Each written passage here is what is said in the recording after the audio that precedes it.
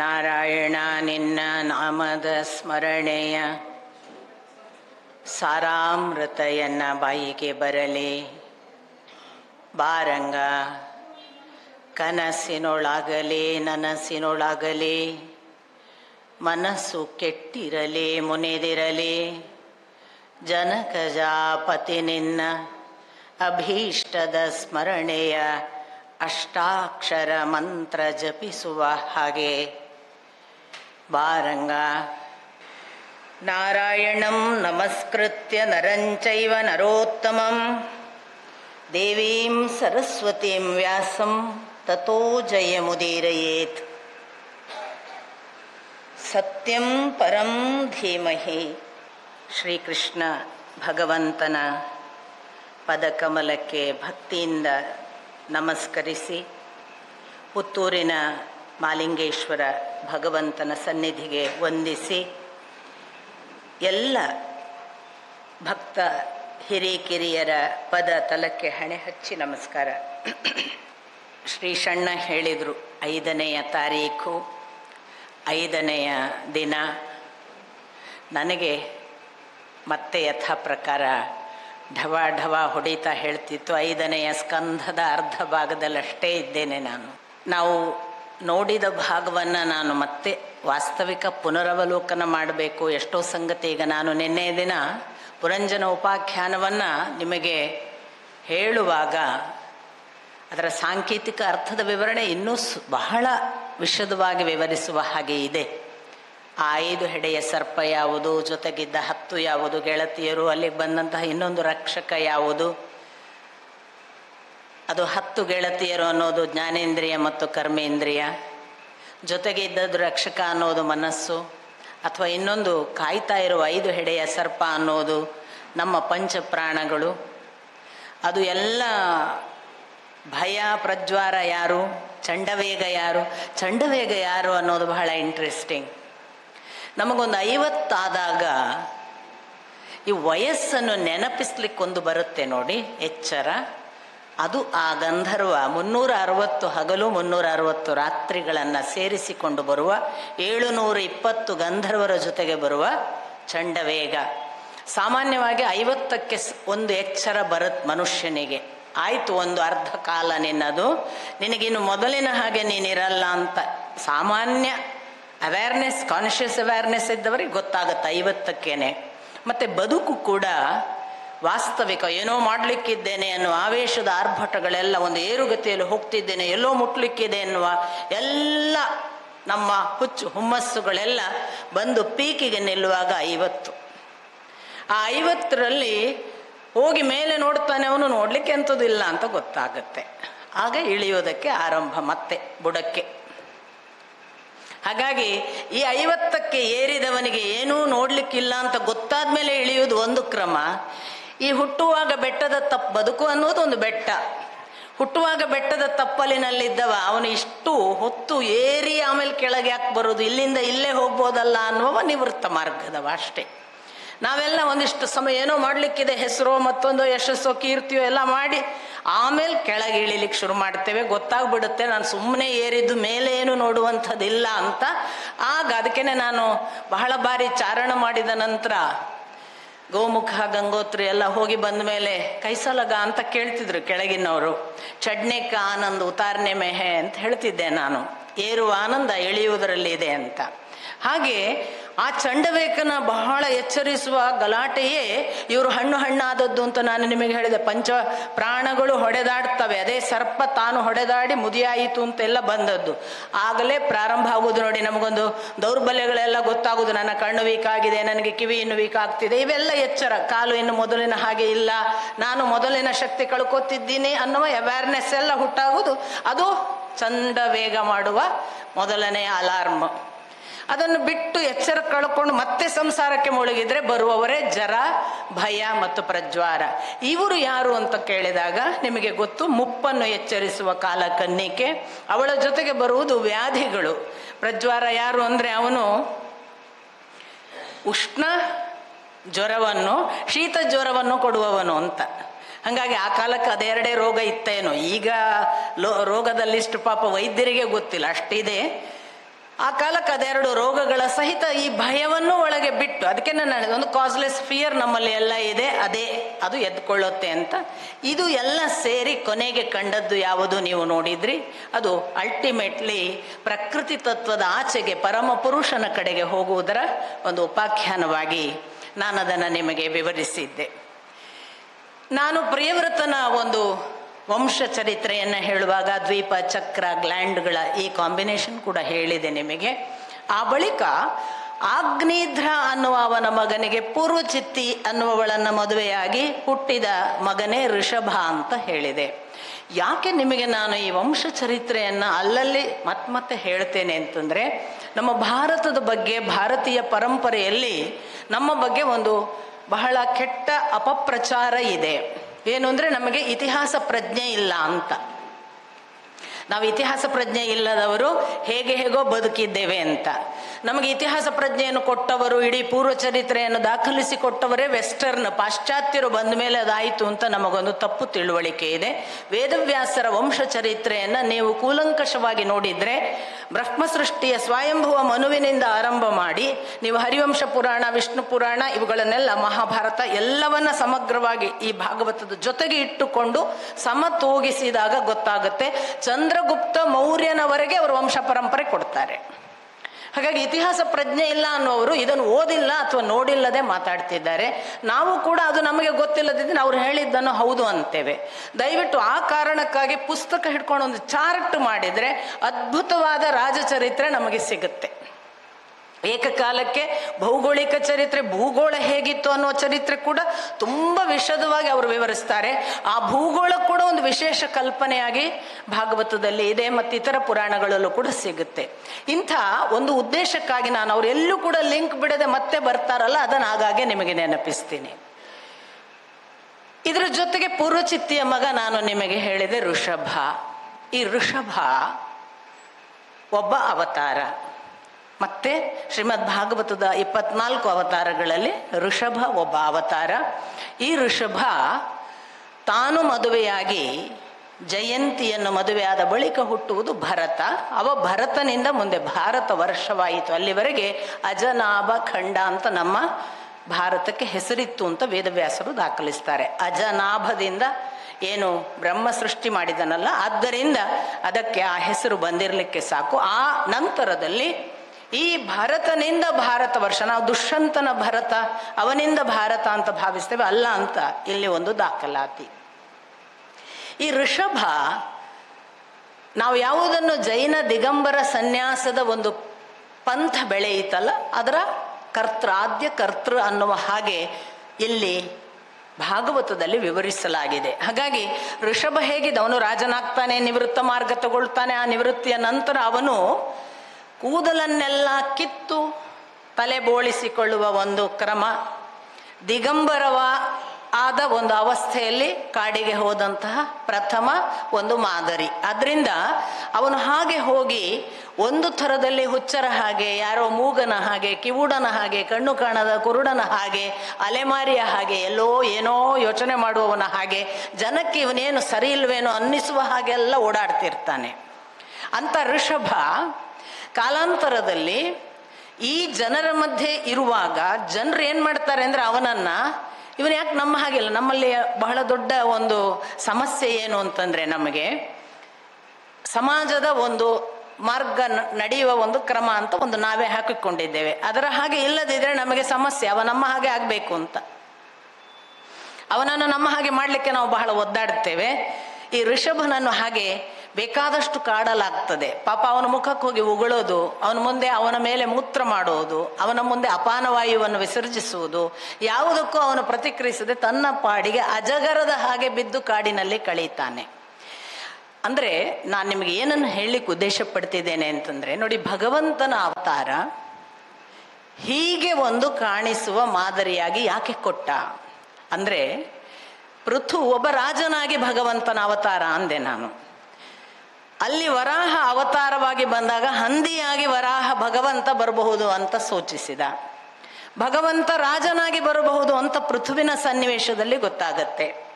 ಭಗವಂತ ನಿಮಗೆ ನಮಗೆ ಸಾಮಾಜಿಕ ಕಟ್ಟುಕಟ್ಟಳೆಯ ಯಾವ ಪದ್ಧತಿ ನಿಯಮಗಳಿವೆ ಅದಕ್ಕೆ ತದ್ವಿರುದ್ಧವಾದ ಹುಚ್ಚನ ಹಾಗೂ ಅವಧೂತನ ಹಾಗೂ ಬರಬಹುದು ಅನ್ನುವುದಕ್ಕೆ ಋಷಭ ಒಂದು ಮಾದರಿ. ಸೊ ಪ್ರಪ್ರಥಮ ಅವಧೂತ ಮಾದರಿ ಭಗವದ್ ಅವತಾರ ಋಷಭ. ಅವನ ನಂತರ ಅದನ್ನು ಸುಮತಿ ದಿಗಂಬರ ಸನ್ಯಾಸದ ಯಾವ ಜೈನ ಪರಂಪರೆ ಇದೆಯಲ್ಲ ಅದಕ್ಕೆ ಮುಂದುವರಿಸಿದ ಮತ್ತು ಬೆಳೆಸಿದ ಅನ್ನುವುದು ನಮಗೆ ಗೊತ್ತಾಗುವ ಸಂಗತಿ. ಈ ಋಷಭ ಮುಂದೆ ಹೀಗೆ ತನ್ನ ಜೀವನವನ್ನ ಅಲೆಮಾರಿಯ ಹಾಗೆ ಅವಧೂತನ ಹಾಗೆ ಎರ್ರಾಬೆರಿ ನಮಗೆ ಗೊತ್ತಿರುವ ಮಾರ್ಗದ ತದ್ವಿರುದ್ಧವಾಗಿ ಕಳೆದು ಕುಂಕ ಕುಟಕ ಅನ್ನುವ ಬೇರೆ ಬೇರೆ ದಕ್ಷಿಣ ಕನ್ನಡದ ದೇಶಗಳಲ್ಲಿ ತಿರುಗಾಡಿ ಕುಟಕಗಿರಿಯಲ್ಲಿ ಸತ್ತ ಅಥವಾ ಸಾಯುವುದು ಅನ್ನೋದು ನಾವು ಹೇಳೋದು ಕಾಡ್ಗಿಚ್ಚು ಅವನಿಗೆ ಅಲ್ಲಿ ವ್ಯಾಪಿಸಿದಾಗ ಅವನು ತನ್ನ ಅವತಾರವನ್ನು ಸಮಾಪ್ತಿ ಮಾಡಿಕೊಳ್ಳುವುದಕ್ಕೆ ಆ ಕಾಡ್ಗಿಚ್ಚನ್ನು ನೆಪ ಮಾಡಿಕೊಂಡು ದೇಹದಿಂದ ನಿವೃತ್ತನಾದ ಅನ್ನುವುದು ದಾಖಲು. ಈ ಕುಟಕಗಿರಿಯೇ ಕೊಡಚಾದ್ರಿಯ ಅದನ್ನೇ ಹೇಳ್ತಾರೆ, ಅದಕ್ಕೆ ಸಮೀಕರಿಸ್ತಾರೆ. ಹೀಗಾಗಿ ಈ ಎಲ್ಲ ಹಿನ್ನೆಲೆಯಲ್ಲಿ ಋಷಭ ಅವತಾರ. ಇದರ ನಂತರ ಬರುವುದೇ ಭರತ ವರ್ಷ ಅಥವಾ ಭರತನ ಒಂದು ಏನು ಮುಂದುವರಿದ ಪರಂಪರೆ. ಈ ಭರತ ಪಂಚಜನಿಯನ್ನು ಮದುವೆಯಾಗಿ ಸುಮತಿ ಮೊದಲಾದ ಹಲವು ಮಕ್ಕಳು, ಭರತನಿಗೆ 99 ತಮ್ಮಂದರು ಕೂಡ ಇದ್ದಾರೆ. ಈ ಭರತ ಅದ್ಭುತವಾದ ರಾಜ್ಯಾಡಳಿತ, ಒಳ್ಳೆಯ ಮಾದರಿಯ ಉಪದೇಶ, ಮಕ್ಕಳಿಗೆಲ್ಲ ತುಂಬ ಚೆನ್ನಾಗಿ ರಾಜ್ಯ ಆಡಳಿತವನ್ನು ಮಾಡಬೇಕು ಹೇಗೆ ಅನ್ನೋದನ್ನು ತುಂಬ ಚೆನ್ನಾದ ಭಾಷಣಗಳನ್ನೆಲ್ಲ ಮಾಡ್ತಾನೆ ಅವನು ತನ್ನ ಮಕ್ಕಳನ್ನು ಮುಂದೆ ಕೂಡಿಸ್ಕೊಂಡು. ಒಳ್ಳೆಯ ಮಾತುಗಳೆಲ್ಲ ಇವೆ, ನಾನು ಮತ್ತೆ ಹೇಳ್ತೀನಿ, ದಯವಿಟ್ಟು ಆ ಭಾಗಗಳನ್ನು ಆಸ್ವಾದಿಸುವುದಕ್ಕಾಗಿ ಓದೋದೊಂದೇ ದಾರಿ, ನಾನು ಅದನ್ನೆಲ್ಲ ನಿಮಗೆ ಹೇಳಲಾರೆ. ಆದರೆ ಒಂದು ಮಾತಂತೂ ಬಹಳ ಸ್ಪಷ್ಟವಾಗಿ ಭರತ ಹೇಳೋದು, ಸದಾ ಇದರಾಚೆಗೆ ಹೋಗುವುದನ್ನು ನೆನಪಿಸದ ಹೆಂಡತಿಯಲ್ಲ, ಮಕ್ಕಳು ಮಕ್ಕಳಲ್ಲ, ಮಿತ್ರರು ಮಿತ್ರರಲ್ಲ, ತಂದೆ ತಾಯಿಗಳಲ್ಲ, ಅವರು ನಿಮ್ಮ ಶತ್ರುವೆಂದು ಭಾವಿಸಿ ಅಂತ. ಇದು ಭರತ ರಾಜ್ಯ ಪಟ್ಟಾಭಿಷೇಕವನ್ನು ತನ್ನ ಮಕ್ಕಳಿಗೆ ಮಾಡುವ ಉಪನ್ಯಾಸದಲ್ಲಿ ಘೋಷಿಸ್ತಾನೆ. ಸದಾ ಇದರ ಆಚೆಗೆ ಹೋಗುವುದನ್ನು ನೆನಪಿಸದೆ ನಿಮ್ಮನ್ನು ಇದರಲ್ಲೇ ಯಾರೆಲ್ಲ ಇಡುತ್ತಾರೆ ಅಥವಾ ಒಳಗೆ ಇರುವ ಹಾಗೆ ಮತ್ತೆ ನಮ್ಮನ್ನು ಆಮಿಷಕ್ಕೆ ಹಾಕಿ ನಮ್ಮನ್ನು ಇದರೊಳಗೆ ಮುಳುಗಿಸ್ತಾರೆ, ಅವರನ್ನು ಶತ್ರುಗಳೇ ಅಂತ ತಿಳಿಯಿರಿ ಅಂತ. ಇದು ಭರತನ ಒಟ್ಟು ಸಂದೇಶದ ಭಾಗವಾಗಿ ಅವನು ನಿವೃತ್ತ ಮಾರ್ಗಕ್ಕೆ ಹೋಗ್ತಾನೆ. ಯಾಕೆ ಭರತ ಮುಖ್ಯ ಆಗ್ತಾನೆ ಅಂತಂದ್ರೆ, ಇಂಥ ನಿವೃತ್ತ ಮಾರ್ಗಕ್ಕೆ ಹೋದ ಭರತ ಯಾವ ತಪಸ್ಸಿನ ಸಾಧನೆಯ ತುದಿಯನ್ನು ತಲುಪ್ತಾನೆ ಅಂದ್ರೆ, ಇನ್ನೇನು ಭಗವಂತ ತನಗೆ ಅವನ ಸಮೀಪ ಬಂದಿದ್ದಾನೆ ಅನ್ನುವಷ್ಟು ಭರತ ಅದರ ಉನ್ನತ ಅವಸ್ಥೆಯಲ್ಲಿ ಬಹಳ ಸಾಧನೆಯ ತುದಿಯಲ್ಲಿರ್ತಾನೆ. ಅವನಿಗೆ ಯಾವ ಇತರ ಮೋಹಗಳಾಗಲಿ, ಯಾವುದೇ ಅಂಟುಗಳಾಗಲಿ, ಯಾವುದೇ ಆಕರ್ಷಣೆಗಳಾಗಲಿ ಯಾವುದು ಅವನನ್ನು ಕಟ್ಟಿಕೊಂಡಿಲ್ಲ. ಅವನು ಅದರ ಆಚೆಗೆ ಹೋಗುವ ಎಲ್ಲ ಸ್ಥಿತಿಯ ಉನ್ಮತ್ತ ಸ್ಥಿತಿಯಲ್ಲಿರುವಾಗ ಒಂದು ದಿನ ಅಚಾನಕ್ಕಾಗಿ ಒಂದು ಜಿಂಕೆ ನೀರು ಕುಡಿಯುವುದಕ್ಕೆ ನದಿ ದಡಕ್ಕೆ ಬಂದಿದೆ. ಇವನು ಪುಲಹರ ಆಶ್ರಮದ ನದಿ ದಟ್ಟದಲ್ಲಿದ್ದಾನೆ, ಗಂಡಕಿ ನದಿ. ಆ ಗಂಡಕಿ ನದಿಯಲ್ಲಿ ನೀರು ಕುಡಿಬೇಕು ಅಂತ ಜಿಂಕೆ ಇನ್ನೂ ನೀರು ಕುಡಿಯುವುದಕ್ಕೆ ತೊಡಗಿದೆ. ಇವನು ಸ್ನಾನ ಆಹ್ನಿಕಗಳಿಗೆ ಬಂದಿದ್ದಾನೆ.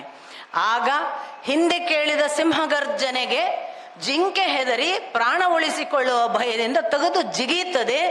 ಆ ನೀರಿನ ಮೇಲಿಂದ ಆಚೆ ದಡಕ್ಕೆ ಜಿಗಿಯುವ ಆ ರಭಸದಲ್ಲಿ ಗರ್ಭದಲ್ಲಿದ್ದ ಮಗು ಕೆಳಕ್ಕೆ ಬಿದ್ದು ನೀರಿಗೆ ಇದು ಆಚೆಗೆ ಹೋಗಿ ತನ್ನ ಆ ಏಟೋ ಮತ್ತೊಂದು ಆವೇದನೆಗಳಿಂದಲೂ ಅದು ಆಚೆಯಿಂದ ಒಂದು ಗುಹೆಯನ್ನ ಸೇರಿ ತಾನು ಸಾಯುತ್ತೆ ತಾಯಿ. ಇತ್ತ ಬಿದ್ದ ಮರಿಯನ್ನ ಭರತ ಕನಿಕರ ಪಟ್ಟು, ಅರೆ ಇದು ಒಂಟಿಯಾಗಿ ಅನಾಥವಾಗಿದೆಯಲ್ಲ ಅಂತ ಅದನ್ನು ಕರ್ಕೊಳ್ತಾನೆ. ಆ ಜಿಂಕೆ ಅವನ ಬದುಕಿನ ಅವಿಭಾಜ್ಯ ಅಂಗವಾಗ್ತದೆ. ಎಂಥ ತುದಿ ತಲುಪಿದ ವಿಶ್ವಾಮಿತ್ರನಿಗೂ ಕೂಡ ಪರೀಕ್ಷೆ ಮುಕ್ತಾಯ ಇಲ್ಲ. ನಾನು ಯಾವಾಗಲೂ ಹೇಳೋದು, ಈ ಅಧ್ಯಾತ್ಮ ಪಥದಲ್ಲಿ ಭಾರಿ ಎತ್ತರಕ್ಕೆ ಬಂದಿದ್ದೇವೆ ಅಂತ ಎಂದೂ ಭಾವಿಸ್ಲಿಕ್ಕಿಲ್ಲ. ಎಷ್ಟು ಹೊತ್ತಿಗೆ ಭಗವಂತ ನಮ್ಮನ್ನು ಪರೀಕ್ಷಿಸಿ ಕೆಳಗೆ ಹಾಕ್ತಾನೆ ಅನ್ನುವುದು ನಿಯಮವಿಲ್ಲ. ಅವನಿಗೇ ಗೊತ್ತು. ಅವನ ಕಾರುಣ್ಯದಿಂದ ಅವನು ಕೊನೆಯವರೆಗೆ ಮುಟ್ಟಿಸಿದರುಂಟು, ಎಷ್ಟು ಹೊತ್ತಿಗೂ ಏನೂ ಆಗಬಹುದು. ಅಂಥ ವಿಶ್ವಾಮಿತ್ರ ಸಹಸ್ರಾರು ವರ್ಷಗಳ ತಪಸ್ಸಿನಿಂದ ಇನ್ನೇನು ಬ್ರಹ್ಮರ್ಷಿ ಅನಿಸಿಕೊಳ್ಳುವ ಹಂತಕ್ಕೆ ಬರುವಾಗ ಮೇನಕ್ಕೆ ಆಕರ್ಷಣೆಯಾಗಿ ಮೈ ಮರೆತು ಮಕ್ಕಳ ಅಥವಾ ಸಂತಾನದ ಹಸಿವಿನಲ್ಲಿ ಮುಳುಗಿ ಮತ್ತೆ ಎಚ್ಚರಾಗರೇ ನನ್ನ ಸಹಸ್ರಾರು ವರ್ಷದ ಎಲ್ಲ ತಪಸ್ಸು ಹಾಳು ಮಾಡಿದೆನಲ್ಲ ಅಂತ ಪುನಃ ನಿಲ್ಲುವಂತೆ ಆಗತ್ತೆ. ಇದು ವಿಶ್ವಾಮಿತ್ರ ಒಬ್ಬನ ಕೈವಾಡವೋ? ಅಥವಾ ಇಂದ್ರ ಮೇನಕೆಯರ ಅದ್ದೇ ಏನೋ ಒಂದು ಕಥೆಯೋ ಅಲ್ಲ, ಜಗತ್ತಿನ ಎಲ್ಲರೂ ಕೂಡ. ಹಾಗಾಗಿ ನಾನು ಬಹಳ ಬಾರಿ ಹೇಳುವುದಿದೆ, ದೇವಸ್ಥಾನದಲ್ಲಿ ಪೂಜೆಗೆ ಒಳಗಾಗಿದ್ದೇವೆ ಅಂತಂದರೆ ಒಂದು ದಿನ ಚಪ್ಪಲಿಯಲ್ಲಿ ಹೊಡೆಸಿಕೊಳ್ಳಲಿಕ್ಕೂ ಸಿದ್ಧರಾಗಬೇಕು. ಅದೇನೂ ಆಗಬಹುದು, ಈ ದಾರಿಯೇ ಹಾಗೆ. ಅದರಿಂದ ಎಲ್ಲ ಸಂಕಷ್ಟಗಳನ್ನು ಅವನಿಗೆ ಅರ್ಪಿಸಿ ಹೋಗುವುದಷ್ಟೇ ನಮ್ಮ ಕೆಲಸ. ನಾವು ನಡೆದದ್ದು ಅವನು ನಡೆಸಿದ್ದಷ್ಟೇ. ಅವನು ನಡೆಸುವುದಿಲ್ಲ ಅಂತ ತೀರ್ಮಾನ ಮಾಡಿದರೆ ನಾವು ಅವನ ಕೈವಶ. ಹೀಗೆ ಭರತ ನೋಡಿ ಎಂಥ ಸ್ಥಿತಿಯಲ್ಲಿದ್ದವನಿಗೆ ಎಲ್ಲ ಬಿಟ್ಟವನಿಗೆ ಒಂದು ಜಿಂಕೆ, ಇನ್ನಿಲ್ಲದ ಒಂದು ಮೋಹಕ್ಕೆ ಕಾರಣವಾಗಿ, ಉಸಿರಾಡಿದರೆ ಜಿಂಕೆಗಾಗಿ, ಉಂಡರೆ ಜಿಂಕೆಗಾಗಿ, ನಿದ್ರಿಸಿದರೆ ಜಿಂಕೆಗಾಗಿ, ನಡೆದಾಡಿದರೆ ಜಿಂಕೆಗಾಗಿ, ಅದನ್ನೇ ಸಲಹುವುದೇ ತನ್ನ ಜೀವನವೇನು ಅನ್ನುವ ಹಾಗೆ ತಪಸ್ಸಿನ ಪ್ರತಿ ಸಂದರ್ಭದಲ್ಲಿ ಸಮಿಧೆ ತರ್ಲಿಕ್ಕೆ ಹೋದರೆ ಜಿಂಕೆ ತೋಳಪ್ತೆಕ್ಕೆಯಲ್ಲಿ, ಊಟ ಮಾಡ್ಲಿಕ್ಕೆ ಹೋದರೆ ಜಿಂಕೆಗೆ ಊಟ ಕೊಡಬೇಕು, ಮಲಗಿದ್ರೆ ಜಿಂಕೆ ಮಲಗಿದೆ ಇಲ್ಲೋ, ರಕ್ಷಣೆಗೆ ಜಿಂಕೆಗೆ ವ್ಯವಸ್ಥೆ ಆಗಿದೆ ಇಲ್ಲೋ, ಜಿಂಕೆಮಯ ಅವನ ಮನಸ್ಸು. ಅಂತ್ಯಕಾಲೇಪಿ ಮಾಂ ಸ್ಮರ, ಇದು ಕೃಷ್ಣನ ಮಾತು. ನೀನು ಕೊನೆಗೆ ಹೊರಡುವ ಹೊತ್ತಿಗೆ ಯಾರನ್ನ ಸ್ಮರಿಸ್ತೀಯಲ್ಲ ಅದೇ ಆಗುತ್ತಿ, ಅಥವಾ ಹಾಗೆ ನೀನು ನನ್ನನ್ನು ಸ್ಮರಿಸಿದರೆ ನನ್ನನ್ನೇ ಸೇರುತ್ತಿ, ಮಾಂ ಯಾಂತಿ ಅಥವಾ ಮಾಮೇವ ಯಶ್ಯಸಿ. ಅದರಿಂದ ಇವನಿಗೇನಾಯಿತು, ಇವನು ಜಿಂಕೆಮಯವಾಗಿ ಬಿಟ್ಟಿತ್ತು ಮನಸ್ಸು. ಜಿಂಕೆ ತಾನು ತನ್ನ ಪ್ರಾಣ ಬಿಡುವ ಭರತನ ಈ ಅವಧಿಯಲ್ಲಿ ಅವನಿಗೆ, ಅಯ್ಯೋ ದೇವರೇ, ಇನ್ನು ಜಿಂಕೆಗೆ ಯಾರು ಗತಿ, ಈ ಜಿಂಕೆಯನ್ನು ನೋಡಿಕೊಳ್ಳೋರು ಯಾರು, ಬೇರೆ ಪ್ರಾಣಿಗಳು ಎತ್ಕೊಂಡು ಹೋಗ್ತಾವ ಏನ, ತಾಯಿ ಬೇರೆ ಇಲ್ಲದ ಮಗು, ಒಂದೇ ಬೆಳೆಸಿದ್ದೇನೆ, ನನ್ನ ಆಶ್ರಯಲ್ಲೇ ಇತ್ತು, ಈಗ ನಾಳೆ ಅದೇನಾಗ್ತದ ಏನ ಅನ್ಕೊಂಡು ಚಿಂತೆ ಮಾಡಿ ಜಿಂಕೆಯಾಗಿ ಭರತ ಮತ್ತೆ ಹುಟ್ಟಿದ. ಬಹಳ ಜನ ನನ್ನನ್ನು ಕೇಳೋದುಂಟು, ಏನು ಇದೆಲ್ಲ ಕರ್ಮಬಂಧನ, ಬಿಡುಗಡೆ, ಮೋಕ್ಷ ಎಲ್ಲ ಮನುಷ್ಯರಿಗೆ ಮಾತ್ರವಾ, ಮೋಕ್ಷ ಪ್ರಾಣಿಗಳಿಗೆ ಇಲ್ವಾ ಅಂತ. ಬಂಧನ ಇದ್ರೆ ಅಲ್ಲಪ್ಪ ಅವುಗಳಿಗೆ ಬಿಡುಗಡೆ ಅಂತ. ಕರ್ಮ ಬಂಧನ ಇರುವುದು ಮನುಷ್ಯನಿಗೆ ಮಾತ್ರ, ಅವುಗಳಿಗೆ ಪರಿಜ್ಞಾನ ಇಲ್ಲ ಅನ್ನುವ ವಿವರಣೆಯನ್ನು ನೀವು ನೋಡಿದ್ರಿ. ಪರಿಜ್ಞಾನವೇ ಇಲ್ಲದ್ದಕ್ಕೆ ಬಂಧನ ಹೇಗೆ? ಹಾಗಾಗಿ ಕರ್ಮ ಬಂಧನ ಇಲ್ಲದ್ದಕ್ಕೆ ಬಿಡುಗಡೆಯ ಮಾತಿಲ್ಲ, ಅವು ಪಕ್ಕ ಸ್ವತಂತ್ರವೇ ಒಂದು ಲೆಕ್ಕದಲ್ಲಿ. ನಾವು ಕರ್ಮಬಂಧಿತರು, ನಮಗೆ ಬಿಡುಗಡೆಯ ಸಮಸ್ಯೆ. ಆದರೆ ನೋಡಿ ಕೆಲವು ಉದಾಹರಣೆಗಳು, ಪ್ರಾಣಿಯ ಮುಖಾಂತರ ಮೋಕ್ಷ, ಮುಂದೆ ಗಜೇಂದ್ರ ಬರ್ತಾನೆ, ಈಗ ಜಿಂಕೆ. ಈ ಪ್ರಾಣಿಯ ದೇಹ ಕೂಡ ಆದ್ರಿಂದಲೇ ಅಚಾನಕ್ಕಾಗಿ ಕೆಲವೊಮ್ಮೆ ಬಹಳ ಇವಾಲ್ವ್ಡ್ ಸೋಲ್ ಒಂದು ಯಾವುದೋ ತನ್ನ ಆ ಸಣ್ಣ ತಪ್ಪಿನಿಂದಲೋ ದೋಷದಿಂದಲೋ ಅದು ಬರಬಹುದು ಪ್ರಾಣಿಯಾಗಿ ಅನ್ನುವುದಕ್ಕೆ ಸೂಚನೆ ಈ ಜಿಂಕೆ. ಇದು ಜಿಂಕೆ ತಾನು ತನ್ನ ಇನ್ನೊಂದು ತಾಯಿಯ ಹೊಟ್ಟೆಯಲ್ಲಿ ಹುಟ್ಟುವಾಗ ಪುಣ್ಯವಶಾತ್ ಇಷ್ಟು ಅದರ ಸಂಸ್ಕಾರ ಇತ್ತಲ್ಲ, ಆ ವಾಸನೆ ಹೋಗಿರಲಿಲ್ಲ. ಹಾಗಾಗಿ ಅದಕ್ಕೆ ಪೂರ್ತಿಯಾಗಿ ಪೂರ್ವಜನ್ಮದ ಸ್ಮರಣೆ ಇತ್ತು. ಜಿಂಕೆಯ ದೇಹದಲ್ಲಿದ್ದ ಆ ಭರತನಿಗೆ ತನ್ನ ಪೂರ್ವ ತಪಸ್ಸಿನ ಅಷ್ಟು ಸ್ಮರಣೆ ಇದ್ದದ್ರಿಂದ ಅದನ್ನೇ ನೆನೆದು ನೆನೆದು ನೆನೆದು ನೆನೆದು ಅದು ಮತ್ತೆ ಪುಲಹರ ಆಶ್ರಮದ ಗಂಡಕಿ ನದಿಯ ದಡಕ್ಕೆ ಬಂದು ತಾನು ಮತ್ತೆ ಆ ಒಂದು ತಪಸ್ಸಿನ ಭಾಗವಾಗಿಯೇ ನೀರಿನಲ್ಲಿ ತಾನು ಪ್ರಾಣ ಬಿಡುತ್ತೆ. ಹಾಗೆ ಹುಟ್ಟುವವನೇ ಜಡ ಭರತ. ಅವನು ಮುಂದೆ ಅಂಗಿರಸ ಗೋತ್ರದ ಒಬ್ಬ ಬ್ರಾಹ್ಮಣನ ಮನೆಯಲ್ಲಿ ಇಬ್ಬರು ಹೆಂಡಂದಿರು, ದೊಡ್ಡ ಹೆಂಡತಿಗೆ 9 ಜನ ಗಂಡು ಮಕ್ಕಳು, ಎರಡನೇ ಹೆಂಡತಿಗೆ ಒಬ್ಬ ಗಂಡು ಮಗು, ಒಂದು ಹೆಣ್ಣು ಮಗಳು. ಈ ಒಂದು ಹೆಣ್ಣು ಮಗುಳ ಜೊತೆಗೆ ಹುಟ್ಟಿದ ಮಗನೇ ಜಡಭರತ.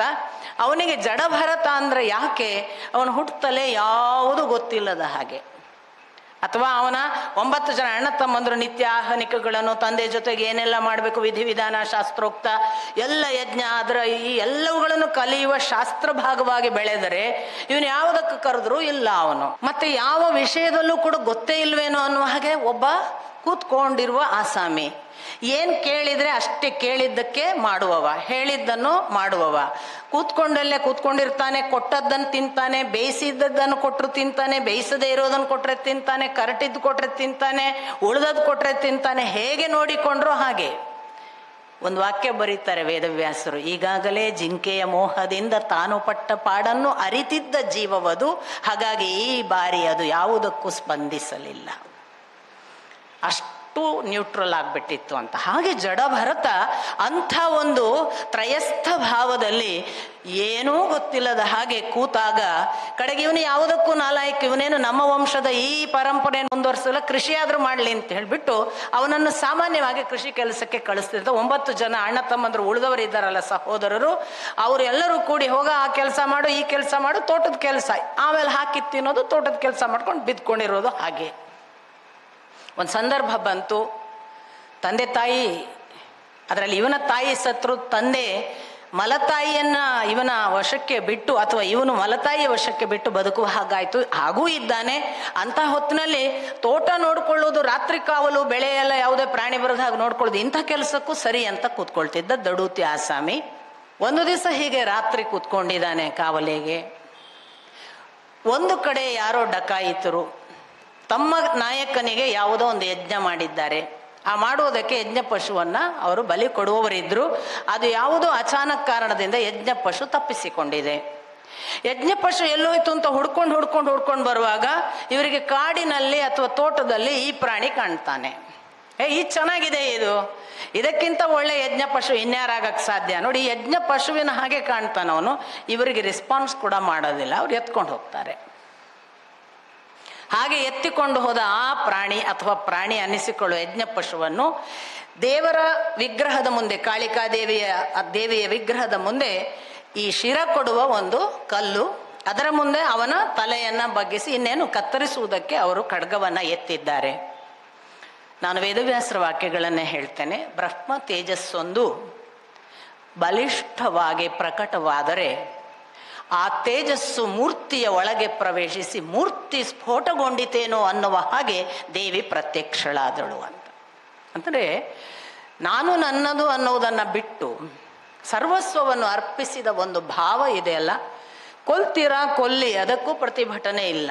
ಸಾವ ಆಗಬಹುದು, ಯಾವುದಕ್ಕೂ ಪ್ರತಿಭಟನೆ ಇಲ್ಲದೆ ಶರಣಾಗತ ಭಾವದಲ್ಲಿ ತಾನು ಅನ್ನುವ ಯಾವ ಲೇಪವಿಲ್ಲದೆ ಹಾಗೆ ತಲೆ ಕೊಟ್ಟ ಆ ಒಬ್ಬ ಬಲಿ ಪಶುವಿಗೆ ತಾಯಿ ಅಥವಾ ದೇವಿ ರಕ್ಷಿಸದೆ ಇನ್ಯಾರು ರಕ್ಷಿಸೋದು? ಹಾಗೆ ಅವಳು ಅಷ್ಟು ಉಗ್ರಳಾಗಿ ಹೊರಗೆ ಬಂದು ಆ ಖಡ್ಗವನ್ನ ಎದುರಿಗಿದ್ದ ಆ ಡಕಾಯಿತರ ಕೈಯಿಂದ ಕಸಿದುಕೊಂಡು ಅವರ ಶಿರಗಳನ್ನೆಲ್ಲ ಕತ್ತರಿಸಿ ತಾನು ಆ ರಕ್ತವನ್ನ ನೆಕ್ಕಿ ಸಂತೃಪ್ತಳಾದಳಂತೆ. ಇವ ಬಿಡುಗಡೆಯಾದ. ಇವನು ಮತ್ತೆ ಯಥಾ ಪ್ರಕಾರ ಇವನು ಹೊರಟ. ಇವನು ಎಲ್ಲಿಗೇನು ಗೊತ್ತಿಲ್ಲ, ಮುಂದುವರೆದ. ಅವ್ರು ಎಲ್ಲೋ ಕರ್ಕೊಂಡು ಬಂದಿದ್ದಾರೆ. ಅಲ್ಲಿಂದ ಮುಂದೆ ಅವನ ನಡೆ. ಇತ್ತ ರಹುಗಣ ಅನ್ನೋ ಒಬ್ಬ ರಾಜ, ಅವನು ಯಾವುದೋ ಒಂದು ಕಾರಣಕ್ಕೆ ಆ ದಾರಿಯಲ್ಲಿ ಪಲ್ಲಕ್ಕಿ ಮೇಲೆ ಹೋಗ್ತಿದ್ದಾನೆ. ಪಲ್ಲಕ್ಕಿ ಹೊರುವ ಬೋಯಿಗಳಿಗೆ ಒಬ್ಬ ಬೋಯಿ ಕಮ್ಮಿ ಆಗಿದ್ದಾನೆ, ಹೊರುವವನು.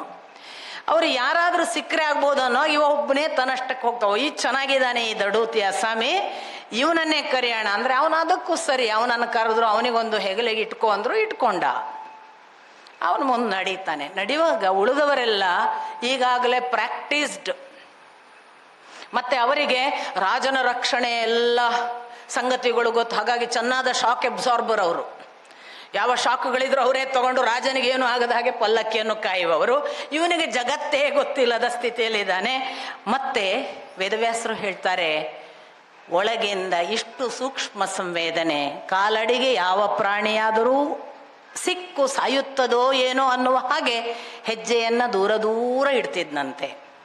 ಹೀಗಾಗಿ ಅವನ ಭಾಗದ ಪಲ್ಲಕ್ಕಿ ಬೇಕಾದ ಹಾಗೆ ಕೊಂಟಾಡೋದಕ್ಕೆ ಶುರುವಾಯಿತು.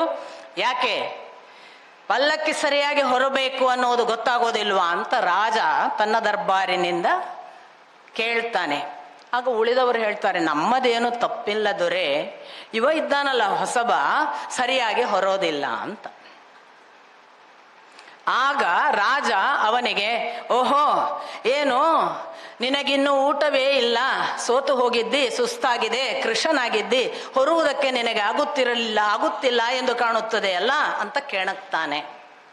ಮಾತಾಡಲ್ಲ ಅವನು, ಮುಂದೆ ಹೋಗ್ತಲೇ ಇರ್ತಾನೆ. ಮತ್ತೊಮ್ಮೆ ಕೇಳ್ತಾನೆ, ಏನು ಇಷ್ಟೆಲ್ಲ ನಾನು ಹೇಳಿದ ಬಳಿಕವೂ ಏನೂ ಗೊತ್ತಾಗದ ಹಾಗೆ ನೀನು ಮುಂದೆ ಹೋಗ್ತಿದ್ಯಲ್ಲ, ಏನು ಹೊರುವುದರ ಬಗ್ಗೆ ಅಷ್ಟು ಆಲಸ್ಯವೋ ಅಥವಾ ಉದಾಸೀನವೋ? ನಾನೇನಾದರೂ ಶಿಕ್ಷಿಸಿದರೆ, ದಂಡಿಸಿದರೆ ಅದರ ಫಲವನ್ನು ನೀನು ಸ್ವೀಕರಿಸಬೇಕಾಗ್ತದೆ ಅಂತ ತನ್ನ ಆರ್ಭಟವನ್ನು, ತನ್ನ ಅಧಿಕಾರವನ್ನು ಚಲಾಯಿಸ್ತಾನೆ. ಆಗ ಯಾರು ಹೊತ್ತವರು? ಇಲ್ಲಿ ಏನು ಹೊತ್ತಿದ್ದಾರೆ? ಹೊರುವುದಕ್ಕೆ ಇಲ್ಲಿ ಇದೆ ಏನು? ಹೊರುವವನು ಯಾರು? ಇಲ್ಲಿ ನಾನು ಅನ್ನುವುದು ನನಗೀಗ ನೀನು ಕೇಳಿದೆ, ಕೃಷ್ಣನಾಗಿದ್ದಿ ಎಂದು, ಸೋತಿರಬೇಕು ಎಂದು ಅಭಿಪ್ರಾಯಪಟ್ಟೆ. ಇಲ್ಲಿ ಸೋತವನು ಯಾರು? ಕೃಶವಾಗಲಿಕ್ಕೆ ಇಲ್ಲಿ ಇದೆ ಏನು? ಇದರ ಒಳಗಿರುವವನಿಗೆ ಹೊರಗಿನದು ಏನು ಸಂಬಂಧ?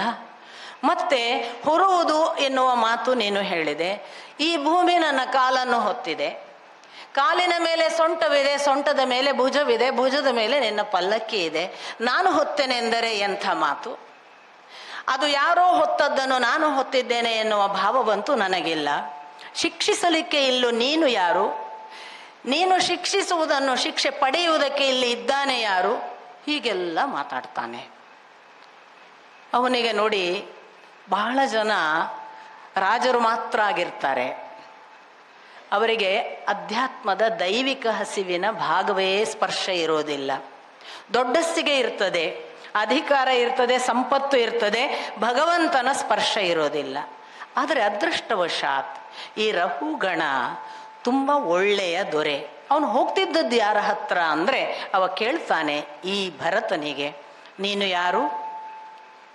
ನಿಜ ಹೇಳು, ನೀನು ಕಾಣಿಸುವ ವ್ಯಕ್ತಿ ಅಲ್ಲ, ನೀನು ಯಾವುದೋ ಒಂದು ಅವತಾರ ಇರಬಹುದು, ಅಥವಾ ಯಾವನೋ ಒಬ್ಬ ಜ್ಞಾನಿ ಮರೆಮಾಚಿಕೊಂಡು ಅದೇ ಮನುಷ್ಯನ ಹಾಗೆ ಕಾಣಿಸುವ ಹಾಗೆ ನಮ್ಮ ಮುಂದೆ ಕಪಟ ವೇಷದಿಂದ ಓಡಾಡುತ್ತಿರಬಹುದು, ಅಥವಾ ನೀನು ಕಪಿಲ ಮುನಿ ಮುಂತಾದ ಸಿದ್ಧ ಚಾರಣರ ಲೋಕದ ಒಬ್ಬ ಮನುಷ್ಯನಿರಬಹುದು.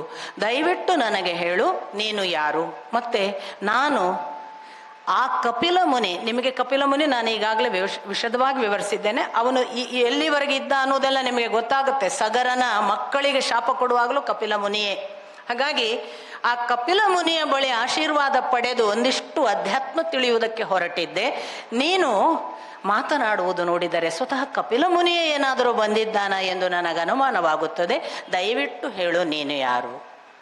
ಇವನ ಹಸಿವು ಚೆನ್ನಾಗಿರುವುದನ್ನು ನೋಡಿ, ಇವನ ಅಧ್ಯಾತ್ಮದ ಆ ಆಂತರಂಗಿಕ ಜಿಜ್ಞಾಸೆಗೆ ಪೂರಕವಾದ ಅವನ ಭಕ್ತಿಯನ್ನು ಗಮನಿಸಿ ಭರತ ತುಂಬ ಸುದೀರ್ಘವಾಗಿ ಒಂದು ಅಧ್ಯಾತ್ಮವನ್ನು ಹೇಳ್ತಾನೆ. ಆ ಅಧ್ಯಾತ್ಮ ಮತ್ತೆ ನಾವು ಯಾವುದನ್ನು ಈಗ ತ್ರಿಗುಣಗಳು ಅಂತ ಭಾವಿಸಿಕೊಂಡು, ತ್ರಿಗುಣಗಳು ಉಂಟು ಮಾಡುವ ಈ ಪ್ರಕೃತಿಯ ಪ್ರಭಾವದಿಂದ ಮನುಷ್ಯ ಹೇಗೆ ಆತ್ಮತತ್ವದಿಂದ ದೂರವಾಗ್ತಾನೆ, ಆತ್ಮತತ್ವಕ್ಕೂ ಈ ಪ್ರಕೃತಿ ತತ್ವಕ್ಕೂ ಹೇಗೆ ಯಾಕೆ ಸಂಬಂಧವಿಲ್ಲ, ಮತ್ತು ಈ ತ್ರಿಗುಣಗಳು ಇರುವವರೆಗೆ ನಾವು ಯಾಕೆ ಆತ್ಮತತ್ವದ ಸಮೀಪ ಬರೋಕ್ಕೆ ಸಾಧ್ಯ ಇಲ್ಲ, ಆತ್ಮತತ್ವವನ್ನೇ ಕಾಣುವವನು ಈ ತ್ರಿಗುಣಗಳನ್ನು ಹೇಗೆ ಪರಿವರ್ತಿಸಬೇಕು, ನಿರ್ಗುಣ ಆಗುವುದು ಅಂದರೆ ಹೇಗೆ, ಇತ್ಯಾದಿ ಸಂಸಾರ ಬಂಧನಗಳನ್ನು ಕಳಚಬೇಕಾದ ಮಾದರಿಯ ಅಧ್ಯಾತ್ಮದ ಉಪದೇಶವನ್ನು ಸುದೀರ್ಘವಾಗಿ ಭರತ ಹೇಳ್ತಾನೆ. ಆಗ ಅದನ್ನೊಂದು ದೊಡ್ಡ ಅಡವಿಗೆ ಹೋಲಿಸಿ, ಇಲ್ಲಿ ನಾವು ನಮ್ಮ ಬದುಕನ್ನು ಕಾಡಿನಲ್ಲಿ ಆರಂಭಿಸಿದ ಹಾಗೆ, ಇಲ್ಲಿ ಹೇಗೆ ನಮ್ಮ ಬದುಕನ್ನು ನಾವು ಕಾಡಿನಲ್ಲಿ ಆರಂಭಿಸುವಾಗ ನಮ್ಮನ್ನೇ ಹೀರುವ ಬೇರೆ ಬೇರೆ ಸಂಗತಿಗಳಿವೆ, ನಮ್ಮನ್ನು ಇದಕ್ಕೆ ಪ್ರಚೋದಿಸುವ ಅಂಶಗಳಾದ ಜೇನು ಮೊದಲಾದ ಹೇಗಿದೆ, ಹಾಗೆ ನಮ್ಮನ್ನು ಚುಚ್ಚಿಕೊಲ್ಲುವ ಬೇರೆ ಬೇರೆ ಪ್ರಾಣಿಗಳು ಹೇಗಿದ್ದಾವೆ, ಒಂದು ಕಡೆಯಿಂದ ನಮ್ಮನ್ನು ನುಂಗುವ ಹೆಬ್ಬಾವಿನಂಥದ್ದು ಕೂಡ ಹೇಗೆ ನಮ್ಮನ್ನು ಕಾಯ್ತಾ ಇದೆ ನುಂಗೋದಿಕ್ಕೆ, ಅತ್ತ ಕಡೆಯಿಂದ ಬೇಟೆಯಾಡಲಿಕ್ಕೆ ಸರ್ಪದಂಥ ವಿಷಪ್ರಾಣಿಗಳು ಹೇಗಿದ್ದಾವೆ, ಆದರೂ ನಾವು ಒಂದು ಬಾವಿ ಇದೆ ಅನ್ನೋದು ಗೊತ್ತಿಲ್ಲದ ಹಾಗೆ ಮೇಲೆ ಮರದಲ್ಲಿ ಜೋತಾಡುವ ಜೇನಿನ ರಸಕ್ಕೆ ತೊಟ್ಟಿಕ್ಕುವ ಆ ರಸಕ್ಕೆ ಹೇಗೆ ನಾಲಿಗೆ ಚಾಚಿಕೊಂಡು ಕೆಳಗೆ ಪ್ರಪಾತಕ್ಕೆ ಬೀಳಲಿಕ್ಕೆ ಸಿದ್ಧರಾಗಿದ್ದೇವೆ ಅನ್ನುವುದನ್ನೆಲ್ಲ ಭವಾಟವಿಯನ್ನು ವಿವರಣೆ ಮಾಡ್ತಾನೆ. ಈ ಎಲ್ಲ ಭವಾಟವಿಯ ವಿವರಣೆಯೆಲ್ಲ ಕೇಳಿದ ಮೇಲೆ ರಹುಗಣನಿಗೆ ತುಂಬ ಪರಿವರ್ತನೆ ಆಗ್ತದೆ. ಅವನು ಅನುಗ್ರಹವನ್ನು ಪಡೆದು, ಆಶೀರ್ವಾದವನ್ನು ಪಡೆದು ಭರತ ಮುನಿಯ ಮೂಲಕ ಅಧ್ಯಾತ್ಮ ಪಥದ ಒಂದು ವಿಶೇಷ ಪರಿವರ್ತನೆಯ ಮುಖಾಂತರ ಮತ್ತೆ ಮುಂದುವರಿಯುತ್ತಾನೆ. ನಾನು ಇದನ್ನು ಸುದೀರ್ಘವಾಗಿ ಹೇಳಲಿಲ್ಲ. ಭರತ ಮುನಿ ತನ್ನ ಬದುಕಿನ ಆರಂಭದ ಭರತನಾಗಿದ್ದಾಗ ಒಂದು ಜಿಂಕೆಯನ್ನು ಸ್ಮರಣೆ ಮಾಡಿದವ. ಜಿಂಕೆಯ ದೇಹ ಪಡೆದು ಮತ್ತೆ ನಿವೃತ್ತನಾದ ಬಳಿಕ ಪುನಃ ಅದನ್ನು ಕಂಪ್ಲೀಟ್ ಮಾಡೋದಕ್ಕೆ, ಯಾವ ಭರತನ ದೇಹದಲ್ಲಿ ಪೂರ್ಣ ಮಾಡಿಲ್ಲ ಅದನ್ನು ಮತ್ತೆ ಪರಿಪೂರ್ಣ ಮಾಡಲಿಕ್ಕೆ ಯಾವ ಮಟ್ಟದ ಜಡಸ್ಥಿತಿಯ ಹಾಗೆ, ಅಂದರೆ ಯಾವ ಸ್ಪರ್ಶ ಸಂವೇದನೆಗಳೂ ಇಲ್ಲವೇನೋ ಅನ್ನುವ ಹಾಗೆ ಬದುಕಬೇಕಲ್ಲ, ಅದನ್ನು ತೋರಿಸಿಕೊಟ್ಟು, ಅಂದರೆ ಯಾವುದನ್ನು ಋಷಭ ಭಗವದವತಾರವಾಗಿ ಅವಧೂತನಾಗಿ ತೋರಿಸಿದ ಅದಕ್ಕಿಂತ ಸಂಪೂರ್ಣ ಭಿನ್ನವಾಗಿ ಮನುಷ್ಯನಾದ ಒಬ್ಬ ಅವಧೂತ. ಮನುಷ್ಯ ಸ್ಥಿತಿಯಲ್ಲಿ ಬಂದಾಗ ಅವಧೂತ ಹೇಗಿರಬೇಕಾಗತ್ತೆ, ಅವನ ಸಂಸಾರದ ಒಳಗಿದ್ದು ಕೂಡ ಹೇಗೆ ಅದನ್ನು ದಾಟುವ ಹಾಗೆ ಬದುಕಬೇಕಾಗತ್ತೆ, ಮತ್ತು ಹಾಗೆ ಇದ್ದಾಗಲೂ ಕೂಡ ಯಾವ ಕರ್ಮದಿಂದ ಅವನು ನಿವೃತ್ತನಾಗ್ಲಿಕ್ಕಿಲ್ಲ. ನಮ್ಮಲ್ಲಿ ಬಹಳ ಮಂದಿಗೆ ಒಂದು ದೊಡ್ಡ ತಪ್ಪು ತಿಳುವಳಿಕೆ ಏನು ಅಂದರೆ, ಇದೆಲ್ಲ ಬಿಟ್ಟ ಮೇಲೇನೆ ಅಧ್ಯಾತ್ಮ ಅಂತ. ಜಡಭರತ ತೋರಿಸಿದ್ದೇನು ಅಂದರೆ, ಇದು ಯಾವುದು ಮಾಡುವಾಗಲೂ ತನಗೇನೂ ತಾಗೋದಿಲ್ಲ. ಅದು ಕಾಡಿನ ಒಂದು ತೋಟ ನೋಡಿಸಿಕೊಳ್ಳುವ ಕೆಲಸ ಇರಲಿ, ಅಥವಾ ಒಂದು ಯಜ್ಞಕ್ಕೆ ಬಲಿಪಶುವಾಗುವುದಿರಲಿ, ಅದರಾಚೆಗೆ ಒಬ್ಬ ದೊರೆಯ ಪಲ್ಲಕ್ಕೆ ಹೊರುವ ಕರ್ಮವಿರಲಿ, ಕರ್ಮಗಳು ನಮಗೆ ಬಂಧನವಲ್ಲ. ಕರ್ಮದ ಆಚೆಗೆ ಅದಕ್ಕೇನೆ ನೋಡಿ, ಅಶ್ವತ್ಥಮೇನಂ ಸುವಿರೂಢ ಮೂಲಂ ಅಂತ ಒಂದೇನೋ ಭಗವದ್ಗೀತೆಯಲ್ಲಿ ಹೇಳುವಾಗ ಕರ್ಮಾನುಬಂಧಿನಿ ಅಲ್ವಾ. ಆವಾಗ ನಾವೇನು ಹೇಳೋದು, ಅದು ಕರ್ಮಬಂಧನ. ನಮ್ಮಲ್ಲಿ ಬಹಳ ಜನರಿಗೆ ಏನೇ ಮಾತಾಡಿದ್ರು ಅದು ಕರ್ಮ, ನಾನು ಮಾಡಿದ ಕರ್ಮ, ಕರ್ಮಬಂಧನ ಬಿಡ್ಸಕ್ಕಾಗಲ್ಲ ಅನ್ನುವವರೆಲ್ಲ ಅಸಂಗ ಶಸ್ತ್ರೇಣ ದೃಢೇನ ಚಿತ್ವ ಅನ್ನೋದನ್ನು ಮರೀತೇವೆ. ಕೃಷ್ಣ ಬರೇ ಕರ್ಮಬಂಧನ ಇದೆ ಅಂತ ಹೇಳಿ ಮುಕ್ತಾಯ ಮಾಡಿಲ್ಲ. ನೀವು ಅದಕ್ಕೆ ಅಂಟಿಕೊಳ್ಳದಿದ್ರೆ ಅದಕ್ಕಿಂತ ದೊಡ್ಡ ಅಸ್ತ್ರ ಇಲ್ಲ ಅಂತ. ಅಂಟಿಕೊಳ್ಳದೆ ಇದ್ರೆ ಯಾವ ಕರ್ಮವೂ ಬಾಧಿಸುವುದಿಲ್ಲ. ನೀವು ತ್ರಿಗುಣಾತೀತರಾದರೆ ಕರ್ಮ ಬಂಧನ ನಿಮಗಿಲ್ಲ ಅನ್ನುವುದೇ ಕೃಷ್ಣನ ಅಥವಾ ಇಡೀ ಅಧ್ಯಾತ್ಮ ಪರಂಪರೆಯ ಒಟ್ಟು ಸಂದೇಶ. ಆದರೆ ನಾವೇನು ಮಾಡ್ತೇವೆ, ಕರ್ಮ ಬಂಧನವನ್ನು ಕಳಚ್ಕೊಳ್ಬೇಕು ಅನ್ನುವ ಒಂದು ಕಾರಣವನ್ನು ಎಲ್ಲೋ ನೆನ್ಪಿಟ್ಕೊಂಡು ಇನ್ನು ಕರ್ಮ ಮಾಡಬಾರ್ದು ಅಂತ ತಿಳಿತೇವೆ. ಕರ್ಮ ಮಾಡಿಕೊಂಡು ಅಂಟಿಕೊಳ್ಳದೆ ಇರುವ ಅಸಂಗ ಶಸ್ತ್ರೇಣ ದೃಢೇನ ಚಿತ್ವ ಇದೆಯಲ್ಲ, ಅದು ಜಡಭರತ ತೋರಿದ್ದು. ಅಂಥದ್ದೊಂದು ಮಾದರಿಯನ್ನು ಜಡಭರತ ತೋರಿಸಿ ಆ ಬಳಿಕ ನಿಮಗೆ ಗೊತ್ತು, ಒಂದಿಷ್ಟು ಹಂತದಲ್ಲಿ ಭಗವಂತನ ಈ ಪುರಂಜನ ಉಪಾಖ್ಯಾನ ಪೂರ್ವದಲ್ಲಿ ವಿವರಣೆ ಇತ್ತು. ಪ್ರಾಚೀನ ಬರ್ಹಿ ಪ್ರಚೇತಸರನ್ನ ತಪಸ್ಸಿಗೆ ಕಳಿಸಿದ್ದ. ಆ ತಪಸ್ಸಿಗೆ ಕಳಿಸಿದವರು ಸಂತಾನಕ್ಕಾಗಿ ತಪಸ್ ಮಾಡ್ತಿದ್ರು. ಆ ಸಂತಾನ ಇನ್ನೂ ಆಗಿರಲಿಲ್ಲ ನಮ್ಮ ಕಥೆಯಲ್ಲಿ. ಆದ್ರಿಂದ ಪ್ರಾಚೀನ ಬರ್ಹಿಯನ್ನು ನಾರದ ಎಚ್ಚರಿಸಿದ್ದು. ಆ ಪ್ರಾಚೀನ ಬರ್ಹಿಯ ವಂಶ ಏನಾಯ್ತು ಅಂತ ಪುನಃ ಮುಂದುವರಿಸ್ತಾರೆ. ಎಲ್ಲೂ ಕೂಡ ಒಂದು ನಿರಂತರತೆಯನ್ನ ವಂಶ ಪರಂಪರೆಯಲ್ಲಿ ನಿಲ್ಲಿಸೋದಿಲ್ಲ. ಅಲ್ಲಿಯೇ ಮುಂದೆ ಅವರು ಆ ಪ್ರಚೇತಸರು ತಮ್ಮ 10,000 ವರ್ಷಗಳ ತಪಸ್ಸಿನ ಬಳಿಕ ಹೊರಗೆ ಬಂದಾಗ ಅವರಿಗೆ ವಾರ್ಕ್ಷಿ ಅಥವಾ ಮಾರಿಷೆ ಅನ್ನುವ ಕಂಡು ಋಷಿ ಮತ್ತು ಪ್ರಮ್ಲೋಚಾರಿಯಿಂದ ಹುಟ್ಟಿದ ಒಂದು ಅನಾಥ ಶಿಶು, ಅದನ್ನು ವೃಕ್ಷಗಳು ಬೆಳೆಸಿ ವಾರ್ಕ್ಷಿ ಅಂತ ಆ ಮಗುವಿಗೆ ಹೆಸರು. ಆ ಮಾರಿಷೆಯನ್ನು ಮದುವೆ ಆಗುವ ಹಾಗೆ ಪ್ರಚೇತಸರು ಮದುವೆ ಆಗ್ತಾರೆ. ಹಾಗೆ ಪುನಃ ದಕ್ಷ ಹುಟ್ಟುತ್ತಾನೆ ಈ ಪ್ರಚೇತಸರಿಗೆ.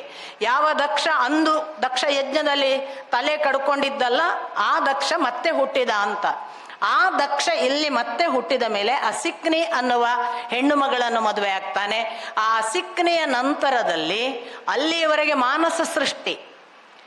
ಈ ದಕ್ಷ ಅಸಿಕ್ನಿಯ ನಂತರದಲ್ಲಿ ದೈಹಿಕ ಸೃಷ್ಟಿಯ ಒಂದು ಇತಿಹಾಸ ಆರಂಭವಾಯಿತು ಅಂತ ವೇದವ್ಯಾಸರು ದಾಖಲಿಸ್ತಾರೆ. ಅಲ್ಲಿವರೆಗೆ ಮಾನಸಿಕ ಸೃಷ್ಟಿ ಇತ್ತು ಅಂತ.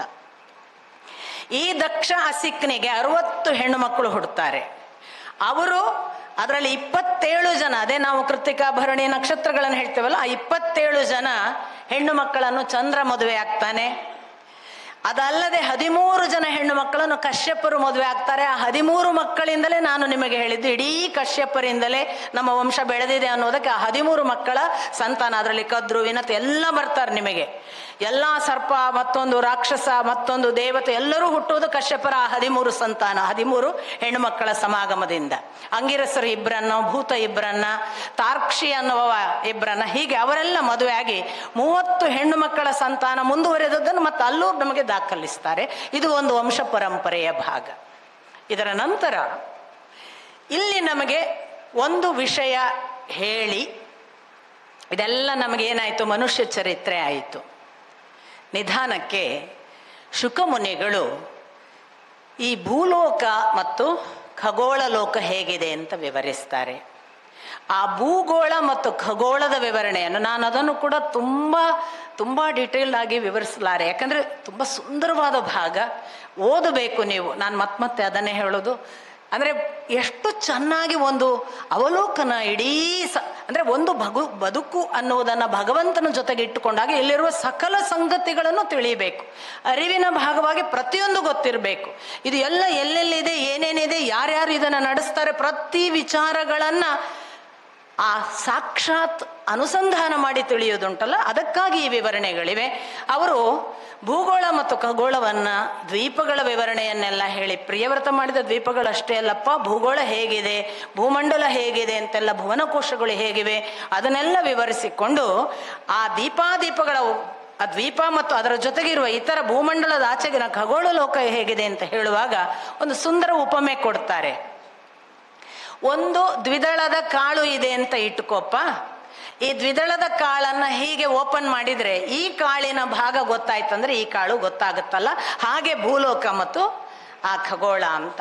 ಅಂದರೆ ಅವರು ಕೊಡುವ ಡಿಸ್ಟೆನ್ಸನ್ನು ಮತ್ತು ಏನೇನು ಪ್ಲೇಸ್ಮೆಂಟ್ ಅಷ್ಟೇ ಹೇಳ್ತೀನಿ ನಾನು.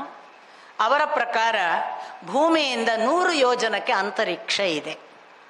ಭೂಮಿಯಿಂದ 100 ಯೋಜನಕ್ಕೆ ಅಂತರಿಕ್ಷ ಇದೆ. ಈ ಅಂತರಿಕ್ಷ ಅಂದರೆ ಯಾವುದು ಅಂತ ಕೇಳಿದರೆ ಅವರ ಪ್ರಕಾರ ಯಾವುದು ಈ ಮೋಡ, ಹಕ್ಕಿ ಪಕ್ಕಿಗಳು ಹೋಗಿ ನಿಲ್ತಾವಲ್ಲ ಲಾಸ್ಟ್, ಇನ್ನು ಹಕ್ಕಿಗೆ ಅದರ ಮೇಲೆ ಹಾರಿದರೆ ಅದು ಗುರುತ್ವಾಕರ್ಷಣೆಯನ್ನು ಕಳ್ಕೊಳ್ಳುತ್ತಲ್ಲ, ಅಲ್ಲಿಗೆ ಮುಗೀತು, ಅದು ಅಂತರಿಕ್ಷ ಭಾಗ. ಅದರ ಸ್ವಲ್ಪ ಮೇಲೆ ಸಿದ್ಧಚಾರಣರ ಲೋಕ ಅಂತ ಹೇಳ್ತಾರೆ ಅವರು. ನಾನು ಯಾವಾಗಲೂ ಅನ್ಕೊಳ್ಳಿ ಮೋಡದ ಮೇಲಿನ ಭಾಗ ಅಂತ, ಇನ್ನು ಮೋಡಗಳೆಲ್ಲ ಚಲಿಸದೇ ಇರುವ ಮೇಲಿನ ಭಾಗ. ಯಾವಾಗಲೂ ನಾನು ವಿಮಾನದಲ್ಲಿ ಹೋಗಾಗ ಅನ್ಕೋತೀನಿ ಮೋಡದ ಮೇಲೆ ಹೋಗುತ್ತಲ್ಲ ಅದು, ಪಾಪ ಸಿದ್ಧಚಾರಣರಿಗೆಲ್ಲ ಏನು ತೊಂದರೆ ಆಗ್ತದೋ ಏನೋ, ನಾವು ಆರಾಮಾಗಿ ಅವರ ಲೋಕದಲ್ಲೆಲ್ಲ ಅಡ್ಡಾಡ್ತೀವಲ್ವಾ ಅಂತ ಕಣ್ಣಿಟ್ಟು ಕೆಲವೊಮ್ಮೆ ರಾತ್ರಿಯೆಲ್ಲ ಹೊರಗೆ ನೋಡಿದ್ದೂ ಉಂಟು. ಯಾರಿಗೆ ಗೊತ್ತು ಯಾರು ಏನೇನು ಅಲ್ಲಿ ನಮಗಾಗಿ ಮಾಡ್ತಿದ್ದಾರೋ ಅಂತ. ಅಂತೂ ಅದು ಲೋಕ. ಅದಕ್ಕಿಂತ ಸ್ವಲ್ಪ ಮೇಲೆ ರಾಹು ಇದ್ದಾನೆ ಅಂತ ಹೇಳ್ತಾರೆ ಅವರು. ಈ ರಾಹುವಿನ ಮೇಲೆ ಸೂರ್ಯ. ಸಾಮಾನ್ಯವಾಗಿ ಅವರ ಪ್ರಕಾರ ಬ್ರಹ್ಮಾಂಡದ ಮಧ್ಯಭಾಗ ಸೂರ್ಯ.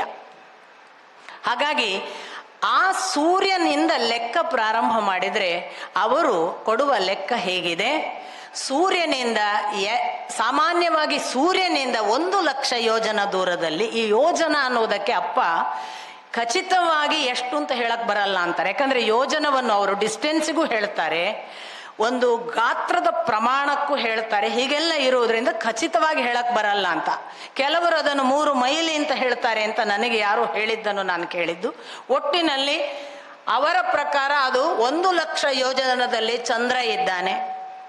ಆ ಚಂದ್ರನಿಂದ ಮತ್ತೆ 2,00,000 ಯೋಜನದಲ್ಲಿ ಶುಕ್ರ, ಅಲ್ಲ 2,00,000 ಯೋಜನದಲ್ಲಿ 27 ನಕ್ಷತ್ರಗಳು, 27 ನಕ್ಷತ್ರದಿಂದ 2,00,000 ಯೋಜನದಲ್ಲಿ ಶುಕ್ರನ ನಂತರ ಎಲ್ಲ 2 ಲಕ್ಷ ಯೋಜನ ಮಂಗಳ, ಬುಧ, ಗುರು, ಹೀಗೆ ಹೇಳ್ಕೊಳ್ತಾ ಗುರುವಿನ ಆಚೆಗೆ ಶನಿಯ ನಂತರಕ್ಕೆ ಮತ್ತೆ 11,00,000 ಯೋಜನ ದೂರದಲ್ಲಿ ಸಪ್ತರ್ಷಿ ಮಂಡಲ, ಅದರಿಂದ 13,00,000 ಯೋಜನ ದೂರದಲ್ಲಿ ನಾವು ಹೇಳುವ ಧ್ರುವ. ಆ ಧ್ರುವನ ಆಚೆಗೆ ಮಹರ್ಲೋಕ, ಜನೋಲೋಕ, ತಪೋಲೋಕ, ಸತ್ಯಲೋಕ. ಇದಿಷ್ಟು ಭೂಮಂಡಲದ ಮೇಲಿನ ಭಾಗ ಹೇಳಿದ್ರು. ಕೆಳಗೆ ಬರ್ತಾ ಹೇಳ್ತಾರೆ 10,000 ಯೋಜನ ಎಲ್ಲಕ್ಕೂ ಕೆಳಗೆ ಬರುವಾಗ. ಭೂಮಂಡಲದಿಂದ 10,000 ಯೋಜನಕ್ಕೆ ಬಂದ ತಕ್ಷಣ ಅತಲ, ಅದರ ಕೆಳಗೆ ವಿತಲ, ಅದರ ಕೆಳಗೆ ಸುತಲ, ಅದರ ಕೆಳಗೆ ತಲಾತಲ, ಅದರ ಕೆಳಗೆ ಮಹಾತಲ, ಅದರ ಕೆಳಗೆ ಪಾತಾಳ ಅಂತ 7 ಲೋಕವನ್ನ ಈ ಕೆಳಗಿನ ಲೋಕವಾಗಿ ಹೇಳ್ತಾರೆ. ಆ ಪಾತಾಳದ ಕೆಳಗೆ 30,000 ಯೋಜನ ಅಲ್ಲಿ ಸಂಕರ್ಷಣ ಅಥವಾ ಶೇಷ, ಅದೇ ನಾವು ಹೇಳುವ ಸುಪ್ರೀಂ ಎನರ್ಜಿ ಇದನ್ನ ಹಿಡ್ಕೊಂಡಿದೆ ಅಂತ, ಇದೆಲ್ಲವನ್ನ ಹೊತ್ತುಕೊಂಡಿದೆ. ಧರೆಯ ಮೇಲೊಂದು, ಇದು ನಮಗೆ ಅಂದರೆ ವಚನಗಳಲ್ಲಿ ಬಹಳ ಬಾರಿ ವಚನ ಉಪನಿಷತ್ ಹೇಳಲ್ಲ, ಪುರಾಣಗಳನ್ನು ನಂಬಲ್ಲ ಅನ್ನೋರೆಲ್ಲ ಸರಿಯಾಗಿ ಓದಲ್ಲ ಅಂತ ನನಗೆ ಯಾವಾಗಲೂ ಅನಿಸೋದು. ಇದು ಎಲ್ಲಿ ಕೂತಿದೆ ಧರೆ ಅಂದರೆ ನಾಗನ ಫಣಾಮಣಿಯ ಮೇಲಡಗಿತ್ತು. ಆ ನಾಗ ಪಾರ್ವತಿಯ ಕಿರುಕುಣಿಕೆಯ ಮುದ್ರಿಕೆಯಾಯಿತು. ಆ ಪಾರ್ವತಿಯ ಕಿರುಕುಣಿಕೆಯ ಮುದ್ರಿಕೆಯಾದ ಪಾರ್ವತಿ ಶಿವನ ಅರ್ಧಾಂಗಿಯಾದಳು. ಆ ಶಿವ ತನ್ನ ಭಕ್ತರ ಮನದ ಮೊನೆಯ ಮೇಲಡಗಿದನು ಕೂಡಲ ಸಂಗಮ ದೇವ. ಹಾಗಾಗಿ ಇಡೀ ಭೂಮಂಡಲ ಅಥವಾ ಖಗೋಳ ಮತ್ತೊಂದು ಯಾವುದೆಲ್ಲ ಈಗ ನಾವು ನೋಡಿದೆವು ಅದಷ್ಟು ಕೂಡ ಈ ಎನರ್ಜಿ, ಸುಪ್ರೀಂ ಎನರ್ಜಿ ಹೊತ್ತುಕೊಂಡಿದೆ ಎಂದು. ಶೇಷ ಅಂದರೆ ಅಪ್ಪನೂ ಕೂಡ ಅದನ್ನು ಬಹಳ ವಿಶದವಾಗಿ ವಿವರಿಸ್ತಾರೆ. ಎಲ್ಲ ಕಳೆದ ಮೇಲೆ ಏನು ಉಳಿತದೋ ಅದನ್ನು ನಾವು ಮ್ಯಾಥಮೆಟಿಕ್ಸ್ನಲ್ಲಿ ಶೇಷ ಅನ್ನೋದು. ಜಗತ್ತಿನ ಸಕಲವೂ ಹೋದ ಮೇಲೆ ಉಳಿಯುವುದು ಯಾವುದು? ಎನರ್ಜಿ. ಆ ಎನರ್ಜಿಗೆ ಶೇಷ ಅಂತ ಹೆಸರು. ಸುಪ್ರೀಂ ಎನರ್ಜಿಯೇ ಶೇಷ. ಆ ಸುಪ್ರೀಂ ಎನರ್ಜಿ ಜಗತ್ತಿಡೀ ಪ್ರಳಯವಾದರೂ ಕೂಡ ತಾನು ಇದೆ. ಅದರಿಂದ ಆ ಎನರ್ಜಿಯೇ ಸರ್ಪದ ರೂಪ, ಎನರ್ಜಿಯನ್ನು ಸರ್ಪ ರೂಪದಲ್ಲಿ ಭಾವಿಸುವುದಕ್ಕೆ ನಮ್ಮಲ್ಲಿ ಬೇರೆ ಬೇರೆ ಕಾರಣಗಳಿವೆ. ಎನರ್ಜಿಗೆ ಊರ್ಧ್ವಮುಖಿಯಾದ ಒಂದು ನಡೆ. ಈ ಎಲ್ಲ ಪ್ರಾಣಿಗಳಿಗಿಂತ ಸರ್ಪ ಒಂದು ಎನರ್ಜಿಯ ದೃಷ್ಟಿಯಿಂದ ತನ್ನನ್ನು ಕೆಣಕಿದಾಗ ಊರ್ಧ್ವಮುಖಿಯಾಗಿ ಎದ್ದು ನಿಲ್ಲುವಂತಹ ಶಕ್ತಿ ಇರುವಂಥದ್ದು. ಹಾಗಾಗಿ ನಮ್ಮ ಎನರ್ಜಿ ಕುಂಡಲಿನಿ ಕೂಡ ಅದಕ್ಕೆ ಒಂದು ಏನಾದರೂ ಘರ್ಷಣೆಯೋ ಒಂದು ಜರ್ಕೋ ಉಂಟಾದರೆ ಅದು ಎದ್ದು ಬಿಡ್ತದೆ. ಅದು ಸರ್ಪದಂಥ ನಡೆ ಅನ್ನುವುದನ್ನು ಅಧ್ಯಾತ್ಮ ಹೇಳ್ತದೆ. ಈ ಎಲ್ಲ ಕಾರಣಕ್ಕಾಗಿ ಎನರ್ಜಿಯನ್ನು ಪ್ಯಾರಲಲ್ ಆಗಿ ಸರ್ಪದ ಜೊತೆಗೆ ಭಾವಿಸ್ತಾರೆ. ಇಂಥ ಎಲ್ಲ ಕಾರಣಗಳುಳ್ಳ ಶೇಷನನ್ನು ಹೇಳಿ ಇಷ್ಟು ಲೋಕವನ್ನು ಹೇಳಿತು. ನಾನು ಯಾವಾಗಲೂ ಭಾವಿಸುವುದು, ಲೋಕಾಲೋಕವನ್ನು ಒಂದು ವಿವರಿಸ್ತಾರೆ. ಸೂರ್ಯನ ಕಿರಣ ಎಲ್ಲಿಗೆ ಮುಟ್ಟುತ್ತದೆ ಅದರ ಆಚೆಗಿನ ಮುಟ್ಟಲ್ಲ. ಆ ಬೆಳಕಿನ ರೇಖೆ ಮುಗಿದು ಕತ್ತಲು ಎಲ್ಲಿ ಆರಂಭ ಆಗುತ್ತಲ್ಲ ಅದು ಲೋಕಾಲೋಕ ಅಂತಾರೆ. ಇಂಟ್ರೆಸ್ಟಿಂಗ್ಲಿ ಅದಕ್ಕೊಂದು ವಿವರಣೆ ಕೊಡ್ತಾರೆ. ಆ ಲೋಕಾಲೋಕಕ್ಕೆ ಹೋದರೆ ಅವನು ಮತ್ತೆ ಮರಳಿ ಬರುವುದಿಲ್ಲ ಅಂತ. ಎಲ್ಲಿಯಾದರೂ ಆ ಲೋಕಾಲೋಕದ ಗಡಿಯನ್ನು ದಾಟಿದರೆ ಅವನು ಮರಳಿ ಬರಲ್ಲ. ನನಗೆ ಎಷ್ಟೋ ಸಾರಿ ನಾಪತ್ತೆಯಾದ ವಿಮಾನಗಳೆಲ್ಲ ಹೋಗಿಬಿಟ್ಟಿದ್ದಾವೇನೋ ಅಂತ ಅನ್ಸೋದು ಲೋಕಾಲೋಕಕ್ಕೆ. ಅಂದರೆ ಅದು ಎಲ್ಲೋ ಒಂದು ನಮ್ಮ ಮೂವ್ಮೆಂಟಿನ ಯಾವುದೋ ಒಂದು ಸಂದರ್ಭದಲ್ಲಿ ಎಲ್ಲೋ ಗತಿ ತಪ್ಪಿ ಹಾಗೆ ಎಂಟ್ರಾದರೆ ಮತ್ತೆ ಆಚೆಗೆ ಅಂತ ಹೇಳುತ್ತೆ ಭಾಗವತ. ಅಂಥದ್ದೊಂದು ಲೋಕಾಲೋಕ. ಆಮೇಲೆ ಅವರೆಲ್ಲ ವಿವರಿಸಿದ, ನಾನು ಈಗಾಗಲೇ ಹೇಳಿದೆ, ಸ್ಥೂಲದಲ್ಲಿ ಇವೆಲ್ಲ ಇವೆ ಅನ್ನುವುದನ್ನು ಹೇಳ್ತಾರೆ. ನಾನು ಸೂಕ್ಷ್ಮದಲ್ಲಿ ಯಾವಾಗಲೂ ಭಾವಿಸುವುದು ನಾಭಿಯಲ್ಲಿ ಭೂಲೋಕ ಅಂತ ಹಿಂದೆಯೇ ವಿವರಣೆ ಆಗಿದೆ. ಅದರ ಮೇಲಕ್ಕೆ ಬಂದರೆ ಈ ಸೂರ್ಯಲೋಕ ಅನ್ನೋದು ಸ್ವರ್ಲೋಕ. ಅದು ನಮ್ಮ ಹೃದಯ ಸ್ಥಾನ. ನಮ್ಮ ಆನಂದ, ನಮ್ಮ ಬೆಳಕು, ನಮ್ಮ ಎಲ್ಲ ಜಗತ್ತಿನ ಖುಷಿಯನ್ನು ಕಾಣಬೇಕು ಅಂತ ನಾವು ಹೋಗುವುದೆಲ್ಲ ಉನ್ನತ ಅವಸ್ಥೆ ನಮ್ಮ ಹೃದಯ ಭಾವ. ಅಲ್ಲಿಯವರೆಗೆ ಸ್ವರ್ಲೋಕ. ಕುತ್ತಿಗೆಗೆ ಬಂದರೆ ಮಹರ್ಲೋಕ. ಅಲ್ಲಿಂದ ಮುಖವೇ ಜನಲೋಕ ಅಲ್ವಾ. ನಿರಂತರ ಜನಸಂಪರ್ಕವು ಮತ್ತೊಂದು ಎಲ್ಲವೂ ಆಗುವುದು ಈ ಮುಖಾಂತರ. ಮುಖ ಅಂದರೆ ಎರಡು ಅರ್ಥವೂ ಇದೆ. ಈ ಜನೋಲೋಕ, ಅದರ ಆಚೆಗೆ ಇದಲ್ಲ ಅಂತ ಹೇಳುವ ತಪೋಲೋಕ, ಅದರ ಆಚೆಗೆ ಸತ್ಯಲೋಕ. ಅಲ್ಲಿಂದ ಆಚೆಗೆ ಭಗವಂತ ಅನುಗ್ರಹ ಮಾಡಿದರೆ ಅತ್ಯತಿಷ್ಠ ದಶಾಂಗುಲಂ. ಕೆಳಗೆ ಬಂದರೆ ನೋಡಿ, ನಾಭಿಯ ಕೆಳಗೆ ಯಾವುದನ್ನು ನಾವು ಲಿಂಗ ಭಾಗ ಅಂತ ಹೇಳ್ತೇವೆ ಆ ತೊಡೆಯನ್ನೇ ಒಂದು ಅತಲ, ಇನ್ನೊಂದು ವಿತಲ ಅಂತ ಹೇಳೋದು. ಮೊಣಕಾಲಿಗೆ ಬಂದರೆ ಸುತಲ, ಅದರ ಕೆಳಗಿನ ನಾವು ಮೀನಖಂಡಕ್ಕೇನೆ ತಲಾತಲ, ಮಹಾತಲ, ಪಾದ ಪಾತಾಳ. ಮನುಷ್ಯನ ಜೀವನದಲ್ಲೂ ಕೂಡ ಒಂದು ಕ್ಷಣ ಅವಲೋಕನ ಮಾಡಿದರೆ ಯಾವ ಮನುಷ್ಯ ನಾಭಿಯ ಕೆಳಗಿನ ಜೀವನಕ್ಕೆ ಹೋಗ್ತಾನೆ, ಸದಾ ಸೆಕ್ಸ್, ಸದಾ ಅದರ ಸುಖ, ಅದರ ಹಿಂದೆ ಹೆಣ್ಣಿನ ಹಂಬಲ, ಆ ಹೆಣ್ಣು ಎಷ್ಟು ಸಿಕ್ಕರೂ ಸಾಲದು ಅನ್ನುವ ಮತ್ತೆ ಮತ್ತೆ ಬೇರೆ ಬೇರೆ ಹೆಣ್ಣನ್ನು ಬದಲಾಯಿಸುವ ಆ ಓಟ, ಅದಕ್ಕೆ ಹೋದವನು ಪಾತಾಳ ಮುಟ್ಟದೆ ಇನ್ನೆಲ್ಲಿ ಹೋಗಬೇಕು. ಅವನಿಗೆ ಊರ್ಧ್ವಗಮನ ಸಾಧ್ಯ ಇಲ್ಲ. ಯಾವ ಮನುಷ್ಯ ಈ ಹುಟ್ಟಿದ ಭೂಲೋಕದಿಂದ ಊರ್ಧ್ವಗಮನಕ್ಕೆ ಪ್ರಯತ್ನಿಸ್ತಾನೆ ಅವನು ನಿಧಾನಕ್ಕೆ ಅದು ಅಂತರಿಕ್ಷವನ್ನು ದಾಟಿ ಸ್ವರ್ಲೋಕಕ್ಕೆ ಬಂದು ಅಲ್ಲಿಂದ ಮೇಲಕ್ಕೆ ಹೋಗುವ ಸಾಧ್ಯತೆ. ಹಾಗಾಗಿ ಯಾವುದನ್ನು ನಾವು ಸ್ಥೂಲದಲ್ಲಿ ಕಂಡಿದ್ದೇವೆ ಅದು ಸೂಕ್ಷ್ಮದಲ್ಲಿ ಇದೆ. ಅಂಥದ್ದೊಂದು ಪರಿವರ್ತನೆ ಸಾಧ್ಯ ಅನ್ನುವುದಕ್ಕೆ ಇದನ್ನು ನಾನು ಯಾಕೆ ಭಾವಿಸ್ತೇನೆ ಅಂದರೆ, ಸುತಲದಲ್ಲಿ ಇರುವುದು ಯಾರು ಅಂದರೆ ಬಲಿಚಕ್ರವರ್ತಿ ಅಂತ. ಅದು ಮುಂದೆ ಗೊತ್ತಾಗತ್ತೆ ನಿಮಗೆ, ಬಲಿಚಕ್ರವರ್ತಿ ಯಾಕೆ ಅಲ್ಲಿದ್ದಾನೆ. ಆಮೇಲೆ ಆ ಬಲಿಚಕ್ರವರ್ತಿಗೆ ದ್ವಾರಪಾಲಕನಾಗಿ ಭಗವಂತ ಅಂತ ಕೂಡ ಉಲ್ಲೇಖ ಇದೆ. ಹಾಗಾಗಿ ಭಗವಂತ ದ್ವಾರಪಾಲಕನಾಗಿ ರಾವಣನನ್ನು ಬೆರಳಿನಿಂದ ಎಷ್ಟೋ ಲಕ್ಷ ಯೋಜನ ಹಾರಿಸಿಬಿಟ್ಟಿದ್ದನಂತೆ. ಅಂಥ ಕಾವಲುಗಾರ ಭಗವಂತ ಸುತಲದಲ್ಲಿ. ನಮಗೆಲ್ಲರಿಗೂ ನೋಡಿ, ಪ್ರತಿಯೊಬ್ಬನಿಗೂ ಕೆಡುವಾಗ ಕೆಡಬೇಡ, ಇದು ದಾರಿ ಅಲ್ಲ, ಈ ದಾರಿಯಲ್ಲಿ ಹೋಗಬೇಡ ಅಂತ ಎಚ್ಚರಿಸ್ತದಲ್ಲ, ಅದು ನನ್ನ ಪ್ರಕಾರ ಅದು ಬಲಿಚಕ್ರವರ್ತಿಯ ಸ್ಥಾನದಲ್ಲಿರುವ ಭಗವಂತ ಎಚ್ಚರಿಸುವುದು. ನಮಗೆ ಮೈ ಮರೆತು ನಾವು ಮತ್ತೂ ಕೆಳಗೆ ಹೋದರೆ ಅದು ಅವನ ವಶವಲ್ಲ, ಅವನ ದ್ವಾರಪಾಲಕನಾಗಿ ಕಾಯ್ತಾನೆ. ಆಮೇಲೂ ಕೆಳಕ್ಕೆ ಹೋದರೆ ಅಧಃಪತನ. ಇದನ್ನು ಹೇಳಿ ನರಕಗಳ ವಿವರಣೆಯನ್ನೆಲ್ಲ ಕೊಡ್ತಾರೆ. ನಾನು ಸಾಮಾನ್ಯವಾಗಿ 24 ಬಗೆಯ ನರಕಗಳನ್ನು ವಿವರಿಸ್ತಾರೆ ಶುಕಮುನಿಗಳು ಪರೀಕ್ಷಿತನಿಗೆ. ನಾನು ಅದನ್ನು ಯಾವತ್ತೂ ಕೂಡ ಎಲ್ಲೂ ಭಾಗವತದಲ್ಲಿ ಯಾರಿಗೂ ಹೇಳಿಲ್ಲ. ಯಾಕೆಂದರೆ ಈಗ ನೀವು ಎಷ್ಟು ಜನ ಇದ್ದೀರ ಅಷ್ಟು ಜನ ಒಂದೊಂದು ನರಕ ನನಗೆ ಹೇಳುವಷ್ಟು ನಿಮಗೆ ನರಕ ಪರಿಚಿತ. ನರಕ ಯಾರಿಗೆ ಗೊತ್ತಿಲ್ಲ. ಸ್ವರ್ಗ ಆದರೂ ಒಂಚೂರು ಹೇಳಬೇಕು, ಹುಡುಕಬೇಕು. ಪ್ರತಿಯೊಬ್ಬರು ನರಕ ಅನುಭವಿಸಿದವರೇ ನಾವು, ಒಂದಲ್ಲ ಒಂದೊಂದು ಅನುಭವದಲ್ಲಿ. ಹಾಗಾಗಿ ಆ ನರಕ ಗೊತ್ತಿರಲಿ. ನರಕ ಇದೆ ಅನ್ನುವುದು ನರಕವನ್ನು ದಾಟುವುದಕ್ಕಾಗಿ ತಿಳಿಯಬೇಕು.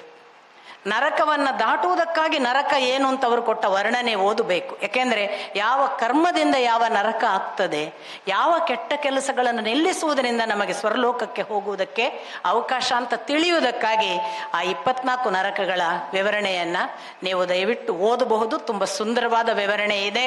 ಹಾಗೂ ಇದೆ ಅಂತ ಕೇಳುವವರು ನಾನು ಒಂದೇ ಮಾತು ಹೇಳೋದು, ನಮಗೆಲ್ಲ ಹೇಗೆ ಅಂದರೆ ಅದೊಂದು ಲೋಕ ಅಂತ ತಪ್ಪು ತಿಳುವಳಿಕೆ ಇದೆ. ನಿನ್ನೆ ಮಾಡಿದ ತಪ್ಪಿಗೆ ಇವತ್ತೇ ನಮಗೊಂದು ಪ್ರಾಯಶ್ಚಿತ್ತ ಆಗುತ್ತೆ. ಪ್ರತಿಯೊಬ್ಬನಿಗೂ ಒಂದು ಮಾನಸಿಕವೋ ದೈಹಿಕವೋ ಪ್ರಾಯಶ್ಚಿತ್ತ ಆಗೇ ಆಗತ್ತೆ. ಸಾಮಾನ್ಯವಾಗಿ ಸೂಕ್ಷ್ಮ ಪ್ರಜ್ಞೆ ಇಲ್ಲದವನಿಗೆ ಗೊತ್ತಾಗಲ್ಲ ಅಷ್ಟೇ. ಇಲ್ಲದಿದ್ರೆ ನರಕ ಆ ಕ್ಷಣವೇ ನಾವು ಅನುಭವಿಸ್ತೇವೆ. ಈ ದೇಹದಲ್ಲಿ ಈ ಕ್ಷಣವೇ ಅಯ್ಯ ಎಂದರೆ ಸ್ವರ್ಗ, ಎಲವೋ ಎಂದರೆ ನರಕ, ಪಕ್ಕ ಅದು ಆ ಕ್ಷಣವೇ ಗೊತ್ತಾಗುತ್ತೆ. ಅದಕ್ಕೇನು ನಾವು ಮುಂದಿನ ಜನ್ಮ ಹಾಗಲ್ಲ. ಪ್ರತಿ ದೇಹದಲ್ಲೇ ಚತುರ್ಯುಗಗಳಿವೆ ನನ್ನ ಪ್ರಕಾರ. ಒಂದು 100 ವರ್ಷದಲ್ಲಿ ಕಾಲು ಭಾಗ ಕೃತ, ಅದರ ನಂತರದ ಭಾಗವೇ ನಾವು ಹೇಳುವ ತ್ರೇತ, 50ರವರೆಗೆ. 50ರ ನಂತರದ ಯುಗವೇ ದ್ವಾಪರ, 75ರ ನಂತರ ನಾವು ಕಾಣುವುದೇ ಕಲಿಯುಗ. ಹಾಗಾಗಿ ಒಂದು ಮನುಷ್ಯನ 100 ವರ್ಷದ ಅವಧಿಯಲ್ಲೇ ಚತುರ್ಯುಗ ಕಾಣ್ತೇವೆ. ನರಕ ಸ್ವರ್ಗ ಅನುಭವ ಸಾಧ್ಯ ಇಲ್ವಾ? ಪ್ರತಿಯೊಬ್ಬರಿಗೂ ಇದೇ ದೇಹದಲ್ಲಿ ಎಲ್ಲ ಸಾಧ್ಯ ಅನ್ನುವುದು ಎಷ್ಟೋ ವಿವರಣೆಗಳಿಂದ ಖಚಿತವಾಗ್ತದೆ. ಹಾಗಾಗಿ ಮುಂದೊಂದು ಜನ್ಮ ಬರಬೇಕು, ಈಗ ಮಾಡಿದರೆ ಆಯಿತು ಅಂತ ಏನು ಭಾವಿಸಬೇಕಾಗಿಲ್ಲ. ನರಕವನ್ನು ದಾಟುವುದು ಹೇಗೆ? ಪ್ರಶ್ನೆ ಪರೀಕ್ಷಿತನದ್ದು. ಶುಕಮುನಿಗಳು ಹೇಳ್ತಾರೆ, ನರಕವನ್ನು ದಾಟಬೇಕು ಅನ್ನುವ ಹಸಿವು ನಿನ್ನ ಹಾಗೆ ಬೇರೆ ಬೇರೆ ಸಂದರ್ಭಗಳಲ್ಲಿ ಬಂದದ್ದುಂಟಪ್ಪ. ಅದಕ್ಕೆ ನಾನು ಒಬ್ಬನ ಕಥೆ ಹೇಳ್ತೇನೆ ಅಂತ ಅಜಾಮಿಳನ ಉಪಾಖ್ಯಾನ. ಅಲ್ಲಿಂದ ನಾವು ಮತ್ತೆ ಸ್ಕಂಧ ಬದಲಾಯಿತು. 6ನೆಯ ಸ್ಕಂಧದಲ್ಲಿ ಅಜಾಮಿಳನ ಉಪಾಖ್ಯಾನವನ್ನು ಪ್ರಾರಂಭ ಮಾಡುತ್ತಾರೆ ಶುಕಮುನಿಗಳು. ನಿಮಗೆಲ್ಲರಿಗೂ ಅಜಾಮಿಳನ ಕಥೆ ಗೊತ್ತಿದೆ. ಕಾನ್ಯಕುಬ್ಜ ದೇಶದ ಒಬ್ಬ ಬ್ರಾಹ್ಮಣ, ನಿಯತ್ತಿನಿಂದ ನೈತಿಕತೆಯಿಂದ ಬದುಕ್ತಾ ಇದ್ವವ. ಎಲ್ಲ ಶಾಸ್ತ್ರ ವಿಧಿ ಮತ್ತೊಂದನ್ನು ಪ್ರತಿಯೊಂದನ್ನು ಬಹಳ ಕೂಲಂಕಷವಾಗಿ ತಂದೆಯ ಜೊತೆಗೆ ವಿಧಿಬದ್ಧವಾಗಿ ನಡೆದವ. ಯಾವ ದೋಷ ಮಾಡಿದವನಲ್ಲ. ಪಾಪ ಪುಣ್ಯಗಳ ಲೆಕ್ಕ ಹಿಡಿದ್ರೆ ಒಳ್ಳೆಯ ಕೆಲಸ ಮಾಡಿದವ. ಆದ್ದರಿಂದ ಎಂದೂ ಕೂಡ ದೋಷಪೂರಿತನಲ್ಲದೆ ಒಳ್ಳೆಯ ದೇವ ಕಾರ್ಯದಲ್ಲಿಯೇ ಬದುಕಿದ. ಕಾಡು ಮೇಡುಗಳನ್ನು ಅಲೆದುಕೊಂಡು ಅಪ್ಪನಿಗೆ ಪ್ರತಿ ಸಂಸ್ಕಾರಗಳಲ್ಲಿ ಸಹಾಯ ಮಾಡ್ತಿದ್ದವ. ತನ್ನ ದಂಪತಿಯ ಜೊತೆಗೆ ನಿಯತ್ತಿನಿಂದ ಇದ್ದವ. ಒಂದು ದಿನ ಕಾಡಿನಲ್ಲಿ ಭ್ರಷ್ಟ ವೃಷಲನೊಬ್ಬ ವೇಶ್ಯೆಯ ಜೊತೆಗೆ ಹೇಗೋ ವರ್ತಿಸುವುದನ್ನು, ದೈಹಿಕವಾದ ಅತಿರೇಕಗಳನ್ನೆಲ್ಲ ನೋಡಿ ತಾನು ಮಾನಸಿಕವಾಗಿ ಸೋಲ್ತಾನೆ. ಆ ಸೋಲಿನ ಪರಿಣಾಮದಿಂದ ಅವನಿಗೆ ತಕ್ಷಣ ತಾನಿರುವ ಬದುಕಿಗಿಂತ ಇದು ಚೆನ್ನಾಗಿದೆ ಅಂತ ಏನೋ ಒಂದು ಕ್ಷಣಕ್ಕೆ ಅನ್ನಿಸಿ ಬಿಡ್ತದೆ. ಕುಸಿತ ಆರಂಭ. ಅವನು ಆ ವೇಶ್ಯೆಯನ್ನು ಹೇಗಾದರೂ ಪಡಿಬೇಕು ಅನ್ನುವ ಒಂದೇ ಕಾರಣಕ್ಕಾಗಿ ಇದ್ದ ಬದ್ದ ಸಂಸ್ಕಾರ ಬಿಡುವುದು ಬಿಡಿ, ಹಣಕ್ಕಾಗಿ ಏನೇನೋ ಮಾಡಿ ಅವಳಿಗೆ ಹಣ ತಂದು ಕೊಟ್ಟು ಅವಳನ್ನು ಪುಸಲಾಯಿಸಿ ಅವಳನ್ನು ವಶ ಮಾಡಿಕೊಂಡು ಅವಳ ಮೂಲಕ 10 ಮಕ್ಕಳನ್ನು ಹಡಿತಾನೆ. ಕೊನೆಯ ಮಗುವಿಗೆ ನಾರಾಯಣ ಅಂತ ಹೆಸರಿಡ್ತಾನೆ.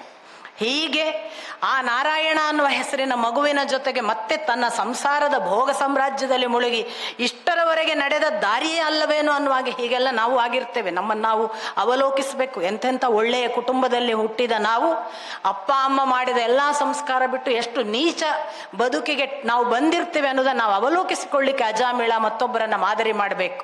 ನಮ್ಮ ಅಪ್ಪ ಏನು ನಡೆದಿದ್ರು, ನಮ್ಮ ಮಕ್ಕಳಾಗಿ ನಾವೇನು ನಡೀತಿದ್ದೇವೆ, ನಮ್ಮ ಹೆತ್ತ ಮಕ್ಕಳು ಏನು ನಡೀತಿದ್ದಾರೆ ಎಲ್ಲವನ್ನ ನೋಡುವುದಕ್ಕೆ ಈ ಭಾಗವತ ಕನ್ನಡಿ ಆಗಬೇಕು. ಕತೆ ಕೇಳಲಿಕ್ಕಲ್ಲ.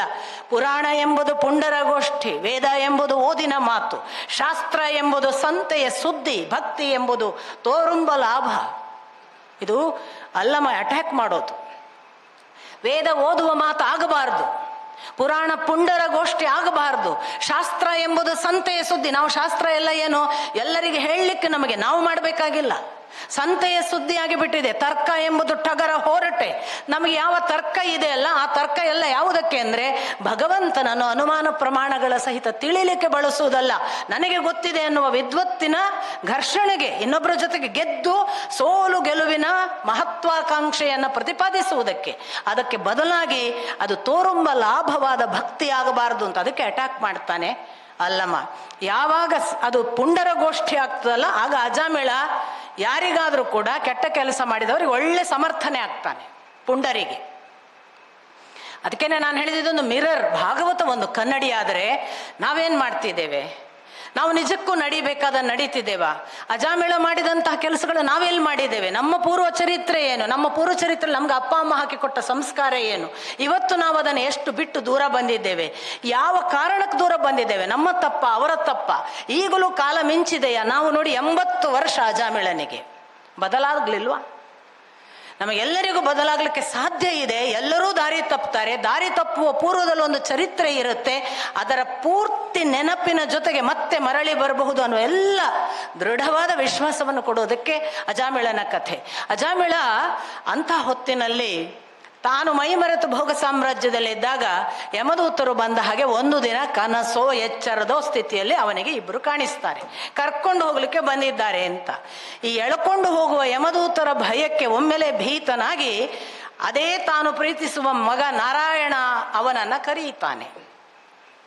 ನಾರಾಯಣನನ್ನು ಕರೆದ ಮರುಕ್ಷಣದಲ್ಲಿ ಅಲ್ಲಿದ್ದ ಯಮದೂತರ ಬದಲಾಗಿ ವಿಷ್ಣುದೂತರು ಬಂದು ಬಿಡ್ತಾರೆ.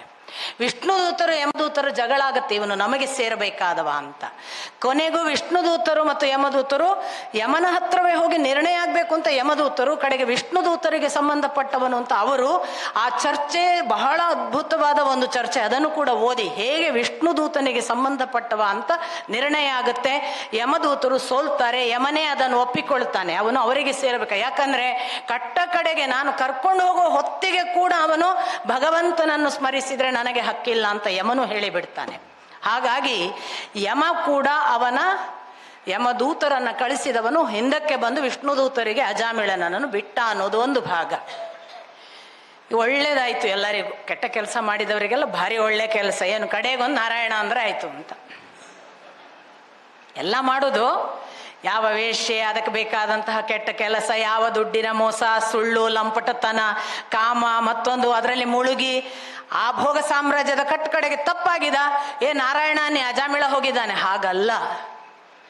ಅಜಾಮಿಳನಿಗೆ ನಾರಾಯಣ ಅಂದದ್ದು ವಿಷ್ಣುದೂತರು ಎಚ್ಚರಿಸಿದ ಭಾಗ ಮಾತ್ರ. ಅದು ಅವನಿಗೆ ಎಚ್ಚರ ಬಂತು. ಓಹೋ, ನಾನು ದಾರಿ ತಪ್ಪು. ಯಾಕೆ ಅವನಿಗೊಂದು ನಿದ್ರೆ ಹಾಗೆ ಕನಸಿನ ಹಾಗೆ ಏನೋ ನಡೆದದ್ದು ಅದು. ಅವನ ಎಚ್ಚರ ಆಗುವ ನೆನಪಾಯ್ತು, ಇದು ಯಾಕೆ ಬಂತು ಇದೆಲ್ಲ? ಓ, ನಾನು ನಡೆಯಬೇಕಾದ ದಾರಿ ತಪ್ಪಿದ್ದೇನೆ. ನನ್ನ ಪೂರ್ವದ ಎಲ್ಲ ನಡೆಗಳನ್ನು ಬಿಟ್ಟು ನಾನು ಬೇರೆ ದಾರಿಗೆ ಬಂದದ್ದಕ್ಕೆ ಇದು ನನಗೆ ಒಂದು ದಿಕ್ಸೂಚಿ. ನಾನು ಈಗ ಇನ್ನು ಈ ಜಾಗ ಬಿಡಬೇಕು, ಇದಲ್ಲ ನನಗೆ ಅಂತ ಗೊತ್ತಾಗಿ ಅವನು ಆ ವೇಶ್ಯೆಯ ಸಹವಾಸ, ಮತ್ತೊಂದು ಸಂಸಾರ ಎಲ್ಲ ಬಿಟ್ಟು ನಿವೃತ್ತಿ ಮಾರ್ಗವನ್ನು ಅನುಸರಿಸಿ ಹರಿದ್ವಾರಕ್ಕೆ ಹೋಗಿ ಯೋಗ ಮಾರ್ಗವನ್ನು ಎಷ್ಟೋ ವರ್ಷಗಳ ತನಕ ಸಾಧಿಸಿ ಆ ಸಾಧನೆಯ ಮೂಲಕ ಮೋಕ್ಷವಾಯಿತು. ನೆನಪಿಟ್ಕೊಳ್ಬೇಕು, ಬರೇ ಪೂರ್ವಾರ್ಧ ನೆನಪಿಟ್ಕೊಳ್ಳೋದಲ್ಲ. ಏತತ್ ಅಶೇಷೇಣ ವಿಮೃಶ್ಯ ಯಥಾ ಇಚ್ಛಸಿ ತಥಾ ಕುರು ಅಂತ ಅಲ್ಲಿ ಇಡೀ ಭಗವದ್ಗೀತೆಯನ್ನು ಹೇಳಿದ ಮೇಲೆ ಹೇಳಿದ. ನಾವೇನು ತಗೊಳ್ಳೋದು? ಯಥಾ ಇಚ್ಛಸಿ ತಥಾ ಕುರು ಹೇಳಿದ್ದಾನೆ ಭಗವಂತ.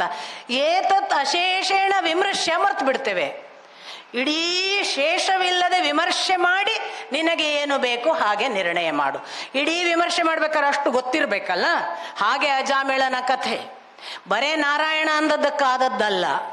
ಈ ಒಂದು ಕಾರಣಕ್ಕೆ ನಮ್ಮಲ್ಲೊಂದು ಪರಂಪರೆಯೇ ಬೆಳೀತು. ಮಕ್ಕಳಿಗೆ ದೇವರ ಹೆಸರಿಟ್ಟರಾಯ್ತು ಮೋಕ್ಷ ಆಗ್ತದೆ ಅಂತ. ಮಕ್ಕಳಿಗೆ ದೇವರ ಹೆಸರಿಟ್ಟರೆ ಮೋಕ್ಷ ಆಗುವುದಲ್ಲ, ಯಾವ ಭಾವದಿಂದ ಕೊನೆಗೆ ಪ್ರಾಣ ಬಿಟ್ಟಿತಲ್ಲ ಆ ಭಾವಕ್ಕನುಗುಣವಾಗಿ ಮೋಕ್ಷ. ಜಿಂಕೆಯನ್ನೇ ನೆನೀತಾ ಅವನು ಕೃಷ್ಣ ಅಂದ್ರೆ ಭರತ, ಜಿಂಕೆ ಆಗೋದು ತಪ್ಪುತ್ತಾ? ನಾವು ಬಹಳ ಈಗ ತುಂಬಾ ಪ್ರೀತಿಸುವ ಯಾವ್ಯಾವುದೋ ಪ್ರಾಣಿಗಳನ್ನೇ ನೆನೆದು ಸತ್ತೇವಂದ್ರೆ ಆ ಪ್ರಾಣಿಯೇ ಆಗುವುದು ಖಚಿತ ಅಂತಲೇ ಇರುವುದು.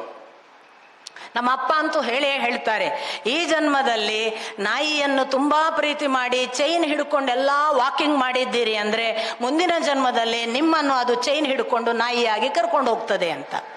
ಅಂದ್ರೆ ನಾನು ಇದನ್ನು ಯಾಕೆ ಹೇಳ್ತೇನೆ ಅಂದ್ರೆ, ನಾವು ಯಾವುದನ್ನು ಕೂಡ ಅತಿಯಾಗಿ ನಮ್ಮದು ಅಂತ ಭಾವಿಸಿಕೊಂಡು ನಮ್ಮದೇ ಭಾವಕ್ಕೆ ಒಳಪಡಿಸಿಕೊಂಡ್ರೆ ಅದು ಯಾವ ಭಾವದಿಂದ ಯೋಚಿಸ್ತೇವೋ ಅದೇ ತದ್ಭಾವ, ಅದೇ ಭವತಿ ಅಲ್ವಾ? ಸೊ ಆ ಕಾರಣಕ್ಕಾಗಿ ಯಾವ ಭಾವದಿಂದ ನೆನೆದಿದ್ದೀಯಾ? ನಾರಾಯಣ ಅಂತ ನೆನೆದೆವು. ಶ್ರೀರಾಮಕೃಷ್ಣ ಪರಮಹಂಸರ ಒಂದು ಸುಂದರವಾದ ಕಥೆ ಇದೆ. ಒಳ್ಳೆ ವ್ಯಾಪಾರಿ, ಚೆನ್ನಾಗಿ ವ್ಯಾಪಾರ ಮಾಡ್ತಿದ್ದ. ಮಗ ಸುರೇಶ ಅಂತ ಅವನಿಗೆ ಹೆಸರು. ಅವನ ವ್ಯಾಪಾರದ ಅಂಗಡಿಯನ್ನು ಎಷ್ಟು ಬಹಳ ಭಕ್ತಿಯಿಂದ ಬೆಳೆಸಿದ್ದ ಅವನು, ಸಿಕ್ಕಾಪಟ್ಟೆ. ಇವನಿಗೆ 50 ರೂಪಾಯಿ ಸಂಪಾದನೆ ಆದರೆ ಮಗ ಅವನಕ್ಕಿಂತ ಒಳ್ಳೆ ವ್ಯಾಪಾರಿ, ಅವನ 500 ಸಂಪಾದನೆ. ಖುಷಿ ಆಯ್ತು ಇವನಿಗೆ, ಪರವಾಗಿಲ್ಲ ನನ್ನ ಮಗ ಇದನ್ನು ಮುಂದುವರಿಸ್ತಾನೆ, ನನಗಿಂತ ಚೆನ್ನಾಗಿದ್ದಾನೆ ವ್ಯಾಪಾರಿ. ಕಾಲಾಂತರದಲ್ಲಿ ಇವ ಮುದುಕಾದ, ಇವನ ಅಂಗಡಿಗೆ ಹೋಗುವ ಹಂಗಿರಲಿಲ್ಲ, ಮನೆಗೆ ಬಂದ, ಮಗ ಮಾತ್ರ ಹೋಗೋದು. ಮಗ ಒಬ್ಬನೇ ಆಗ್ತಾನೆ ಅಂತ ಅವನಿಗೆ ಒಂದು ಅಸಿಸ್ಟೆಂಟ್ ಇಟ್ಕೊಂಡ. ಅವನ ಹೆಸರು ರಾಮ. ಈ ರಾಮ ಮತ್ತು ಸುರೇಶ್ ಅಂಗಡಿ ತುಂಬ ಚೆನ್ನಾಗಿ ನಡ್ಕೋತಾ ಇದ್ರು. ಒಂದು ದಿವಸ ಇವನಿಗೆ ತೀರ ಕಾಯಿಲೆ, ಅಪ್ಪನಿಗೆ ಎಷ್ಟು ಅಸ್ವಸ್ಥನಾಗಿದ್ದ ಅಂದರೆ ಒಂದು ಸಂಜೆಯ ಹೊತ್ತಿಗೆ ಅವನಿನ್ನೇನು ಪ್ರಾಣ ಹೋಗ್ತದೆ ಅನ್ನೋ ಸ್ಥಿತಿ ಬಂದಾಗ ಮಗನಿಗೆ ಸುದ್ದಿ ಹೋಗ್ತದೆ. ಇವನಿಗೆ ಅಂಗಡಿ ಚಿಂತೆ, ಮಲಗಿದ್ದವನಿಗೆ ಅಪ್ಪನಿಗೆ. ಅವ ಅಂಗಡಿಯ ಚಿಂತೆಯಲ್ಲೇ ಮಲಗಿದ್ದಾನೆ. ಮಗ ಬರ್ತಾನೆ, ಸುರೇಶ. ಓ, ಸುರೇಶ ಬಂದನಾ ಅಂತ ಕೇಳ್ತಾನೆ. ಯಾಕೆ ಮಗ ಬಂದಾನ ಸಂತೋಷ ಅಲ್ಲ, ಅಂಗಡಿಯಲ್ಲಿ ಯಾರು ಅಂತ ಅವನ ಚಿಂತೆ ಅದೊಂದೇ. ಪರವಾಗಿಲ್ಲ, ಅವನಿಗೆ ಮನಸ್ಸಿನಲ್ಲಿ ಅನ್ನಿಸ್ತಂತೆ, ಪರವಾಗಿಲ್ಲ ರಾಮ ಇದ್ದಾನೆ ಅಲ್ಲೇ ಅಂತ. ಅಷ್ಟರಲ್ಲಿ ರಾಮ ಬಂದ. ರಾಮನೂ ಬಂದನ ಅಂತ ಪ್ರಾಣ ಬಿಟ್ಟಂತೀವ. ಭಾವ ಯಾವುದು? ಅದು ಶ್ರೀರಾಮಚಂದ್ರ ಬರಕ್ಕೆ ಸಾಧ್ಯವೇ ಇಲ್ಲ. ಹಾಗಾಗಿ ಇದು ರಾಮಕೃಷ್ಣ ಪರಮಹಂಸರು ಎಷ್ಟು ಚೆನ್ನಾಗಿ ನಾವು ಯಾವ ಭಾವದಿಂದ ಕರೆದಿದ್ದೇವೆ. ಓ, ರಾಮನು ಬಂಧನ ಅಂದಾಗ ಇವನ ಹೋದದ್ದು ಜೀವ ಎಲ್ಲಿ? ಪ್ರಾಣ ಅಂಗಡಿಯಲ್ಲಿ. ನಾಳೆ ಮತ್ತೆ ಅಂಗಡಿಯಲ್ಲಿ ವ್ಯಾಪಾರಿಯಾಗಿ ಹುಟ್ಟಲೇಬೇಕು ಇವೆಲ್ಲಿ ರಾಮನ ಹತ್ರ ಹುಟ್ಟಕ್ಕೆ ಸಾಧ್ಯ? ಹಾಗೆ ಯಾವ ಭಾವದಿಂದ. ಹಾಗಾಗಿ ನಮಗೊಂದು ಮಗ ಹುಟ್ಟಿದ್ದಾನೆ, ಅವನಿಗೆ ಒಂದು ಹೆಸರಿಡೋಣ, ಕೊನೆ ಕಾಲಕ್ಕೆ ನಾವು ಏನೇನು ತಪ್ಪು ಮಾಡಿದ್ರೆ ಎಲ್ಲ ವಾಶ್ ಔಟ್ ಆಗುತ್ತೆ. ಖಂಡಿತ ಹಾಗಲ್ಲ. ಆ ಥರದ ಎಸ್ಕೇಪಿಕ್ ಆಟಿಟ್ಯೂಡಿಗೆ ಪುಂಡರಗೋಷ್ಠಿಯಾಗಿ ಪುರಾಣದ ಕಥೆಗಳು ಬಳಕೆ ಆಗಬಾರ್ದು. ಅದು ಉದ್ದೇಶವೂ ಅಲ್ಲ, ನಾವು ಕನ್ನಡಿಯನ್ನು ಸರಿಯಾಗಿ ನೋಡಿಕೊಂಡಿಲ್ಲ ಅಂತ ಅರ್ಥ. ಇಂಥ ಅಜಾಮಿಳನ ಉಪಾಖ್ಯಾನವನ್ನು ಹೇಳಿದ ನಂತರ ಇದರ ಮುಂದಿನ ಭಾಗವಾಗಿ ನೋಡಿ, ಒಂದು ಲೋಕ, ಇಡೀ ಭೂಲೋಕದ ಕಥೆಗಳ ಹಾಗೆ, ಒಂದಿಷ್ಟು ನಮ್ಮ ನಿಮ್ಮ ಭಕ್ತರ ಕಥೆಗಳ ಹಾಗೆ, ಮತ್ತೊಂದಿಷ್ಟು ಭಕ್ತರಿಗೆ ಬಂದ ಭಗವಂತನ ಕಥೆಗಳ ಹಾಗೆ ಎಲ್ಲ ಹೇಳಿದರು. ಇಂದ್ರಲೋಕದ ಕಥೆಯೇ ಹೇಳಿಲ್ವಲ್ಲ. ಯಾವ ಲೋಕವನ್ನು ಬಿಡುವುದಿಲ್ಲ ಶ್ರೀಮದ್ ಭಾಗವತ. ಇಂದ್ರಲೋಕದ ಕಥೆಯನ್ನು ಆರಂಭಿಸುವುದಕ್ಕೆ ಬರುವ ಕಥೆಯೇ ಮುಂದಿನದು ವೃತ್ರಾಸುರನ ಕಥೆ. ಇಂದ್ರನ ಲೋಕ ಹೇಗಿತ್ತು ಅಂತ ಪ್ರಾರಂಭ ಮಾಡ್ತಾರೆ. ಒಂದು ಕಾಲಕ್ಕೆ ಈ ಸುರಾಸುರರಲ್ಲಿ ಏನು ಆಯಿತು, ಅದರಲ್ಲಿ ಸುರರು ಯಾಕೆ ವೀಕ್ ಆದರು ಅಂತ. ಇಂದ್ರ ವೀಕ್ ಆದದ್ದು ಯಾಕೆ ಗೊತ್ತಾ? ಬೇರೆ ಏನು ಕಾರಣ ಅಲ್ಲ. ಮಹಾಸುಪರ್ದಿಯಲ್ಲಿದ್ದವ ವೈಭವದ ತುದಿ, ಅಹಂಕಾರ, ಅಧಿಕಾರ. ಎದುರಿಗೆ ಬಂದವರೆಲ್ಲ ಇವನನ್ನು ಓ ಜೈಘೋಷ ಅಂತ ಹೊತ್ತಿನಲ್ಲಿ ಇಂದ್ರ ಸಿಂಹಾಸನದ ಮೇಲೆ ಕೂತಿದ್ದಾನೆ. ರಾಜವೈಭವದ ಅವನ ಸಭಾಂಗಣಕ್ಕೆ ಎಲ್ಲ ಬಂದಿದ್ದಾರೆ. ಅತ್ತ ಬೃಹಸ್ಪತಿಗಳು ಪ್ರವೇಶಿಸಿದ್ದಾರೆ. ಬೃಹಸ್ಪತಿಗಳು ಅಂದರೆ ಅವರು ದೇವತೆಗಳ ಗುರುಗಳು. ಅವರಲ್ಲಿ ಬರುವಾಗ ಇವನು ಎಷ್ಟೇ ದೊಡ್ಡವನಿರಲಿ, ಗುರು ಇದ್ದಾಗ, ಗುರು ಬಂದಾಗ ಎದ್ದು ನಿಲ್ಲಬೇಕು. ಬೃಹಸ್ಪತಿಗೆ ತಲೆಗೆ ಮದ, ಎದ್ದು ನಿಲ್ಲಲಿಲ್ಲ. ಬೃಹಸ್ಪತಿಗಳಿಗೆ ಗೊತ್ತಾಯಿತು ತಾನು ಇಲ್ಲಿ ಇರುವ ಅವಶ್ಯಕತೆ ಇಲ್ಲ. ಅವರು ಎದ್ದು ಹೋದರು. ಅವರ ಅನುಪಸ್ಥಿತಿಯನ್ನು ನೋಡಿದ ಮೇಲೆ ಗೊತ್ತಾಯಿತು ಇವನಿಗೆ ತನ್ನ ಕಡೆ ತಪ್ಪಾಗಿದೆ. ಹುಡುಕುವುದಕ್ಕೆ ಹೋದ. ಅವರು ಅಂತರ್ಧಾನರಾದರು. ಮಾಯಾ ಸಿಗೋದಿಲ್ಲ. ಕಡೆಗೆ ಯಾರನ್ನು ಅವನು ಇನ್ನೊಬ್ಬನನ್ನು ನೇಮಿಸದೆ, ಗುರುವಿಲ್ಲದೆ ನೋಡಿ ದೇವತೆಗಳಿಗೆ ಬಲವಿಲ್ಲ, ಗುರುವಿಲ್ಲದೆ ದೈತ್ಯರಿಗೆ ಬಲವಿಲ್ಲ. ದೈತ್ಯರಿಗೆ ಶುಕ್ರಾಚಾರ್ಯ ಬೇಕೇ ಬೇಕು, ಈ ದೇವತೆಗಳಿಗೆ ಬೃಹಸ್ಪತಿ ಬೇಕೇ ಬೇಕು. ಬೃಹಸ್ಪತಿ ಇಲ್ಲ ಅಂದರೆ ಇವ್ರು ಗೊತ್ತಿರುತ್ತೆ, ಈಗ ನಮ್ಮನ್ನು ದೈತ್ಯರು ವಶಪಡಿಸ್ಕೊಳ್ತಾರೆ, ನಾವು ಗುರು ಇಲ್ಲದವರಾಗಿದ್ದೇವೆ ಅಂತ. ಆ ಕಾರಣಕ್ಕಾಗಿ ತ್ವಷ್ಟ ನಮಗ ವಿಶ್ವರೂಪನನ್ನು ನೇಮಿಸ್ತಾನೆ. ಹಾಗೆ ವಿಶ್ವರೂಪನ ಮೂಲಕ ತಾನು ಗುರುಸ್ಥಾನದ ಕೆಲಸವನ್ನು ಮುಂದುವರಿಸುವಾಗ ವಿಶ್ವರೂಪನಿಗೆ ಒಂದು ಏನು ತೊಂದರೆ ಅಂದರೆ, ತ್ವಷ್ಟ ತಂದೆ, ಆದರೆ ತಾಯಿ ಒಬ್ಬಳು ಅಸುರ ಕುಲದವಳು. ಇವನು ಹವಿಸ್ಸು ಕೊಡುವಾಗ ದೇವತೆಗಳಿಗೆ ಮಾತ್ರ ಕೊಡಲಿಲ್ಲ, ಅವ ತನ್ನ ತಾಯಿಗೆ ಅನ್ನುವ ಕಾರಣಕ್ಕಾಗಿ ಅಸುರ ಕುಲಕ್ಕೂ ಕೊಟ್ಟ. ಗೊತ್ತಾಯಿತು. ಇಂದ್ರ ಅವನ ಶಿರಚ್ಛೇದ ಮಾಡಿದ. ಬ್ರಹ್ಮಹತ್ಯಾ ದೋಷ ಬಂತು. ಬ್ರಹ್ಮಹತ್ಯಾ ದೋಷವನ್ನು ಜಲವೃಕ್ಷ, ಪೃಥ್ವಿ ಹೀಗೆ ಎಲ್ಲ ಅದನ್ನು ಹಂಚಿಬಿಟ್ಟ ಅಂತ. ಇಲ್ಲಾಂದ್ರೆ ಬ್ರಹ್ಮಹತ್ಯೆ ದೋಷ ಅಂದರೆ ಬಹಳ ಪ್ರಾಯಶ್ಚಿತ್ತ ಮಾಡಬೇಕು, ಭೂಮಿ ಎಲ್ಲ ತಗೊಂಡ್ಬಿಡ್ತು ಅಂತ. ಇದರ ನಂತರ ಅವನ ಇನ್ನೊಂದು ಕಾರಣವಾಗಿ ಮತ್ತೆ ಎದುರಾಬದ್ರಾಗಬೇಕಾದದ್ದು ವೃತ್ರಾಸುರ. ಯಾಕೆಂದ್ರೆ ತ್ವಷ್ಟನಿಗೆ ಕೋಪ ಬಂತು, ನನ್ನ ಮಗನನ್ನು ಇವನು ಕೊಂದಿದ್ದಾನೆ ಅಂತ. ತ್ವಷ್ಟ ತಾನು ಒಂದು ತಪಸ್ಸಿನ ಫಲವಾಗಿ ಯಜ್ಞ ಮಾಡಿ ಆ ಯಜ್ಞದಿಂದ ವೃತ್ರಾಸುರನನ್ನು ಸೃಷ್ಟಿಸಿದ. ಆ ವೃತ್ರಾಸುರ ಬೆಳೆದು ನಿಂತ ಮಹಾದೈತ್ಯ. ಎದುರಾಬದರಾದರೆ ಗೊತ್ತಾಗಬೇಕು, ದೈತ್ಯರ ಮುಂದೆ ಇವರು ಯಾರು ನಿಂತರೂ ಸುರರು ಸೋಲ್ಬೇಕು, ಅಂಥ ಬಲಿಷ್ಠ. ಆಗ ಮತ್ತೆ ದಧೀಚಿಯ ಮೂಳೆಯಿಂದ ವಜ್ರಾಯುಧವನ್ನು ತೆಗೆದುಕೊಂಡು ಸಿದ್ಧರಾಗಿ ಅಂತ ಸಾಕ್ಷಾತ್ ಭಗವಂತನಿಂದ ಆದೇಶ ಆಗಿ ದಧೀಚಿಗಳಿಂದ ತುಂಬ ಚೆನ್ನಾಗಿದೆ ಆ ಭಾಗ ಕೂಡ. ದಧೀಚಿಗಳು ಹೇಳುವ ಮಾತುಗಳೆಲ್ಲ ತುಂಬ ಚೆನ್ನಾಗಿದೆ. ಬೇಡುವವನಿಗೆ ಏನು ಗೊತ್ತು, ಕೊಡುವವನ ಕಷ್ಟ. ಕೊಡುವವನಿಗಿರುವ ದುಃಖ ಏನೋ ಅದು ಕೇಳುವವನಿಗೂ ಗೊತ್ತಿಲ್ಲ. ಈ ಥರದ ಮಾತುಗಳೆಲ್ಲ ತುಂಬ ಚೆನ್ನಾಗಿದೆ. ಅವರನ್ನು ಕೇಳ್ತಾ ಇರೋದು ನಿಮ್ಮ ದೇಹ ಕೊಡಿ ಅಂತ. ಆಗ ಅವರ ಮಾತು ಅಂತೂ ಅವ್ರ ದೇಹ ಕೊಡ್ತಾರೆ. ಅವರ ದೇಹದಿಂದ ವಜ್ರಾಯುಧ ನಿರ್ಮಾಣ ಮಾಡಿ ಅದಕ್ಕೆ ಪೂರ್ವದಲ್ಲಿ ನಾರಾಯಣ ಕವಚದ ಉಪದೇಶವನ್ನು ಪಡೀತಾನೆ ಇಂದ್ರ. ಒಂದು ವೇಳೆ ನಾರಾಯಣ ಕವಚದ ಉಪದೇಶವನ್ನು ಇಂದ್ರ ಪಡೆಯದೇ ಇದ್ದಿದ್ರೆ ವೃತ್ರಾಸುರನಿಂದ ಸತ್ತು ಹೋಗ್ತಿದ್ದ. ವೃತ್ರಾಸುರನ ಜೊತೆಗೆ ಯಾವ ಮಟ್ಟದ ಯುದ್ಧ, ಅದು 2 ಕೈಗಳನ್ನು ಕತ್ತರಿಸಿ ಹಾಕಿ ದೈತ್ಯಾಕಾರದ ಆಕಾಶದ ಎತ್ತರ ನಿಂತು ಬಿಟ್ಟಿದ್ದಾನೇವ. ಆಗ ಕೈಗಳನ್ನು ಕಡಿದು ಹಾಕಿದರೆ ಪದೇ ಪದೇ ವೃತ್ರಾಸುರ ಹೇಳೋದು, ಬಾ ನನ್ನನ್ನು ಕೊಲ್ಲು, ನನಗೆ ಭಗವಂತನ ಹತ್ರ ಹೋಗ್ಬೇಕು, ನೀನು ಸುಮ್ಮನೆ ನಿಲ್ಬೇಡ, ಕೊಲ್ಲು ಕೊಲ್ಲು. ಕಡೆಗೆ ಹೇಗಿತ್ತು ಅಂದರೆ ವೃತ್ರಾಸುರನ ಬಾಯಿಯ ಕೆಳದವಡೆ ಭೂಮಿಯಲ್ಲಿ ಅಂತೆ, ಆಕಾಶದಲ್ಲಿ ಅದರ ಇನ್ನೊಂದು ದವಡೆ ಹಾಗೆ ನುಂಗಿಬಿಟ್ಟನಂತೆ ವಜ್ರಾಯುಧದ ಸಹಿತವಾಗಿ ಇಂದ್ರನನ್ನು. ನಾರಾಯಣ ಕವಚವನ್ನು, ಅದಕ್ಕೆ ನಾರಾಯಣ ಕವಚವನ್ನು ಯಾಕೆ ಓದಬೇಕು, ಏನು ಕಂಠಪಾಠ ಮಾಡಿಕೊಂಡ್ರೆ ಯಾವ ಭಯ ನಿವಾರಣೆ, ಯಾವ ಮೃತ್ಯು ನಿವಾರಣೆ, ಇದೆಲ್ಲ ವಿವರಣೆಗಳು ಅಲ್ಲಿ ಇದೆ ಭಾಗವತದಲ್ಲಿ. ಆ ಸ್ಥಿತಿಯಲ್ಲಿ ಹೊಟ್ಟೆ ಸೀಳಿಕೊಂಡು ನಾರಾಯಣ ಕವಚದ ಬಲವಿದ್ದರಿಂದ ವಜ್ರಾಯುಧದಿಂದ ಹೊಟ್ಟೆ ಸೀಳಿಕೊಂಡು ಹೊರಗೆ ಬಂದ. ಹಾಗೆ ವೃತ್ರಾಸುರ ಸತ್ತ, ಹೊಟ್ಟೆ ಸೀಳಿದ್ದರಿಂದ. ಹಾಗೆ ಸತ್ತವನ ಜ್ಯೋತಿ ಬಂದು ಭಗವಂತನಲ್ಲಿ ಸೇರಿತು ಅಂತ ಶುಕಮುನಿಗಳು ಹೇಳ್ತಾರೆ. ಇವನಿಗೆ ಆಶ್ಚರ್ಯ ಆಗುತ್ತೆ, ಅದು ಹೇಗೆ, ಅವನೊಬ್ಬ ರಾಕ್ಷಸನ ಜ್ಯೋತಿ ಹೇಗೆ ಭಗವಂತನಲ್ಲಿ ಸೇರುವುದು? ಆಗ ಅವನ ಪೂರ್ವ ಚರಿತ್ರೆ ಹೇಳ್ತಾರೆ. ಅವನು ಮೂಲತಃ ಚಿತ್ರಕೇತು ಅನ್ನುವ ರಾಜ. ಕೋಟಿ ಹೆಂಡಂದಿರಲ್ಲಿ ಒಂದೇ ದೋಷ, ಅವನಿಗೆ ಸಂತಾನವಿಲ್ಲ. ಕೋಟಿ ಹೆಂಡಂದ್ರ ಅಂತ ಕೇಳಬೇಡಿ, ನಾವು ಹೇಳ್ತೇವಲ್ಲ ಮಕ್ಕಳಿಗೆ, 1000 ಸರಿ ಹೇಳಿದೆ ಅರ್ಥ ಆಗೋದಿಲ್ವ? ಒಂದೇ ಸರಿ ಹೇಳಿರೋದು ನಾವು, ಹೆಚ್ಚಂದ್ರೆ 2 ಸರಿ ಹೇಳಿ, 1000 ಸಲ ಹೇಳಿದ ಅರ್ಥ. ಅದೊಂದು ಯೂಸೇಜ್ ಅಷ್ಟೇ. ಭಾಳ ಹೆಂಡಂದ್ರಿದ್ರು ಅಂತ ಅಷ್ಟೇ ತಿಳ್ಕೊಳ್ಳಿ. ಸೊ ಕೋಟಿ ಹೆಣ್ಣಂದ್ರಿದ್ರು ಸಂತಾನ ಇರಲಿಲ್ಲ. ಅಂಥ ಕೋಟಿ ಹೆಣ್ಣಂದಿರಲ್ಲಿ ಸಂತಾನ ಆಗೋದಕ್ಕೆ ಬಹಳ ದುಃಖಿತನಿದ್ದವನಿಗೆ ಅಂಗಿರಸ ಮುನಿಗಳು ಒಂದು ದಿನ ದರ್ಶನ ಕೊಡ್ತಾರೆ. ಯಾಕಂದ್ರೆ ತುಂಬ ಒಳ್ಳೆಯ ಸಾತ್ವಿಕ ರಾಜ, ದೇವರ ಭಕ್ತಿ ಎಲ್ಲ ಇರುತ್ತೆ, ಯಜ್ಞಯಾಗಗಳನ್ನು ಮಾಡ್ತಿರ್ತಾನೆ. ಅಂಗಿರಸರು ಏನು ಬೇಕು ಕೇಳಿದಾಗ ಮಕ್ಕಳನ್ನು ಕೇಳ್ತಾನೆ. ಏನು ಮಾಡಿದ್ರು ಅದನ್ನು ಬಿಟ್ಟು ಬೇರೆ ಏನಾದರೂ ಕೇಳಪ್ಪ ಅಂತಾರೆ ಅಂಗಿರಸರು. ನನಗೆ ಮಕ್ಕಳು ಬೇಕು. ಸರಿ, ನಿನಗೆ ಅತ್ಯಂತ ದುಃಖವನ್ನು ಅತ್ಯಂತ ಸಂತೋಷವನ್ನು ಕೊಡುವ ಒಂದು ಮಗು ಹುಟ್ಟಲಿ ಅಂತ ಆಶೀರ್ವಾದ ಮಾಡಿ ಹೋಗ್ತಾರೆ. ಹುಟ್ಟಿದ ಕೂಡಲೇ ಇವನು ಆ ಹೆಂಡತಿಯನ್ನು ಭಾರಿ ಪ್ರೀತಿ ಮಾಡಿದ. ಯಾಕೆಂದರೆ ಯಾವ ಹೆಂಡತಿಯಿಂದ ಹುಟ್ಟಿದ ಆ ಮಗು ಹುಟ್ಟಿದ ಕಾರಣಕ್ಕಾಗಿ ಜೋಪಾನ.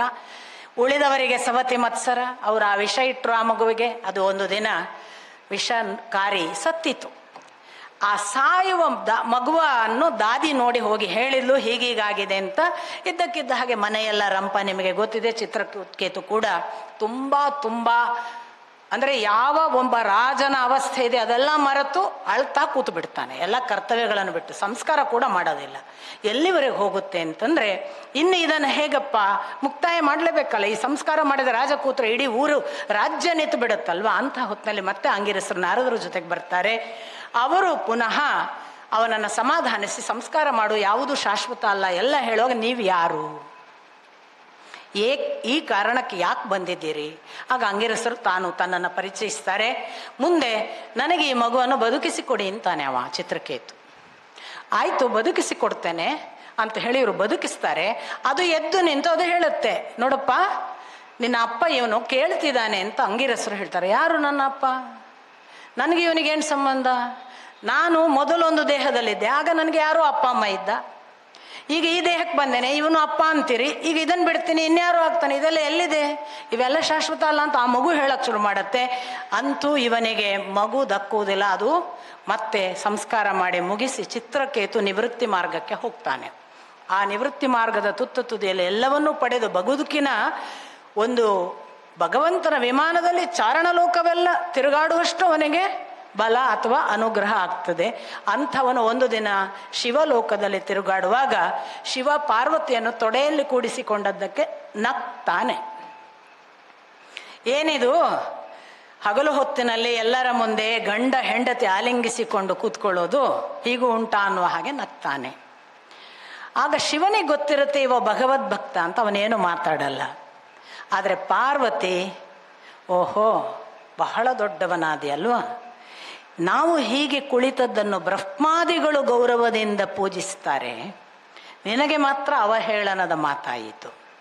ನೀನು ನಮ್ಮನ್ನು ಅವಮಾನಿಸಿದ ಈ ಕಾರಣವಾಗಿ ಹೋಗಿ ಒಂದು ಅಸುರ ಯೋನಿಯಲ್ಲಿ ಹುಟ್ಟಿ ಪರಿಮಾರ್ಜನೆ ಆಗಲಿ ಅಂತ ಶಾಪ ಕೊಡ್ತಾಳೆ. ಹಾಗೆ ಹುಟ್ಟಿದವ ವೃತ್ರಾಸುರ. ಹಾಗಾಗಿ ಚಿತ್ರಕೇತು ತಾನು ತನ್ನ ತಪಸ್ಸಿನ ಫಲದಿಂದ ಎಷ್ಟು ಹೋದವನು ಒಂದು ಸಣ್ಣ ತಪ್ಪಿಗೆ ಕೆಳಕ್ಕೆ ಬಂದು ಮತ್ತೆ ವೃತ್ರಾಸುರನಾದದ್ದರಿಂದ ಅವನು ಭಗವಂತನನ್ನು ಸೇರಿದ. ಈ ಕಥೆಯನ್ನು ಹೇಳಿದ ಮೇಲೆ ಮುಂದಿನ ಸ್ಕಂಧ ಆರಂಭ ಆಗತ್ತೆ, ಅದು ಸಪ್ತಮ ಸ್ಕಂಧ.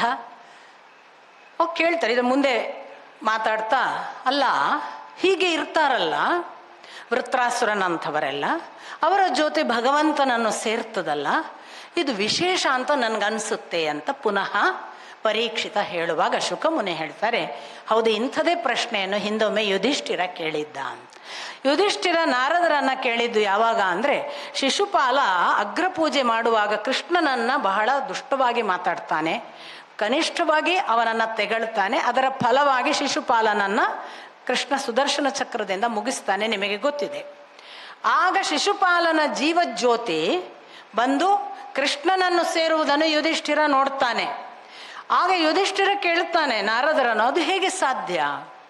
ಅವ ಇಷ್ಟು ಭಗವಂತನನ್ನ ಅಸಹ್ಯವಾಗಿ ಕನಿಷ್ಠವಾಗಿ ನಮ್ಮ ಮುಂದೆ ಅವಮಾನ ಮಾಡಿದ್ದಾನೆ, ಅಂಥವನಿಗೆ ಇದು ಹೇಗೆ ಸಾಧ್ಯ ಆಯಿತು? ಆಗ ಶಿಶುಪಾಲ ಅಂದರೆ ನೀನು ತಿಳಿದ ಶಿಶುಪಾಲನಲ್ಲಪ್ಪ, ಅವನು ಹಿಂದೆ ದ್ವಾರಪಾಲಕರಾಗಿದ್ದ ಜಯ ವಿಜಯರು, ಅವರು ಶಾಪದಿಂದ ಅವನತಿ ಹೊಂದಿ ಒಂದು ಕಾಲಕ್ಕೆ ಹಿರಣ್ಯಾಕ್ಷ ಹಿರಣ್ಯಕಶಿಪು ಆಗಿದ್ದವರು, ಆ ಬಳಿಕ ರಾವಣ ಕುಂಭಕರ್ಣರು, ಅದಾದ ಬಳಿಕ ಈಗ ಶಿಶುಪಾಲ ದಂತವಕ್ತ್ರರು. ನಿನಗೆ ಹಿಂದೆ ಹಿರಣ್ಯಾಕ್ಷ ಹಿರಣ್ಯಕಶಿಪುವಿನ ಸಂದರ್ಭದಲ್ಲೂ ಹೀಗೆ ಆಗಿತ್ತು ಅಂತ ಹೇಳಿ ಆಗ ಹಿರಣ್ಯಕಶಿಪುವಿನ ಆ ಕಥೆಯನ್ನು ಹೇಳುವುದಕ್ಕೆ ಯುಧಿಷ್ಠಿರ ನಾರದರ ಸಂವಾದವಾಗಿ ಭಾಗವತದ ಸಪ್ತಮ ಸ್ಕಂಧ ತೆರೆದುಕೊಳ್ತದೆ. ಹಿರಣ್ಯಕಶಿಪು ನಿಮಗೆ ಗೊತ್ತು, ಹಿರಣ್ಯಾಕ್ಷನ ವಧೆ ಆದ ಮೇಲೆ ತನ್ನ ತಮ್ಮನನ್ನು ಕೊಂದವನ ಬಗ್ಗೆ ಅತ್ಯಂತ ಉಗ್ರನಾಗ್ತಾನೆ. ಅದರ ಕಾರಣವಾಗಿ ಎಲ್ಲ ಬ್ರಾಹ್ಮಣ ದ್ವೇಷ, ಸಕಲ ದೇವ ಪೂಜಕರು, ದೇವಮಾರ್ಗದವರು, ಸಾಧಕರು, ಋಷಿಮುನಿಗಳು ಎಲ್ಲರನ್ನೂ ಕೊಲ್ಲಿ ಅಂತ ತನ್ನ ಸೇನೆಗೆ ಆದೇಶ ಕೊಡ್ತಾನೆ. ಆ ಪ್ರಕಾರ ಆ ಕಾಲದ ಎಲ್ಲ ದೇವಮಾರ್ಗದವರನ್ನು ಕೊಲ್ಲುವ ಕೆಲಸವನ್ನು ಸೇನೆ ಮಾಡ್ತಿರುತ್ತೆ. ಇತ್ತ ಕಶಿಪು ತಾನು ಮಂದರ ಪರ್ವತದ ಹತ್ರ ಹೋಗಿ ತಪಸ್ಸಿಗೆ ನಿಲ್ತಾನೆ. ನೋಡಿ, ದುಷ್ಟನಾದರೂ ತಪಸ್ಸು ಎಂಥದ್ದು ಅಂತ ಯೋಚನೆ ಮಾಡಿ 2 ಕೈಗಳನ್ನು ಮೇಲಕ್ಕೆತ್ತಿ ಆಕಾಶವನ್ನೇ ನೋಡ್ತಾ ನಿತ್ತದ್ದು ಹೇಗೆ ಅಂದರೆ 2 ಹೆಬ್ಬೆರಳಲ್ಲಿ ಮಾತ್ರ, ಪಾದದ 2 ಹೆಬ್ಬೆರಳಲ್ಲಿ ಮಾತ್ರ ನಿತ್ತು. ಎಷ್ಟು 1 ವರ್ಷ ಕಾಲ ಆಹಾರವಿಲ್ಲದೆ ಹಾಗೆ ನಿತ್ತ ಹಿರಣ್ಯಕಶಿಪುವಿನ ಆ ತಪಸ್ಸಿನ ಕಾಲ ಅದು ಯಾವ ಮಟ್ಟದ ಉಗ್ರ ತಪಸ್ಸು ಅಂದರೆ, ಅವನ ಶಿಖಾಗ್ರದಲ್ಲಿ ಅಥವಾ ಶಿರಾಗ್ರದಲ್ಲಿ ಅವನ ತಪಸ್ಸಿನ ಪ್ರತಿಫಲನವಾಗಿ ಹೊಗೆ ಬರಕ್ಕೆ ಶುರುವಾಯಿತಂತೆ. ಎಂಥ ತಪಸ್ಸಿನ ಹೊಗೆ ಆವರಿಸಿತು ಅಂದರೆ ಜಗತ್ತೆಲ್ಲ ಉಸಿರು ಕಟ್ಟುವ ಹಾಗೆ. ದೇವತೆ ಮೊದಲಾದ ಎಲ್ಲ ಲೋಕಗಳಲ್ಲಿ ಆ ಉಸಿರಿನ ಕಾರ್ಮೋಡ ಎಷ್ಟು ಮೂಗು ಮುಚ್ಚಿಕೊಂಡು ಇನ್ನೇನು ಬದುಕಲಿಕ್ಕೆ ಸಾಧ್ಯ ಇಲ್ವೇನೋ ಅನ್ನುವ ಹಾಗೆ ಆವರಿಸಿದಾಗ ತಮ್ಮ ಬದುಕೇ ದುಸ್ತರ ಅಂತ ಭಾವಿಸಿ ಅವರೆಲ್ಲರೂ ಕೂಡ ಭಗವಂತನ ಬಳಿಗೆ ಹೋಗಿ ನಿವೇದಿಸಿಕೊಳ್ತಾರೆ. ಬ್ರಹ್ಮ ಹೇಳ್ತಾನೆ, ನನಗೆ ಗೊತ್ತು, ಭಕ್ತನಾಗಿ ಅವನು ನಮ್ಮನ್ನು ತಪಸ್ಸಿನಿಂದ ಕೂಗಿ ಕರೆಯುತ್ತಿದ್ದಾನೆ, ನಾನು ಅವನನ್ನು ಸಂತೃಪ್ತಗೊಳಿಸಿಕೊಡುವುದು ನನ್ನ ಅನಿವಾರ್ಯ ಕೆಲಸ, ನಾನು ಹೋಗ್ತೇನೆ ಅಂತ. ಆಗ ಮತ್ತೆ ಬ್ರಹ್ಮ ತಾನು ಬಂದು ಇವನಿಗೆ ಪ್ರತ್ಯಕ್ಷನಾಗ್ತಾನೆ. ಹಿರಣ್ಯಕಶಿಪುವಿಗೆ ಪ್ರತ್ಯಕ್ಷ ಆಗುವಾಗ ಹಿರಣ್ಯಕಶಿಪು ಕಾಣ್ತಿರ್ಲಿಲ್ವಂತೆ, ಇಡೀ ಮಣ್ಣಿನ ಹುತ್ತ ಮುಚ್ಚಿ ಹೋಗಿದೆ. ಇದರಿಂದ ಗೊತ್ತಾಯಿತು ಹಿರಣ್ಯಕಶಿಪುವನ್ನು ತಾನು ಕಾಣಬೇಕು ಅಂತ ಹೇಳಿ ಬ್ರಹ್ಮ ತನ್ನ ಕಮಂಡಲುವಿನ ನೀರಿನಿಂದ ಒಮ್ಮೆ ಆ ಮಣ್ಣಿನ ಮೇಲೆ ಪ್ರೋಕ್ಷಣೆ ಮಾಡಿ ಅನುಗ್ರಹಿಸಿದಾಗ ದೇಹವಿಡೀ ಇರುವೆ, ತಿಗಣೆ, ಸೊಳ್ಳೆಗಳು ತಿಂದು ಅಸ್ಥಿಪಂಜರ ಮಾತ್ರವಾಗಿದ್ದ ಹಿರಣ್ಯಕಶಿಪು ಭಗವಂತನ ಅನುಗ್ರಹದಿಂದ ಮತ್ತೆ ಪೂರ್ಣ ಅವಯವಗಳ ಸಹಿತ ಅವನಿಗೆ ಕಾಣಿಸಿಕೊಂಡ. ಆ ಹಿರಣ್ಯಕಶಿಪು ಪ್ರತ್ಯಕ್ಷ ಆದ ಭಗವಂತ ಕೇಳ್ತಾನೆ, ಬ್ರಹ್ಮ ನಿನಗೇನಾಗಬೇಕು? ನಾನು ನಿನ್ನ ಈ ನಿಷ್ಠುರವಾದ ತಪಸ್ಸಿಗೆ ಒಪ್ಪಿದ್ದೇನೆ, ಮೆಚ್ಚಿದ್ದೇನೆ, ಏನು ಬೇಕು ಕೇಳು ಅಂತ. ಆಗ ಅವನು ಕೇಳಿಕೊಂಡದ್ದು, ನನಗೆ ನಿನ್ನ ಸೃಷ್ಟಿಯ ಯಾವುದೇ ಪ್ರಾಣಿ, ಅಪ್ರಾಣಿ ಅಥವಾ ಮನುಷ್ಯ, ಗಂಧರ್ವ, ಯಕ್ಷ, ರಾಕ್ಷಸ, ಉರಗ ಯಾರ್ಯಾರು ಇದ್ದಾರೆ ಯಾರೂ ಕೂಡ ನನ್ನನ್ನು ಕೊಲ್ಲಲಿಕ್ಕೆ ಸಾಧ್ಯ ಆಗಬಾರ್ದು. ಅದು ಆಕಾಶದಲ್ಲಾಗಲಿ ಭೂಮಿಯಲ್ಲಾಗಲಿ, ಹಗಲಲ್ಲಾಗಲಿ ಕತ್ತಲಲ್ಲಾಗಲಿ ಕೊಲ್ಲಬಾರ್ದು, ಒಳಗಾಗಲಿ ಹೊರಗಾಗಲಿ ಕೊಲ್ಲಬಾರ್ದು, ಅಸ್ತ್ರ ಶಸ್ತ್ರಗಳಲ್ಲಾಗಲಿ ಕೊಲ್ಲಬಾರ್ದು. ತಥಾಸ್ತು ಅಂದ ಬ್ರಹ್ಮ.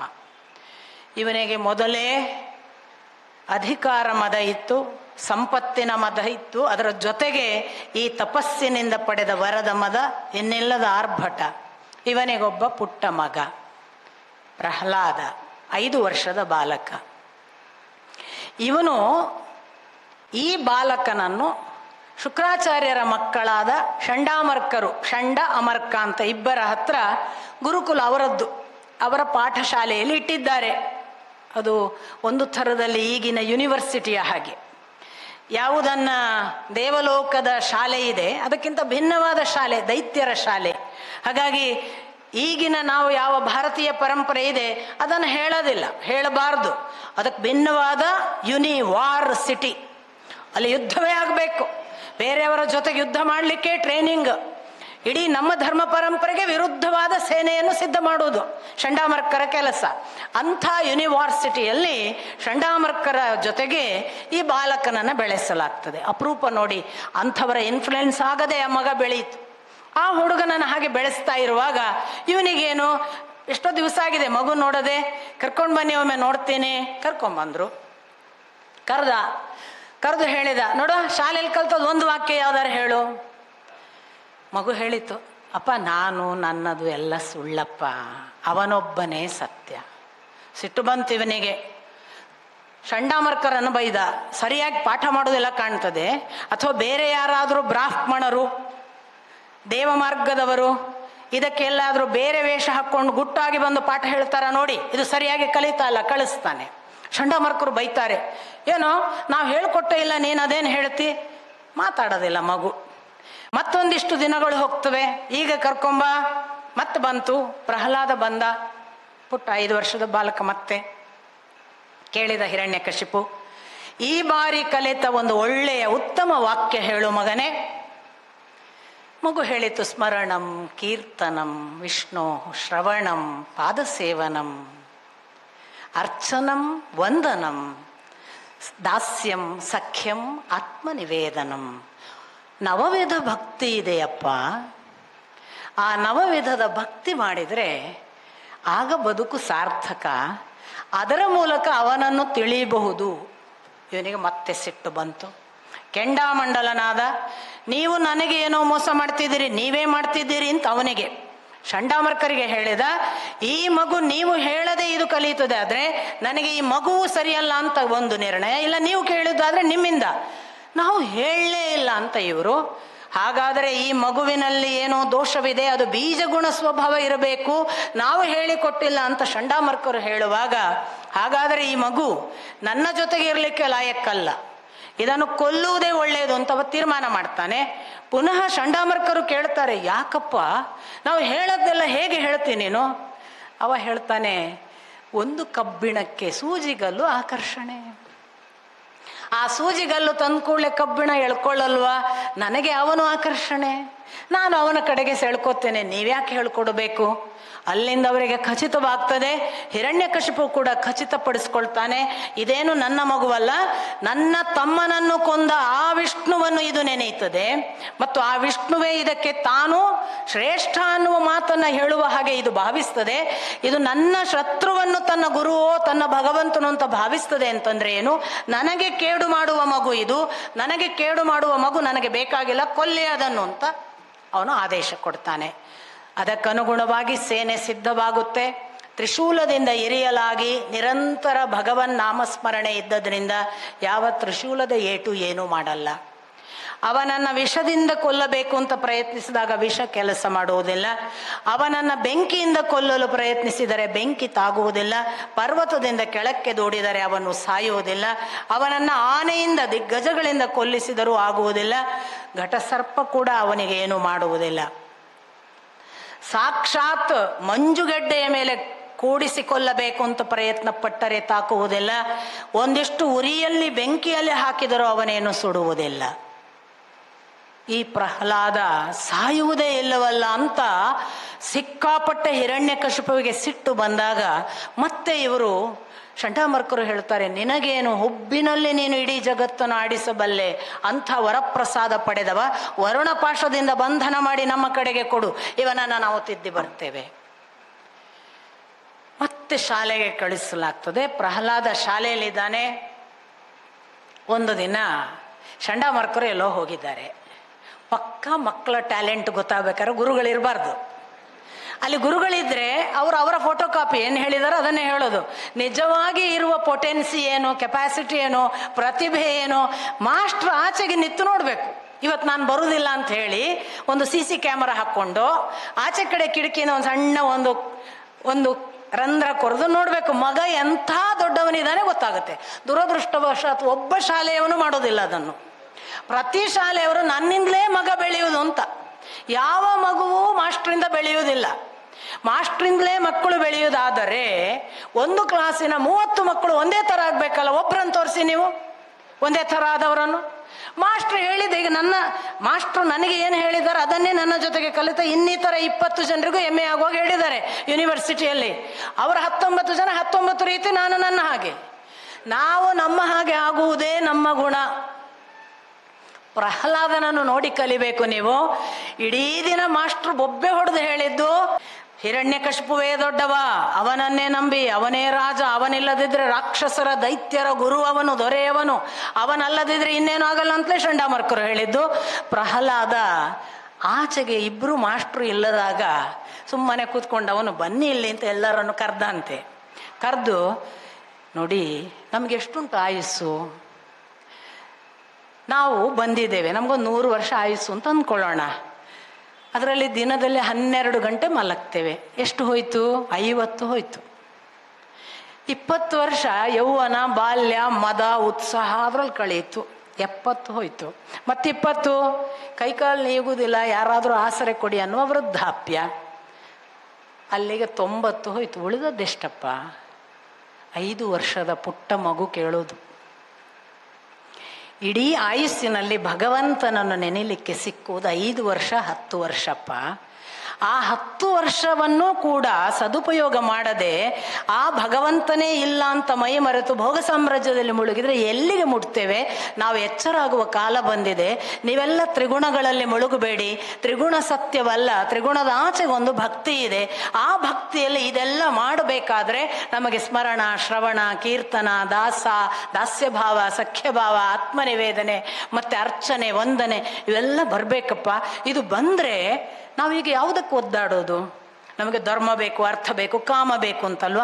ಧರ್ಮ, ಅರ್ಥ, ಕಾಮ ಅಷ್ಟೇ ಈಗಿನವರು. ನಮಗೆ ಚಂಡಾಮರ್ಕರು ಮೊದಲಾದವರು ದೈತ್ಯರು ಕಲಿಸೋದು ಈ 3ಅನ್ನೇ. ಆಚೆಯ ಮೋಕ್ಷ ಕಲಿಸೋದೇ ಇಲ್ಲ. ಮೋಕ್ಷ ಒಮ್ಮೆ ಕಲಿ, ಮೋಕ್ಷದ ಬೆನ್ನಿಗೆ ಧರ್ಮ, ಅರ್ಥ, ಕಾಮ ತಾನೇ ಬಂದು ಬಿಡುತ್ತದೆ. ಹಾಗಾಗಿ ಭಗವತ್ ತತ್ವ ಒಂದು ತಿಳಿ, ಲೋಕದ ಬದುಕು ಸುಗಮವಾಗ್ತದೆ. ಅದನ್ನೇ ಬಿಟ್ಟುಬಿಟ್ಟಿದ್ದೇವೆ. ಹಾಗೆ ಹೀಗೆ ಉಪದೇಶ ಮಾಡಿದ ತಕ್ಷಣ ಈ ಮಕ್ಕಳು ಕೇಳಿದರು, ಅಲ್ಲ ಪುಟ, ನಾನು ನೀನು ಎಲ್ಲ ಒಟ್ಟಿಗೆ ಬಂದವರು, ನಮಗೆ ನಿನಗೆ ಎಲ್ಲರೂ ಒಂದೇ ಮಾಸ್ಟ್ರು. ಅವ್ರು ಹೇಳಿಕೊಟ್ಟದ್ದು ನೀನು ಕೇಳಿದ್ದು, ನೀನು ಹೇಳಿದ್ದನ್ನು ನಾವು ಕೇಳಿದ್ದು ಎಲ್ಲ ಒಂದೇ. ಈಗ ಹೇಳೋದೇ ಬೇರೆ, ನೀನು ಎಲ್ಲಿಂದ ಕಲ್ತಿ? ಮಕ್ಕಳು ಪ್ರಶ್ನಿಸಿದವು. ಪ್ರಹ್ಲಾದ ಹೇಳಿದ, ನಾನು ನನ್ನ ಅಪ್ಪ ಮಂದರ ಪರ್ವತದಲ್ಲಿ ತಪಸ್ಸಿಗೆ ಹೋಗಿದ್ದಲ್ಲ, ಆಗ ನಾನು ಅಮ್ಮನ ಹೊಟ್ಟೆಯಲ್ಲಿ ಗರ್ಭದಲ್ಲಿದ್ದೆ, ಕಯಾಧುವಿನಲ್ಲಿ. ಆಗ ನನ್ನನ್ನು ಮುಗಿಸ್ಬೇಕು, ಯಾಕೆ ಹಿರಣ್ಯಕಶಿಪುವಿನ ಸಂತಾನ ಕೊಲ್ಲಬೇಕು ಅಂತ ಇಂದ್ರ ಎತ್ಕೊಂಡು ಹೋದ. ಅವ ಎತ್ಕೊಂಡು ಹೋಗುವಾಗ ನಾರದರಿಗೆ ಗೊತ್ತಾಯಿತು. ನಾರದರು ತಡೆದರು ಇಂದ್ರನನ್ನು.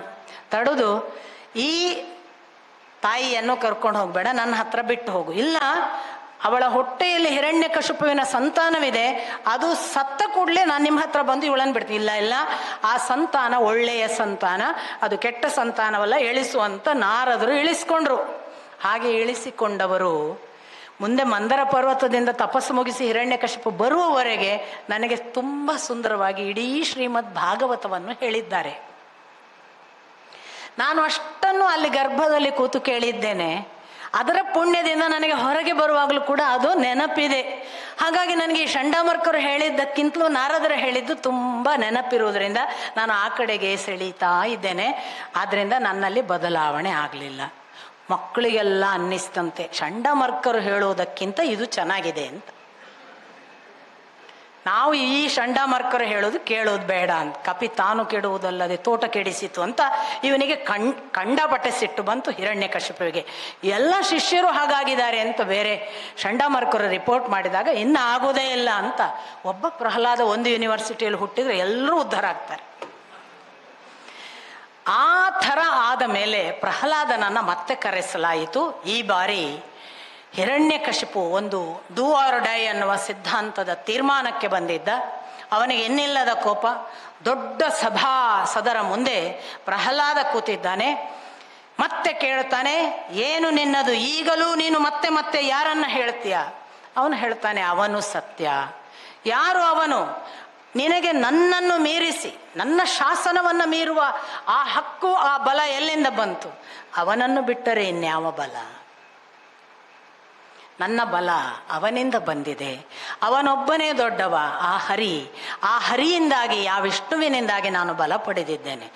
ಯಾವನವ ವಿಷ್ಣು? ಅವನ್ಯಾಕೆ? ಎಲ್ಲಿದ್ದಾನೆ ಅವನು? ಅವನೇನು ಈ ಕಂಬದಲ್ಲಿದ್ದಾನಾ ಅಥವಾ ಅವನು ಎಲ್ಲಿದ್ದಾನೆ ಅಂತ ಹೇಳಿ, ಅವ ಅಲ್ಲಿದ್ದಾನ ಎಲ್ಲಿದ್ದಾನ ಅದರಲ್ಲ ಏನೂ ಇಲ್ಲ ಶ್ರೀಮದ್ ಭಾಗವತದಲ್ಲಿ. ಬೇರೆ ಪುರಾಣದಲ್ಲಿ ಆ ಥರದ ಕಥೆಯೂ ಇದೆ, ಇಲ್ಲ ಅಂತಲ್ಲ. ಬಟ್ ವಾಸ್ತವಿಕ ಶ್ರೀಮದ್ ಭಾಗವತದಲ್ಲಿ ಈ ಕಂಬದಲ್ಲಿದ್ದಾನ, ಆ ಕಂಬ ಹಾಗೆಲ್ಲ ಇಲ್ಲ.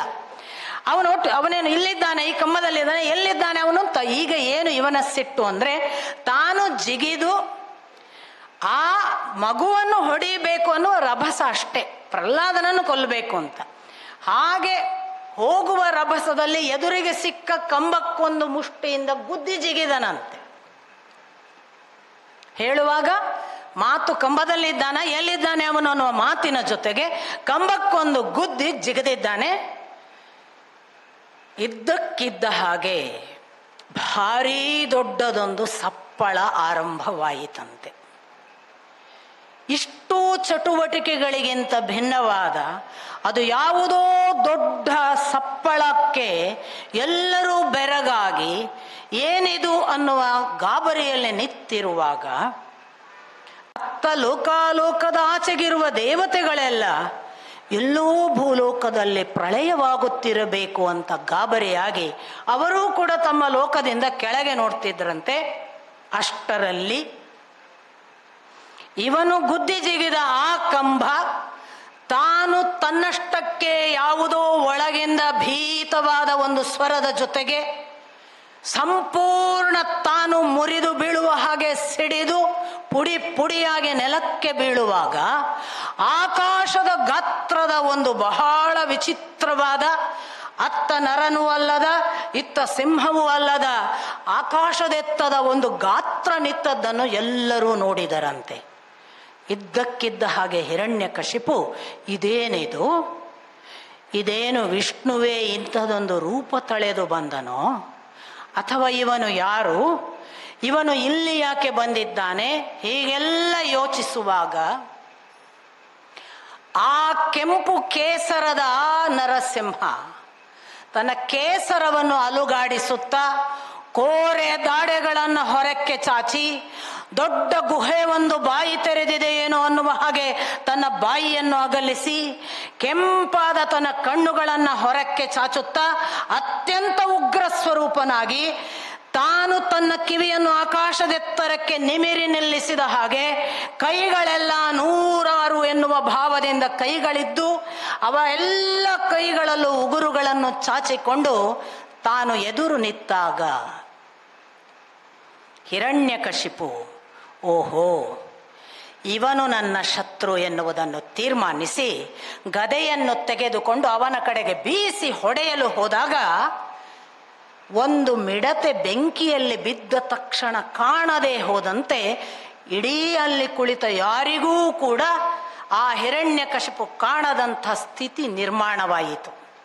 ಇದ್ದಕ್ಕಿದ್ದ ಹಾಗೆ ಆ ನರಸಿಂಹ ಮತ್ತೆ ತಾನು ತನ್ನ ಕೈಯಿಂದ ಆ ಹಿರಣ್ಯಕಶಿಪುವನ್ನು ಬಿಟ್ಟಂತಾಗಲು ಗದೆ ಕಳಚಿಕೊಂಡು ಹೊರಕ್ಕೆ ಬಂದ ಹಿರಣ್ಯಕಶಿಪು ಕತ್ತಿ ಗುರಾಣಿಗಳ ಸಹಿತ ಮತ್ತೆ ಆ ಭಗವಂತನ ಮೇಲೆ ತಾನು ದಾಳಿ ಮಾಡುವ ಆರ್ಭಟದಲ್ಲಿ ಬಿದ್ದಾಗ, ಭಗವಂತ ತನ್ನ ಉಗುರುಗಳಿಂದ ಆ ಹಿರಣ್ಯಕಶಿಪುವನ್ನು ಗರುಡನು ಸರ್ಪವನ್ನು ಹಿಡಿದುಕೊಂಡಂತೆ ಕೈಯಲ್ಲಿ ತೆಗೆದುಕೊಂಡನಂತೆ. ಈ ಬಾರಿ ಸರ್ಪದ ಕೈಯಲ್ಲಿ ತಾನು ಸಿಕ್ಕಿಕೊಂಡ ಹಿರಣ್ಯಕಶಿಪು ಸರ್ಪದಂತಾಗಿ ಆ ಗರುಡನಿಂದ ತಪ್ಪಿಸಿಕೊಳ್ಳಲು ಒದ್ದಾಡಿ ಮತ್ತೆ ಅತ್ತ ಬಂದಾಗ ದೇವತೆಗಳೂ ಹೆದರಿದರಂತೆ. ಓ, ಇವನು ಬಲಿಷ್ಠನಿದ್ದಾನೆ, ಭಗವಂತ ಬೇರೆ ಸೋತಂತೆ ಆಗುತ್ತಿದೆ, ಯಾಕೆ ತಪ್ಪಿಸಿಕೊಂಡ ಅನ್ನುವುದರೊಳಗಾಗಿ ಭಗವಂತ ಮತ್ತೆ ತನ್ನ ಎಲ್ಲ ಅದೇ ಆವೇಶದಿಂದ ನಿಂತಿದ್ದಾಗ ಹಿರಣ್ಯಕಶಿಪು ಅವನ ಮೇಲೆ ದಾಳಿ ಮಾಡಲು ಹೋದಾಗ ಈ ಬಾರಿ ಸರ್ಪ ಎಲಿಯನ್ನು ಹಿಡಿದಂತೆ ತನ್ನ ಉಗುರುಗಳಿಂದ ಹಿರಣ್ಯಕಶಿಪುವನ್ನು ಹಿಡಿದ ಭಗವಂತ ಧಾಪುಗಾಲು ಇಡುತ್ತಾ ಆ ದೇಹವನ್ನು ಎತ್ತಿಕೊಂಡು ಹೋಗಿ ಆ ಮುಖ್ಯದ್ವಾರದ ಹೊಸ್ತಿಲಲ್ಲಿ ಕುಳಿತು ತೊಡೆಯ ಮೇಲೆ ಹಾಕಿಕೊಂಡು ತನ್ನ ಉಗುರುಗಳಿಂದ ಎದೆಯನ್ನು ಸೀಳಿ ಅದರೊಳಗಿದ್ದ ಕರುಳುಗಳನ್ನು ಮಾಲೆ ಮಾಡಿಕೊಂಡು ತನ್ನ ಮುಖಕ್ಕೆ ಸಿಡಿದ ರಕ್ತಗಳನ್ನೆಲ್ಲ ನಾಲಿಗೆಯಿಂದ ಕಟವಾಯಿಯಲ್ಲಿ ನಕ್ಕುತ್ತಾ ಅದೇ ಹಿರಣ್ಯಕಶಿಪುವಿನ ಎದೆಯ ಒಳಗಿದ್ದ ಆ ಹೃದಯವನ್ನು ಉಗುರುಗಳಿಂದ ಕಿತ್ತು ನೆಲಕ್ಕೆ ಕುಕ್ಕಿ ತಾನಷ್ಟೇ ಉಗ್ರ ರೂಪನಾಗಿ ಆ ಹೆಣವನ್ನು ಕೆಳಕ್ಕೆ ಬೀಸಿ ತಾನೆದ್ದು ನಿಂತು ಒಮ್ಮೆ ಹೆಜ್ಜೆ ಇಡುವ ಒಂದೊಂದು ಹೆಜ್ಜೆಗೆ ಭೂಮಿ ನಡುಗುತ್ತಿತ್ತಂತೆ. ಅತ್ತ ಪರ್ವತಗಳು ಇವನು ನಿಮಿರಿಸಿ ನಿಂತ ಆ ಕಿವಿಗೆ ಅಲುಗುತ್ತಿದ್ದವೋ ಅನ್ನುವ ಹಾಗೆ ಹಾರಾಡಲು ಆರಂಭಿಸಿದವಂತೆ. ಅವನ ಕಣ್ಣ ನೋಟದ ಆ ಕೆಂಪು ಕಾಂತಿಗೆ ಸೂರ್ಯ ಚಂದ್ರಾದಿ ನಕ್ಷತ್ರಗಳ ಕಾಂತಿ ಕುಂದಿತಂತೆ.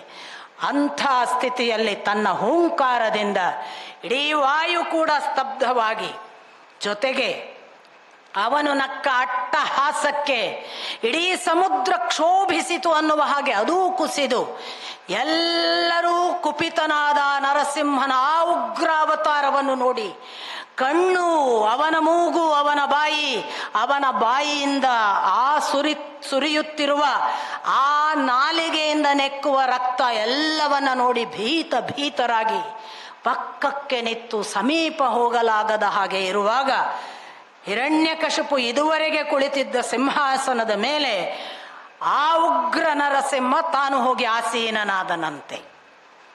ಇದ್ದಕ್ಕಿದ್ದ ಹಾಗೆ ದೇವಲೋಕದಿಂದ ಬ್ರಹ್ಮಾದಿ ದೇವತೆಗಳು, ಇಂದ್ರ, ವರುಣ, ಅಗ್ನಿ, ವಾಯು, ಗಂಧರ್ವರು, ಕಿನ್ನರರು, ಕಿಂಪುರುಷರು, ಉರಗ ಎಲ್ಲವೂ ಬಂದು ಕುಪಿತನಾದ ಉಗ್ರ ನರಸಿಂಹನನ್ನ ಒಂದೇ ಸಮನೆ ಭಕ್ತಿಯಿಂದ ಪ್ರಾರ್ಥಿಸತೊಡಗಿದರಂತೆ.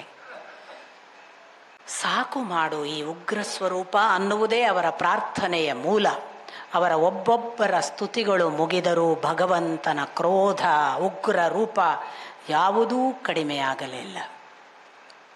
ಸಾಕ್ಷಾತ್ ಲಕ್ಷ್ಮಿಯನ್ನು ಕರೆಯಲು ಪ್ರಯತ್ನಿಸಿ ಲಕ್ಷ್ಮಿಯೂ ಬಂದು ಒಂದರೆ ಕ್ಷಣ ಆ ಭಗವಂತನ ಮುಖ ನೋಡಿ ತಾನೂ ಕೂಡ ಹಿಂದೆ ಸರಿದಾಗ ಆ ಉಗ್ರ ನರಸಿಂಹನನ್ನು ಇನ್ನು ಯಾರು ತಣಿಸಬೇಕು?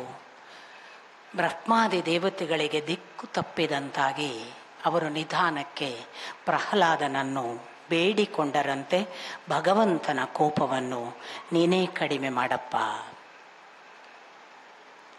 ಪ್ರಹ್ಲಾದ ತನ್ನ ಅದೇ ಭಕ್ತಿಯಿಂದ ಅಷ್ಟೇ ಸೌಮ್ಯನಾಗಿ ವಿಧೇಯ ದಾಸ್ಯ ಭಾವದ ನವಭಕ್ತಿಗಳ ಸಹಿತ ಬಂದು ಭಗವಂತನ ಪಾದಕ್ಕೆ ಸಾಷ್ಟಾಂಗ ನಮಸ್ಕಾರ ಮಾಡಿದಾಗ ಭಗವಂತ ತನ್ನ ಆ ಅಭಯಹಸ್ತದ ಕೈಯಿಂದ ಹುಡುಗನ ತಲೆಯ ಮೇಲೆ ಕೈಯಿಟ್ಟು ಆಶೀರ್ವದಿಸಿದನಂತೆ.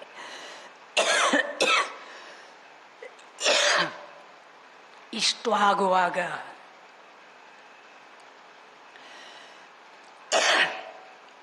ಪ್ರಹ್ಲಾದ ಒಂದೇ ಸಮನೆ ನನ್ನಷ್ಟು ಪುಣ್ಯವಂತರು ಇನ್ಯಾರು, ನಾನಲ್ಲದೆ ಈ ಭಕ್ತಿಯಿಂದ ಈ ಒಂದು ಅನುಗ್ರಹವನ್ನು ಇನ್ನು ಯಾರು ಪಡೆಯಲಿಕ್ಕೆ ಸಾಧ್ಯವಿದೆ?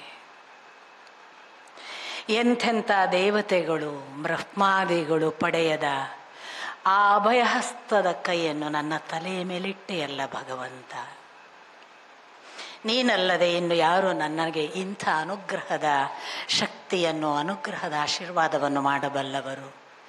ಇದು ಅಸುರ ಕುಲದ ನನಗೆ ದೊರೆತ ಯಾವ ಪುಣ್ಯವೋ ಏನೋ. ನಾನು ಯಾವ ಕುಲ ಅನ್ನುವುದನ್ನು ನೀನು ನೋಡುವುದಿಲ್ಲ.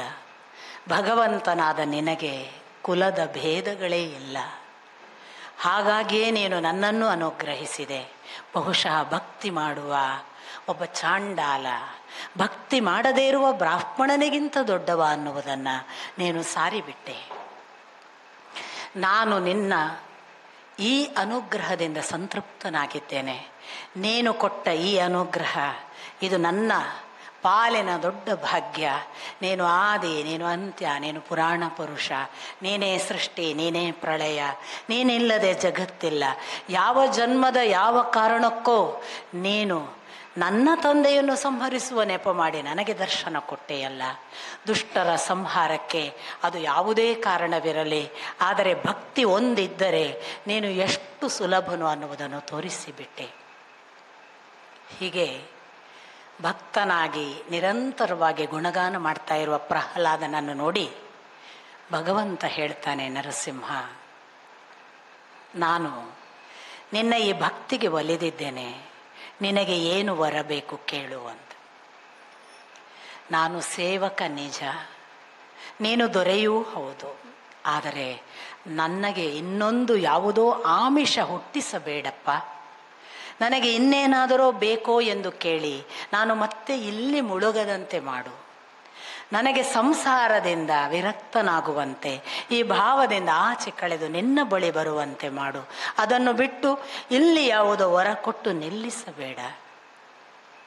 ನೀನು ಹಾಗೆ ಕೇಳುವ ಮತ್ತು ನಾನು ಅದಕ್ಕೆ ಹೌದು ನನಗೊಂದು ವರ ಬೇಕು ಎಂದರೆ ಅದು ವ್ಯಾಪಾರವಾದೀತು. ನಾನು ನಿನ್ನ ಜೊತೆಗೆ ಮಾಡುವ ವ್ಯಾಪಾರವೂ ಅಲ್ಲ ಭಕ್ತಿ. ನೀನು ವ್ಯಾಪಾರ ಮಾಡಿಸಿಕೊಳ್ಳುವ ಒಬ್ಬ ಭಗವಂತ, ವರ್ತಕನೂ ಅಲ್ಲ. ಆದ್ದರಿಂದ ನನಗೆ ಅದು ಯಾವುದೂ ಬೇಡ. ನಿರಂತರ ನಿನ್ನ ನಾಮಸ್ಮರಣೆಯಲ್ಲಿ ಕೊನೆಯವರೆಗೆ ನಾನು ಇದ್ದು ನೀನು ಯಾವುದನ್ನು, ಯಾವ ಮೋಕ್ಷ ಮಾರ್ಗಕ್ಕೆ ಕರೆಯಬಹುದು ಅದಕ್ಕೆ ನನ್ನನ್ನು ಕರೆದುಕೋ ಎಂದು ಮಾತ್ರ ಕೇಳಲಿಕ್ಕೆ ಇದ್ದೇನೆ. ಭಗವಂತ ಹೇಳ್ತಾನೆ, ಆಗಲಿ, ಆದರೆ ನೀನು ನನ್ನ ಬಳಿಗೆ ಬರುವ ಮೊದಲು ನಿನ್ನ ಕರ್ತವ್ಯಗಳನ್ನು ನಡೆಸಿ ಬಾ. ನಿನ್ನ ಅಪ್ಪನಿಗೆ ಅಂತ್ಯೇಷ್ಟಿಗಳನ್ನು ಮಾಡು, ಸಿಂಹಾಸನವನ್ನು ನಡೆಸು. ಆ ಬಳಿಕ ನಾನು ನಿನ್ನನ್ನು ಕರೆಸಿಕೊಳ್ಳುತ್ತೇನೆ. ಆಗ ನನ್ನದೊಂದು ಅರಿಕೆ ಇದೆ.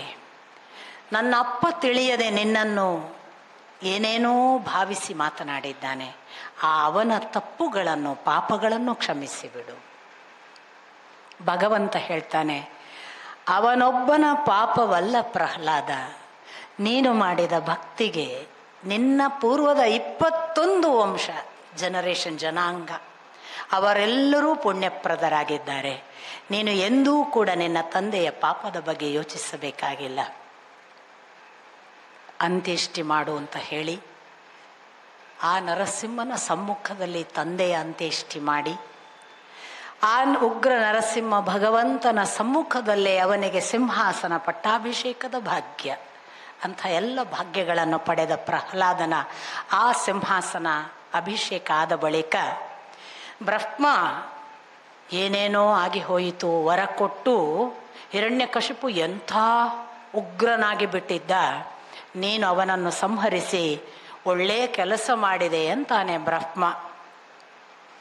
ಆಗ ನರಸಿಂಹ, ಏನೇನೋ ವರ ಕೇಳಿದ ಕೂಡಲೇ ಕೊಡಬಾರ್ದಪ್ಪ, ಇದು ಒಳ್ಳೆಯ ಕ್ರಮ ಅಲ್ಲ, ಮತ್ತೆ ತುಂಬ ತೊಂದರೆ ಆಗ್ತದೆ ಅಂತ ಉಗ್ರ ನರಸಿಂಹನಾದ ನರಸಿಂಹ ಬ್ರಹ್ಮನನ್ನು ಎಚ್ಚರಿಸ್ತಾನೆ. ಮಕ್ಕಳು ಬೇಡಿದ್ದೆಲ್ಲ ಅಪ್ಪ ಕೊಡಬಾರ್ದು, ನೋಡಿ ಕೊಡಬೇಕು, ಇವ ಹೇಗೆ ಉಪಯೋಗ ಮಾಡ್ತಾನೆ ಅಂತ. ಇದು ಬ್ರಹ್ಮನಿಗೆ ಸೂಚನೆ ಇಲ್ಲ, ನಮಗೆಲ್ಲ ಕೇಳಿದು ಕೊಡ್ತೇವಲ್ಲ ಈಗ ನಮ್ಮ ಮಕ್ಕಳಿಗೆ. ಅಪ್ಪ ಮೊಬೈಲ್ ಕೊಡು, ಕೊಟ್ಟಾಯ್ತು. ಬೈಕ್ ಕೊಡು, ಕೊಟ್ಟಾಯ್ತು. ಕಾರು ಕೊಡು, ಕೊಟ್ಟಾಯ್ತು. ಮನೆ ಕೊಡ್ಸು, ಕೊಟ್ಟಾಯ್ತು. ಪುಣ್ಯಕ್ಕೆ ಹೆಣ್ಣು ಕೊಡು ಅಂತ ಹೇಳಲ್ಲವ, ತರ್ತಾನ ಅವನೇ. ಎಲ್ಲ ಮಾಡಿದ್ರೆ ಎಲ್ಲಿಗೆ ಮುಟ್ಟುತ್ತೆ? ಉಗ್ರ ನರಸಿಂಹ ಸೂಚನೆ ಕೊಡ್ತಾನೆ. ಅಷ್ಟು ಹೇಳಿ ನರಸಿಂಹ ಅಂತರ್ಧಾನನಾದ ಅಂತ ಆ ಕಥಾಭಾಗ. ಅದರ ಒಟ್ಟು ತಾತ್ಪರ್ಯ ನಿಮಗೆ ಗೊತ್ತೇ ಇದೆ. ನಮ್ಮ ಒಳಗೆ ಉಗ್ರ ಹಿರಣ್ಯಕಶಿಪು ಇದ್ದಾನೆ, ನಮ್ಮ ಒಳಗೆ ಸಾತ್ವಿಕನಾದ ಪ್ರಹ್ಲಾದ ಪುಟ್ಟ ಮಗುವಿನ ಹಾಗೆ ಇನ್ನರ್ ವಾಯ್ಸ್ ಇದ್ದಾನೆ. ಆದರೆ ಅವನನ್ನು ಕೇಳದ ಹಾಗೆ ಹಿರಣ್ಯಕಶಿಪುವಿನ ಆರ್ಭಟದಲ್ಲಿ ನಾವು ಮುಳುಗಿ ಭೋಗ ಸಾಮ್ರಾಜ್ಯವನ್ನು ನಮ್ಮದು ಅಂತ ತಿಳಿದು ನಾನೇ, ನನ್ನದೇ ಅಂತ ಭಾವಿಸಿದ್ದೇವೆ. ಒಂದು ದಿನ ಪ್ರಹ್ಲಾದ ಎದುರ ಬದುರಾದರೆ ಅವನು ಹೇಳ್ತಾನೆ, ಆಗ ಇದು ನೀನಲ್ಲ, ನಿನ್ನ ಒಳಗೊಂದಿದೆ, ಸ್ವಲ್ಪ ಕಣ್ಣು ತೆರಿ, ನೋಡು, ಗಮನಿಸು, ಆಗ ನಿನಗೆ ಕಾಣಿಸ್ತದೆ. ಯಾರನ್ನು ಕಾಣಲಿಕ್ಕಿದೆ ಅಂತ ಕೇಳಿದವ, ನೋಡು ನಿನ್ನ ಒಳಗೆ. ಆಗ ನಮಗೂ ಕೂಡ ಒಂದು ವೇಳೆ ಹಿರಣ್ಯಕಶಿಪುವಿನ ಹಾಗೆ ನೋಡಿಯೇ ಬಿಡಬೇಕು, ನಾನು ಬದುಕಬೇಕು, ಇಲ್ಲ ಅವನು ಯಾರು ನೋಡಬೇಕು ಅನ್ನುವ ಎಕ್ಸ್ಟ್ರೀಮ್ ಒಂದು ಛಲ ಬರಬೇಕು. ಸಾಧನೆಯ ತಪಸ್ಸಿನ ಹಾದಿಯೋ, ನೋಡಿಯೇ ಬಿಡ್ತೇನೆ ಭಗವಂತನನ್ನು ಅನ್ನುವ ಒಂದು ಹಠವೋ ಬಂದಾಗ ಅವನು ಉಗ್ರನಾಗಿಯೇ, ಉಗ್ರ ರೂಪದವನಿಗೆ ಉಗ್ರ ದರ್ಶನವೇ, ಸೌಮ್ಯ ರೂಪಕ್ಕೆ ಸೌಮ್ಯ ದರ್ಶನ. ಎಷ್ಟು ಉಗ್ರನಿದ್ದ ಹಿರಣ್ಯಕಶಿಪು ಅಷ್ಟು ಉಗ್ರನಾಗಿಯೇ ನರಸಿಂಹ ಬರಬೇಕಾಯಿತು. ಅದಕ್ಕೆ ನೋಡಿ, ಯಾಕೆ ಅಲ್ಲಿ ವಿಶ್ವರೂಪದಲ್ಲಿ ಕೂಡ ಉಗ್ರ ರೂಪ ಅರ್ಜುನನಿಗೆ, ಸೌಮ್ಯನಾಗು ಅಂತ ಅವನೂ ಪ್ರಾರ್ಥಿಸ್ತಾನೆ, ಸೌಮ್ಯನಾದ. ಅಲ್ಲಿ ಯಾಕೆ? ಅಲ್ಲಿ ಕಾಲವನ್ನೇ ಕಾಲ ರೂಪವಾಗಿ ನಾನು ಬಂದಿದ್ದೇನೆ, ಲೋಕವನ್ನೇ ಕ್ಷಯಿಸಲಿಕ್ಕೆ ಬಂದವ ನಾನು. ಲೋಕ ಕ್ಷಯಿಸಲಿಕ್ಕೆ ಬಂದವ ಸೌಮ್ಯ ರೂಪದಲ್ಲಿ ಬರಕ್ಕಾಗಲ್ಲ. ಅದನ್ನು ಅರ್ಜುನನಿಗೆ ತೋರಿಸ್ಬೇಕಿತ್ತು. ನಾನು ನಿನ್ನ ಫ್ರೆಂಡ್ ಅಲ್ಲಯ್ಯ ಅಂತ, ನಿನ್ನ ಫ್ರೆಂಡ್ ಆಗಿ ಮಾತ್ರ ತೋರ್ಸಕ್ಕಾಗಲ್ಲ. ನಾನು ಲೋಕವನ್ನ ನಾಶ ಮಾಡುವ ಈ ರೂಪ ಬೇರೆ ನನ್ನದು, ಅದನ್ನು ನೋಡು, ನೀನು ತಿಳಿದದಷ್ಟೇ ನಾನಲ್ಲ. ಇಲ್ಲಿ ನಮ್ಮ ಒಳಗೆ ಭಗವಂತ ನಾವು ಉಗ್ರವಾದ ತುತ್ತ ತುದಿಗೆ ಅಹಂಕಾರಕ್ಕೆ ಹೋದರೆ ನಮಗೆ ಇನ್ನಿಲ್ಲದ ಏಟು ಕೊಟ್ಟು ನಮ್ಮನ್ನು ನಾಶ ಮಾಡಿಯೇ ತನ್ನನ್ನು ತೋರಿಸ್ತಾನೆ. ಆ ಅರ್ಥದಲ್ಲಿ ನಮ್ಮ ಒಳಗೆ ಎಲ್ಲವೂ ಇದೆ. ಹಿರಣ್ಯಕಶಿಪು ನಾವೇ. ನಮ್ಮ ಒಳಗೆ ಸುಪ್ತವಾಗಿ ತನ್ನ ಪಾಡಿಗೆ ಕೂತು ಷಂಡಾಮರ್ಕರು ಹೇಳಿದ ಪಾಠ ಕೇಳದ ಪ್ರಹ್ಲಾದನಿದ್ದಾನೆ. ಯಾವ ಯೂನಿವರ್ಸಿಟಿಯನ್ನು ಸೋಲಿಸಬಹುದಾದ ಆ ಅಂತರಂಗದ ಧ್ವನಿ ಕೇಳಿದರೆ ನಾವು ಯಾರ ಮಾಸ್ಟರೂ ನಮಗೆ ಬೇಕಾಗಿಲ್ಲ, ಅವನೇ ಮಾಸ್ಟರ್. ಆ ಮಾಸ್ಟರ್ ಜಗತ್ತಿನ ದೊಡ್ಡ ಮಾಸ್ಟರನ್ನು, ಜಗದ್ಗುರುವನ್ನು ತೋರಿಸಬಲ್ಲ. ಎಲ್ಲ ಸೂಚನೆಗಳು ಈ ಕಥೆಯಲ್ಲಿದೆ.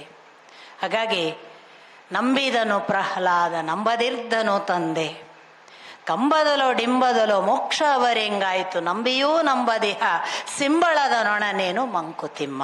ನಮ್ಗೆ ಯಾಕೆ ಕಾಣಲ್ಲ ಅಂದ್ರೆ ನಾವು ಆಚೆಗೆ ಪೂರ ನಂಬುದಿಲ್ಲ, ಈಚೆಗೆ ಪೂರ ನಂಬದೇ ಇರೋದಿಲ್ಲ. ಪೂರ ನಂಬದೇ ಇರುವ ಒಂದು ಸ್ಥಿತಿಯಾದ್ರೂ ಬಂದ್ರೆ, ಬಹಳ ಜನ ವೇದಿಕೆಯಲ್ಲಿ ಇಲ್ವೇ ಇಲ್ರಿ ದೇವರು, ಅವನ್ಯಾವನು ಇದೆಲ್ಲ ಮೌಢ್ಯ ಅನ್ನೋರು ಮನೆಯೊಳಗೆ ಹೋಗಿ ಪುರೋಹಿತರನ್ನು ಕರೆಸಿ ಒಳ್ಳೊಳ್ಳೆ ಹೋಮ ಮಾಡಿಸ್ತಾರೆ. ನಿಮ್ಗೆ ಗೊತ್ತಿಲ್ಲ, ನಾನು ಎಷ್ಟೋ ಜನ ಪುರೋಹಿತರಿಗೆ ಹೇಳಿದ್ದೀನಿ, ದಯವಿಟ್ಟು ಅವ್ರ ಮನೆಗೆ ಹೋಗೋದು ಬಿಡಿಪ್ಪ, ದುಡ್ಡಿಗೋ ಭಯಕ್ಕೋ ಹೋಗಬೇಡಿ ಅಂತ. ಆದರೆ ಇವರು ವೇದಿಕೆಯಲ್ಲಿ ಹೇಳೋದೇನೋ ದೇವರಿಲ್ಲ ದಿಂಡ್ರಿಲ್ಲ ಎಲ್ಲ ನಾವೇ. ಆಚೆ ಹೋಗಿ ನಮಗೆ ಮೃತ್ಯುಂಜಯ ಜಪ ಮಾಡಿಸಿ, ನಮಗೆ ಧನಂಜಯ ಹೋಮ ಮಾಡಿಸಿ ಎಲ್ಲ ಮಾಡಿಸ್ತಾರೆ ಅವರು. ನಂಬಿಯೂ ನಂಬದಿಹ ಸಿಂಬಳದ ನೊಣ ನೀನು ಮಂಕುತಿಮ್ಮ. ಒಂದು ವೇಳೆ ಹಿರಣ್ಯಕಶಿಪುವಿನಂತ ಎಕ್ಸ್ಟ್ರೀಮ್ ಸಾಧ್ಯತೆ ಆದರೂ ಇದ್ದಿದ್ರೆ ಸಾಕ್ಷಾತ್ ಉಗ್ರ ನರಸಿಂಹನ ದರ್ಶನ ಆದರೂ ಆಗ್ತಿತ್ತು, ಪ್ರಹ್ಲಾದ ಪಾಪ ಪುಳಕಿತನಾದರೂ ಆಗ್ತಿದ್ದ, ಆಶೀರ್ವಾದ ಆದರೂ ಪಡಿತಿದ್ದ. ಅದು ಇಲ್ಲ. ಇಂಥ ಎಲ್ಲ ದುಸ್ಥಿತಿಗಳಲ್ಲಿ ನಾವಿದ್ದೇವೆ. ನಮಗೆ ಒಂದು ಸಂಪೂರ್ಣ ಕ್ಲಾರಿಟಿ ಇಲ್ಲ, ಬೇಕು ಅನ್ನೋದ್ರಲ್ಲೂ ಪಕ್ಕಾ ನಂಬಿಕೆ ಇಲ್ಲ. ನಮ್ಗೆ ಹೇಗೆ ಅಂದರೆ, ಎಲ್ಲ ಒಳ್ಳೇದಾಗ್ತಾ ಹೋದಾಗ ನಾನು ಅಂತ ಅಹಂಕಾರ, ಕೆಟ್ಟದಾದಾಗ ಅವ ಕೈ ಕೊಟ್ಟ ಅಂತ ಅವನ ಮೇಲೆ. ಒಳ್ಳೇದಾದರೆ ಅವನು, ಕೆಟ್ಟದಾದರೆ ನಾನು ಅಂತ ಭಾವಿಸಿದ್ರೂ ತೊಂದರೆ ಇಲ್ಲ. ಎರಡೂ ಅವನೇ ಅಂತ ಭಾವಿಸೋದು ಹೇಗೂ ಉನ್ನತ ಸ್ಥಿತಿ. ನಮ್ದು ಯಾವಾಗಲೂ ಈ ಥರದ ಅಧಪ್ಪತನದ ಮಾರ್ಗ.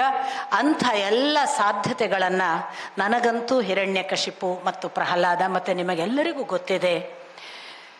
ನಾನು ಬಹಳಷ್ಟು ಫಲಗಳನ್ನು ಹೇಳಲಿಲ್ಲ, ಆದರೆ ನರಸಿಂಹನನ್ನು ಪ್ರಹ್ಲಾದನನ್ನು ನಿರಂತರವಾಗಿ ಬಾಲ್ಯದಿಂದ ನೆನೆದರೆ, ಅಥವಾ ಮನಸ್ಸಿಗೆ ಕಣ್ಮುಂದೆ ಭಗವಂತನನ್ನು ನೆನೆಯುವಾಗೆಲ್ಲ ಆ ಎರಡು ರೂಪ ನೆನೆದರೆ ಅವರಿಗೆ ಖಂಡಿತಕ್ಕೂ ಭಗವಂತ ಕರ್ಕೋತಾನೆ ಅನ್ನುವ ಮಾತನ್ನು ವೇದವ್ಯಾಸರು ಸ್ಪಷ್ಟವಾಗಿ ಹೇಳ್ತಾರೆ. ವೇದವ್ಯಾಸರ ವಾಕ್ ಅಂದರೆ ಅದು ಸುಮ್ಮನೆ ಭರವಸೆ ಅಲ್ಲ, ಅದು ಸತ್ಯದ ಪ್ರಮಾಣ. ಆ ಅರ್ಥದಲ್ಲಿ ಅಂಥ ಭಗವಂತ ಉಗ್ರ ನರಸಿಂಹ ತನ್ನ ಅವತಾರವನ್ನು ಮುಗಿಸಿದ.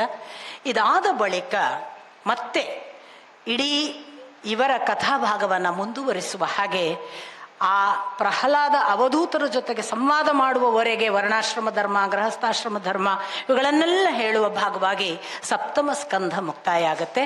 ಮತ್ತೆ ಅಷ್ಟಮ ಸ್ಕಂಧ ಆರಂಭ ಆಗುವಾಗ ಪ್ರಾರಂಭ ಆಗುವುದು ಈ ಪ್ರಹ್ಲಾದ ಅವಧೂತರ ಕಥೆಯ ನಂತರ ಶುರು ಮಾಡುವುದು ಮನ್ವಂತರಗಳ ಬಗ್ಗೆ. ಶುಕಮುನಿಗಳು ಮನ್ವಂತರಗಳು ಯಾವ್ಯಾವುದು ಅಂತ ನಿಮಗೆ ಗೊತ್ತು. ನಾವಿವಾಗ 7ನೆಯ ಮನ್ವಂತರದಲ್ಲಿದ್ದೇವೆ. ಈ ವೈವಸ್ವತ ಮನ್ವಂತರಕ್ಕೆ ಮೊದಲು ಯಾವ್ಯಾವ ಮನ್ವಂತರ ಆಗಿದೆ? ಒಂದು ಭಗವಂತನ ಬ್ರಹ್ಮನ ಒಂದು ದಿನ ಅಂತ ನಾನು ಮೊನ್ನೆ ಲೆಕ್ಕ ಹೇಳಿದ್ನಲ್ಲ, ಆ ಒಂದು ದಿನ ಅಂದರೆ ಒಂದು ಕಲ್ಪ.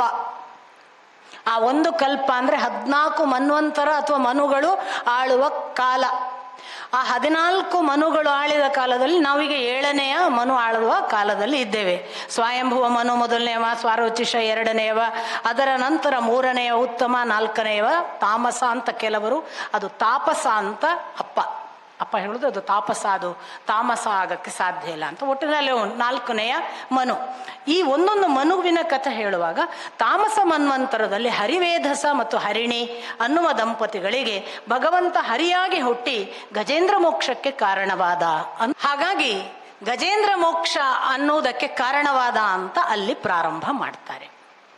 ಗಜೇಂದ್ರ ಮೋಕ್ಷ ಏನು ದಯವಿಟ್ಟು ನನಗೆ ಹೇಳಿ ಅಂತ ಪರೀಕ್ಷಿತ ಕೇಳ್ಕೊಳ್ತಾನೆ. ಆಗ ಹೌದು, ತಾಮಸ ಮನ್ವಂತರದಲ್ಲಿ ಭಗವಂತ ಹರಿಯಾಗಿ ಒಬ್ಬನ ಮೋಕ್ಷಕ್ಕೆ ಕಾರಣವಾಗಿದ್ದ. ಅದು ಹೀಗಿದೆ.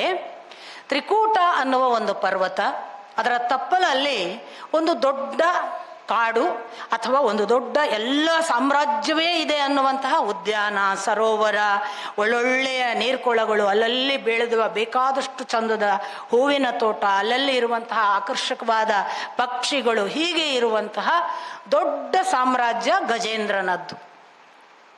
ಆ ಗಜೇಂದ್ರ ತನ್ನ ಎಲ್ಲ ಕುಟುಂಬದ ಜೊತೆಗೆ ಅಲ್ಲಿ ಸುಖವಾಗಿ ಕಾಲ ಕಳೀತಾನೆ. ಹೇಗೆಲ್ಲ ಕಾಲ ಕಳೀತಾನೆ ಅಂತಂದ್ರೆ, ಯಾವಾಗ ಬಂದು ವಾಯುವಿಹಾರ, ಬೇಕಾದಾಗ ಬಿದಿರಿನ ಮೇಳೆಯನ್ನೆಲ್ಲ ಮುರಿದು ತಿನ್ನುವುದು, ಅಲ್ಲಲ್ಲಿ ತನ್ನ ಇತರ ಪ್ರಾಣಿಗಳ ಜೊತೆಗೆ ತನ್ನ ಆರ್ಭಟ ಇದೆಲ್ಲ ಮಾಡ್ಕೊಂಡು ವೈಭವದಿಂದ ಗಜೇಂದ್ರನಿದ್ದಾಗ ಒಂದು ದಿನ ಅಲ್ಲಿರುವ ಸರೋವರದಲ್ಲಿ ಅವನು ಯಾವುದೋ ಒಂದು ಎಲ್ಲ ತನ್ನ ಉದ್ಯಾನದ ಎಲ್ಲ ವಾಯು ವಿಹಾರ ಮುಗಿಸಿ ಸ್ನಾನಕ್ಕೆ ಬಂದ ಹಾಗೆ ತನ್ನ ಇಡೀ ಕುಟುಂಬದ ಜೊತೆಗೆ ಗಜೇಂದ್ರ ಬರ್ತಾನೆ. ಬಂದು ಆ ನೀರಿಗೆ ಇಳಿದು ಸ್ನಾನ ಮಾಡುವ ಹೊತ್ತಿಗೆ ಅವನಿಗೆ ಸ್ನಾನದ ಆರ್ಭಟದಲ್ಲಿ ಎಷ್ಟು ಸ್ನಾನ ಅಂದರೆ ಇದ್ದ ಬದ್ದ ಎಲ್ಲ ತನ್ನ ಕುಟುಂಬದ ಅಷ್ಟೂ ಆನೆಗಳಿಗೆ ತನ್ನ ಸೊಂಡಿಲಿನಿಂದ ನೀರೆರಚಿಸಿ ಸ್ನಾನ ಮಾಡೋದು, ಅವುಗಳು ಮಜಾ ಮಾಡೋದು, ಇತ್ತ ಆ ಮರಿಗಳು, ತಾಯಿ, ಹೆಂಡಂದ್ರು, ಮತ್ತೊಂದು ಮಗದೊಂದು ಇತರ ಗಂಡಾನೆಗಳು ಎಲ್ಲ ಪರಸ್ಪರ ನೀರಿನ ಆಟ ಆಡಿ ಇನ್ನೇನು ನೀರಿನ ಆಟ ಮುಗಿಸಿ ಎಲ್ಲರೂ ಮೇಲೆ ಬರಬೇಕು. ಗಜೇಂದ್ರನೊಬ್ಬ ನೀರಿನಲ್ಲಿದ್ದಾನೆ. ಅಷ್ಟರಲ್ಲಿ ಅವನ ಮೇಲೆ ಬರಬೇಕು ಅನ್ನುವಾಗ ಒಂದು ಮೊಸಳೆ ಅವನ ಕಾಲನ್ನು ಹಿಡಿಯುತ್ತದೆ. ಈ ಕಾಲು ಹಿಡಿದ ಮೊಸಳೆಯನ್ನ ತಕ್ಷಣಕ್ಕೆ ಇವನು ಆರ್ಭಟಿಸಿ ತಾನು ಹೊರಗೆ ಬರಬೇಕು ಅಂತ ಕೂಗಿ ಹೊರಗೆ ಬರುವುದಕ್ಕೆ ಪ್ರಯತ್ನ ಪಡುವಾಗ ಆನೆ ಎಷ್ಟು ಬಲದಿಂದ ಹೊರಗೆ ಬರುತ್ತೋ ಅಷ್ಟು ಮೊಸಳೆ ಒಳಗೆ ಎಳೆಯುತ್ತೆ. ಸುತ್ತಮುತ್ತ ಈಗಾಗಲೇ ಇರುವ ಎಲ್ಲ ಗಂಡು ಆನೆಗಳು, ಹೆಣ್ಣಾನೆಗಳು, ತಾಯಿ ಅಥವಾ ಹೆಂಡತಿ, ಮಕ್ಕಳು ಎಲ್ಲ ಸೊಂಡಿಲಿನಿಂದ ಈ ಆನೆಯನ್ನ ಇತ್ತ ಕರೀಲಿಕ್ಕೆ ಬೇಕಾದಷ್ಟು ಪ್ರಯತ್ನ ಪಡ್ತಾರೆ. ಎಷ್ಟು ಪ್ರಯತ್ನ ಪಟ್ಟರೂ ಕೂಡ ಯಾವುದೇ ಆನೆಗಳಿಗೆ ಆ ಸಿಕ್ಕಿಕೊಂಡ ಆನೆಯನ್ನ ಬಿಡಿಸುವುದಕ್ಕೆ ಸಾಧ್ಯ ಆಗುವುದಿಲ್ಲ. ಅವಿಶ್ರಾಂತ ಪ್ರಯತ್ನದ ನಂತರ ಸೋತು ತಮ್ಮ ಕೈಯಲ್ಲಾಗುವುದಿಲ್ಲ ಅಂತ ಈ ಇಡೀ ಕುಟುಂಬ ಸೋತು ಆಚೆಗೆ ನಿಂತಾಗ ಇತ್ತ ಈ ಆನೆ ಸಹಸ್ರ ವರ್ಷ ಅಂತ ಹೇಳ್ತಾರೆ ಅದು ಪ್ರಯತ್ನ ಪಟ್ಟಿತ್ತು ಈಚೆಗೆ ಬರಕ್ಕೆ. ಅಂದ್ರೆ ಅಷ್ಟು ವರ್ಷ ಆದರೂ ಅದಕ್ಕೆ ತಾನು ಈಚೆಗೆ ಬರಲಿಕ್ಕಾಗದೇ ಇದ್ದಾಗ ಅದಕ್ಕೆ ಕೊನೆಯ ಆಸರೆ ಅಂತ ಕಾಣಿಸಿದ್ದು ಭಗವಂತ ಮಾತ್ರ. ತನ್ನ ಹತ್ತಿರವೇ ಇದ್ದ ತನ್ನ ಗಂಡಾನೆಗಳಿಗಾಗಿಲ್ಲ, ಜೊತೆಗಿದ್ದ ಹೆಂಡತಿಯೋ ತಾಯಿ ಆನೆಯೋ ಸೆಳೆದರೆ ಹೋಗುವುದಕ್ಕಾಗೋದಿಲ್ಲ, ಇನ್ಯಾರು ರಕ್ಷಿಸಬೇಕು ಅಂತ ಅದು ಒಂದೇ ಸಮನೆ ಸೊಂಡಿಲೆತ್ತಿ ಭಗವಂತನನ್ನು ಪ್ರಾರ್ಥಿಸೋಕ್ಕೆ ತೊಡಗಿತಂತೆ. ಭಗವಂತನ ಸ್ತುತಿಯನ್ನೆಲ್ಲ ಓದಬೇಕು. ಮತ್ತೆ ಮತ್ತೆ ನಾನು ನಿಮಗೆ ಹೇಳ್ತೀನಿ, ನಿರರ್ಗಳವಾಗಿ ಆ ಗಜೇಂದ್ರ ಭಗವಂತನನ್ನು ಮೊರೆ ಇಡ್ತಾನೆ. ನೀನಲ್ಲದೆ ಇನ್ಯಾರಿಗೆ ನನ್ನನ್ನು ಇದರಿಂದ ಬಿಡಿಸಲಿಕ್ಕೆ ಸಾಧ್ಯ? ನೀನಲ್ಲವೇ ಎಲ್ಲದರ ಆದಿ, ನೀನಲ್ಲವೇ ಎಲ್ಲದರ ಅಂತ್ಯ. ನಿನ್ನನ್ನು ನಂಬಿದವನಿಗೆ ಯಾರಿಗೆ ಬಿಡುಗಡೆ ಆಗಿಲ್ಲ. ನೀನು ಕೊಟ್ಟರುಂಟು, ಇಲ್ಲದಿದ್ದರೆ ಇಲ್ಲ. ನಾನು ಯಾವುದೋ ಭಾವದಿಂದ ನಿನ್ನನ್ನು ನಂಬದೆ ಪೂಜಿಸದೆ ಕುಳಿತಿದ್ದೆ ಎಂದು ಕಾಣಿಸುತ್ತದೆ. ಎಲ್ಲ ತನ್ನ ಪಶ್ಚಾತ್ತಾಪ, ಭಕ್ತಿ, ಪ್ರಾರ್ಥನೆಗಳನ್ನು ಮಾಡ್ತಾನೆ. ಇದನ್ನು ಕೇಳಿದ ಭಗವಂತ ಅತ್ತ ಗರುಡಾರೂಢನಾಗಿ ಹರಿ ಆಗಿ ತಾನು ಆಕಾಶ ಮಾರ್ಗವಾಗಿ ಗಜೇಂದ್ರನ ಕಡೆಗೆ ಬರ್ತಾನೆ. ಆಗ ಗಜೇಂದ್ರನಿಗೆ ಹರಿ ಕಾಣಿಸ್ತಾನೆ. ಕಾಲಿನಿಂದ ಸೆಳೆಯುವ ಆ ಮೊಸಳೆ, ಆ ಕಡೆಯಿಂದ ಕಾಣಿಸುವ ಆ ಭಗವಂತ. ಇದಕ್ಕೆ ಆನೆಗೆ ಅನ್ನಿಸ್ತದೆ ಗಜೇಂದ್ರನಿಗೆ ತಾನು ಇವನಿಗೆ ಏನು ಅರ್ಪಿಸಬಹುದು. ಆ ಸರೋವರದಲ್ಲಿದ್ದ ಆ ತಾವರೆ ಒಂದನ್ನು ಸೊಂಡಿಲಿನಿಂದ ಎತ್ತಿ ಅವನಿಗೆ ಅರ್ಪಿಸಿ ತಾನು ತನ್ನ ಭಕ್ತಿಯನ್ನು ನಿವೇದಿಸಿಕೊಂಡನಂತೆ ಗಜೇಂದ್ರ. ಫಲಂ ಪತ್ರಂ ಪುಷ್ಪಂ ಫಲಂ ತೋಯಂ. ನಿಮಗೆ ಗೊತ್ತು, ಒಂದು ಹೂ ಕೊಡು, ಒಂದು ಎಲೆ ಕೊಡು, ಒಂದು ನೀರಿನ ಹನಿ ಕೊಡು, ಏನು ಕೊಡು, ನಿನಗೆ ಆಗುವುದನ್ನು ಕೊಡು, ನಾನು ಬರ್ತೀನಿ, ನಾನು ಒಲಿತೀನಿ, ನಾನು ಮೆಚ್ಚುತ್ತೀನಿ. ಕೊಟ್ಟ. ಭಗವಂತ ತಾನು ಬಂದು ಮೊದಲು ಆ ಆನೆಯನ್ನು ಹೊರಕ್ಕೆ ಸೆಳೆದು ಅದರ ಕಾಲನ್ನು ಹಿಡಿದ ಆ ಮೊಸಳೆಯನ್ನು ತನ್ನ ಚಕ್ರದಿಂದ ಕತ್ತರಿಸಿ ಮೊಸಳೆಯನ್ನು ಬಿಡುಗಡೆ ಮಾಡಿದ ಬಳಿಕ ಆನೆ ತನ್ನ ಆ ಬಂಧನದಿಂದ ಬಿಡುಗಡೆಯಾಗಿ ಭಗವಂತನ ಮುಂದೆ ನಿಂತ ಗಜೇಂದ್ರ. ಹಾಗೆ ನಿಂತಿದ್ದ ಗಜೇಂದ್ರ ಭಗವಂತನ ಕೃಪೆಯಿಂದ ಮತ್ತೆ ಭಗವಂತನಂತೆ ಚತುರ್ಭುಜಧಾರಿಯಾಗಿ ಅವನ ಗರುಡಾರೂಢನಾಗಿ ಅವನ ಲೋಕಕ್ಕೆ ಹೋದ ಅನ್ನುವುದು ಗಜೇಂದ್ರ ಮೋಕ್ಷದ ಕತೆ. ಆ ಮೊಸಳೆ ಅದು ಏನಾಯಿತು, ಹೂಹು ಅನ್ನುವ ಗಂಧರ್ವನಾಯಿತು ಅಂತ ಉಲ್ಲೇಖ ಮಾಡ್ತಾರೆ. ಏನು ಇದರ ಹಿನ್ನೆಲೆ? ಇಲ್ಲಿ ಗಜೇಂದ್ರ ಇಂದ್ರದ್ಯುಮ್ನ ಅನ್ನುವ ಒಬ್ಬ ರಾಜ. ಅವನು ಪಾಂಡ್ಯ ದೊರೆ. ಒಂದು ದಿವಸ ಮಲಯ ಪರ್ವತದ ಬಳಿಗೆ ಬಂದು ನಿವೃತ್ತ ಮಾರ್ಗದಲ್ಲಿ ಭಗವಂತನನ್ನು ತಪಿಸ್ತಾ ಕೂತವ. ಎಷ್ಟು ಭಗವಂತನಲ್ಲಿ ಮುಳುಗಿದ್ದಾನೆ ತಪಸ್ಸಿನಲ್ಲಿ ಅಂದರೆ ಅವನಿಗೆ ಇನ್ನೊಂದು ಎಚ್ಚರವಿಲ್ಲದ ಸ್ಥಿತಿ. ಆ ಎಚ್ಚರವಿಲ್ಲದ ಸ್ಥಿತಿಯಲ್ಲಿ ಅಗಸ್ತ್ಯರು ಬಂದಾಗ ತನ್ನ ಶಿಷ್ಯರ ಜೊತೆಗೆ ಗುರುಗಳಿಗೆ ತೋರಿಸಬೇಕಾದ ಆದರ ಆತಿಥ್ಯವನ್ನು ಅವನು ಮಾಡಿರೋದಿಲ್ಲ. ಇದರಿಂದ ಕುಪಿತನಾದ ಅಗಸ್ತ್ಯ, ಜಡ ಪ್ರಾಣಿಯಂತೆ ಗುರು ಬಂದಾಗ ಯಾವ ಭಕ್ತಿ ಭಾವವಿಲ್ಲದೆ ನೀನು ಮಾಡಬೇಕಾದ ಕರ್ತವ್ಯವನ್ನು ಮಾಡಲಿಲ್ಲವಾದ್ದರಿಂದ ಆನೆಯಂತೆ ಆನೆಯ ಹಾಗೆ ಜಡ ಪ್ರಾಣಿಯಾಗಿ ಹೋಗುವಂತ ಶಪಿಸ್ತಾರೆ. ಹಾಗೆ ಇವನು ಗಜೇಂದ್ರನಾದದ್ದು. ಹೂಹು ಅನ್ನುವ ಗಂಧರ್ವ ಒಂದು ದಿನ ತಾನು ತನ್ನ ಸ್ತ್ರೀಯರ ಜೊತೆಗೆ ರತಿಕ್ರೀಡೆಯ ಹಾಗೆ ಜಲಕ್ರೀಡೆ ಮಾಡುವಾಗ ಆ ಜಲಕ್ರೀಡೆಯಲ್ಲಿ ಮುಳುಗಿರುವ ಹೊತ್ತಿಗೆ ದೇವಲ ಋಷಿಗಳು ತಾವು ಸ್ನಾನಕ್ಕೆ ಬರ್ತಾರೆ. ಈ ದೇವಲ ಋಷಿಗಳು ತಮ್ಮ ಕ್ರೀಡೆಗೆ ಅಡ್ಡಿಯಾದರೆ ಇವರು ಬರಬಾರ್ದಿತ್ತು ಅಂತ ಹೇಳಿ ಹೂಹು ಗಂಧರ್ವ ಅವರನ್ನು ಮೊಸಳೆಯಂತೆ ಎಳೆದಾಡ್ತಾನೆ. ಒಬ್ಬ ಋಷಿಯನ್ನು ಮೊಸಳೆಯಂತೆ ಎಳೆದಾಡಿದ್ದರ ಫಲವಾಗಿ ದೇವಲ ಋಷಿಗಳು ಅವನಿಗೆ ಶಾಪ ಕೊಡ್ತಾರೆ, ನನ್ನನ್ನು ಹೀಗೆ ಎಳೆದಾಡಿದ್ದಕ್ಕೆ ನೀನು ಕೂಡ ಮೊಸಳೆಯಾಗಿ ಹುಟ್ಟು ಅಂತ. ಆಗ ಅವನು ಕ್ಷಮೆ ಕೇಳಿ ಉಶ್ಯಾಪ ಬೇಡ್ತಾನೆ. ಮುಂದೊಂದು ದಿನ ಭಗವಂತನಿಂದ ನಿನಗೆ ಈ ಮೊಸಳೆಯ ದೇಹದಿಂದ ಮೋಕ್ಷವಾಗಿ ನೀನು ಮತ್ತೆ ಹೂಹು ಗಂಧರ್ವನಾಗ್ತಿ ಅಂತ ಅವರು ಉಶ್ಯಾಪ ಬೇರೆ ಕೊಟ್ಟಿರ್ತಾರೆ. ಅದರ ಫಲವಾಗಿ ಅವನು ಮತ್ತೆ ಹೂಹು ಗಂಧರ್ವ. ಇಡೀ ಕರ್ಮ ಸಿದ್ಧಾಂತವನ್ನು ಹೇಳುವ ಬಹಳ ವಿಶೇಷವಾದ ಒಂದು ಕಥೆ. ಪ್ರತಿಯೊಂದು ನಮ್ಮ ಕರ್ಮಕ್ಕನುಗುಣವಾಗಿ ನಾವು ಅನುಭವಿಸಬೇಕಾಗ್ತದೆ ಅಂತ. ಗಜೇಂದ್ರ ತಾನು ಮಾಡಿದ ಇಂದ್ರದ್ಯುಮ್ನನ ಕಾಲದ, ಮತ್ತೆ ನನಗೊಂದು ಯಾವಾಗಲೂ ಅನಿಸೋದು ನೋಡಿ, ಮಾಂಡವ್ಯರು ಕೂಡ ತಪಸ್ಸಿಗೆ ಕೂತಿದ್ದಾಗ ದೊರೆ ಬಂದು ಕೇಳಿದ, ಅವನು ಉತ್ತರ ಕೊಡಲಿಲ್ಲ, ಅವನಿಗೆ ಶಿಕ್ಷೆ ಆಯಿತು ಯಮನಿಂದ, ಅಣಿಮಾಂಡವ್ಯರಾದರು. ಶಮೀಕರು ಉತ್ತರಿಸಲಿಲ್ಲ ಅಂತ ಹೇಳಿಬಿಟ್ಟು ಇವನು ಕೋಪಿಸಿಕೊಂಡು ಅವರ ಕೊರಳಿಗೆ ಹಾವು ಹಾಕಿ ತಾನೇ ಶಾಪಕ್ಕೆ ಒಳಗಾದ ಪರೀಕ್ಷಿತ. ಎಲ್ಲೋ ಸೂಚನೆ ನೋಡಿ, ಇಂದ್ರದ್ಯುಮ್ನ ತಾನು ಉತ್ತರ ಕೊಡೋದಕ್ಕೆ ಅಗಸ್ತ್ಯರು ಆದರಾತಿಥ್ಯ ಮಾಡಲಿಲ್ಲ ಅಂತ ಅವನು ಶಾಪ ಕೊಟ್ಟರು. ತಪಸ್ಸು ಮಾಡುವಾಗಲೂ ಎಲ್ಲೋ ಸೂಚನೆ, ನನಗೆ ಗೊತ್ತಿಲ್ಲ, ನಾನು ಅಂದ್ಕೊಳ್ಳೋದು ಕರ್ತವ್ಯ ಬಿಟ್ಟು ತಪಸ್ಸಿಲ್ಲ ಅಂತ. ಕರ್ತವ್ಯ ಮಾಡಿಕೊಂಡು ತಪಸ್ಸು ಮಾಡಬೇಕು. ಯಾವ ಕರ್ತವ್ಯದಲ್ಲೂ ಕೂಡ ಲೋಪ ಬಾರದ ಹಾಗೆ ಮಾಡುವ ತಪಸ್ಸನ್ನು ಮಾತ್ರ ಪುರಸ್ಕರಿಸ್ತೇವೆ ಅನ್ನೋದನ್ನು ಸೂಚಿಸ್ತಾರೆ ನೋಡಿ. ನಮ್ಮಲ್ಲಿ ಕೆಲವರು ಇದ್ದಾರೆ, ನಾನೇ ನೋಡಿದೆ, ನಮ್ಮ ತುಂಬ ಕಾಸ ಇರೋರು. ನಾನು ಬೆಳಿಗ್ಗೆ ಎಲ್ಲ ಯಾರು ಬಂದರೆ ಬಾಗಿಲು ತೆಗೆಯೋದಿಲ್ಲಪ್ಪ.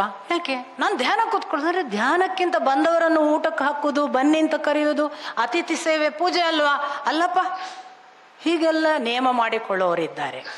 ಇದಲ್ಲ ಅಂತ ಹೇಳುತ್ತೆ ನಮ್ಮ ಧರ್ಮ ಪರಂಪರೆ. ಆ ಕ್ಷಣಕ್ಕೆ ನಿಮ್ಮನ್ನು ಯಾವುದು ಕರೀತದೆ, ಆ ಕ್ಷಣಕ್ಕೆ ನಿಮ್ಮ ಅವಶ್ಯಕತೆ ಯಾವುದು, ನೀವು ಮಾಡಬೇಕಾದ ಒಳ್ಳೆಯ ಕರ್ಮ ಯಾವುದು, ಅದನ್ನು ಮಾಡುವುದೇ ಪೂಜೆ. ನಮಗೆ ಪೂಜೆ ಬಗ್ಗೆ ತಪ್ಪು ಅಭಿಪ್ರಾಯಗಳೆಲ್ಲ ಇವೆ. ಧ್ಯಾನದ ಬಗ್ಗೆ, ಪೂಜೆಯ ಬಗ್ಗೆ. ಅಪ್ಪ ಅಮ್ಮನನ್ನು ಸೇವೆ ಮಾಡೋದಕ್ಕಿಂತ ಕಣ್ಮುಚ್ಚಿ ಕೂತ್ಕೊಳ್ಳೋದು ಧ್ಯಾನ ಒಳ್ಳೆಯದು ಅಂತ ಭಾವಿಸಿದರೆ, ಕರ್ತವ್ಯ ಲೋಪ ಮಾಡಿ ಯಾವ ಧ್ಯಾನವನ್ನು ಯಾವ ಧರ್ಮವೂ ಹೇಳೋದಿಲ್ಲ. ಆ ಅರ್ಥದಲ್ಲಿ ನಮ್ಮ ಈ 3 ಘಟನೆ ಕೂಡ ನನಗೆ ಯಾವಾಗಲೂ ಅನಿಸುತ್ತೆ ನೋಡಿ. ಇಂದ್ರದ್ಯುಮ್ನ ತಪಸ್ಸಿ ಕೂತಿದ್ದಾನೆ, ದೇವರಲ್ಲಿದ್ದಾನೆ, ದೇವರಲ್ಲಿ ತನ್ಮಯನಾಗಿದ್ದಾನೆ. ಅಗಸ್ತ್ಯರಿಗೆ ಗೊತ್ತಿಲ್ವಾ? ತಪಸ್ಸಿ ಕೂತಿದ್ದಾನೆ ಬಿಡು, ನಾವೆಲ್ಲ ಇದ್ದೇವಲ್ಲ ಇತ್ತೀಚಿನ ಕಾಲದವ್ರು, ಅವ್ರು ಧ್ಯಾನ ಕೂತಿದ್ದಾರೆ ಎಬ್ಬಿಸ್ಬೇಡಿ ಅಂತ ಈಚೆಗೆ ಬರ್ತೇವೆ. ಹಾಗೇನು ಮಾಡಬೇಕಾಗಿಲ್ಲ ಅಂತ ಅಗಸ್ತ್ಯರು ಹೇಳೋದು. ತಪಸ್ಸಿಗೆ ಕೂತಿದ್ದಾನೆ ಗೊತ್ತಿದ್ದು ಅಗಸ್ತ್ಯರು ಶಪಿಸಿದ್ದಾರೆ ಅಂದರೆ ತಪಸ್ಸು ಯಾವುದು ಅಂತ ಯೋಚಿಸಬೇಕು.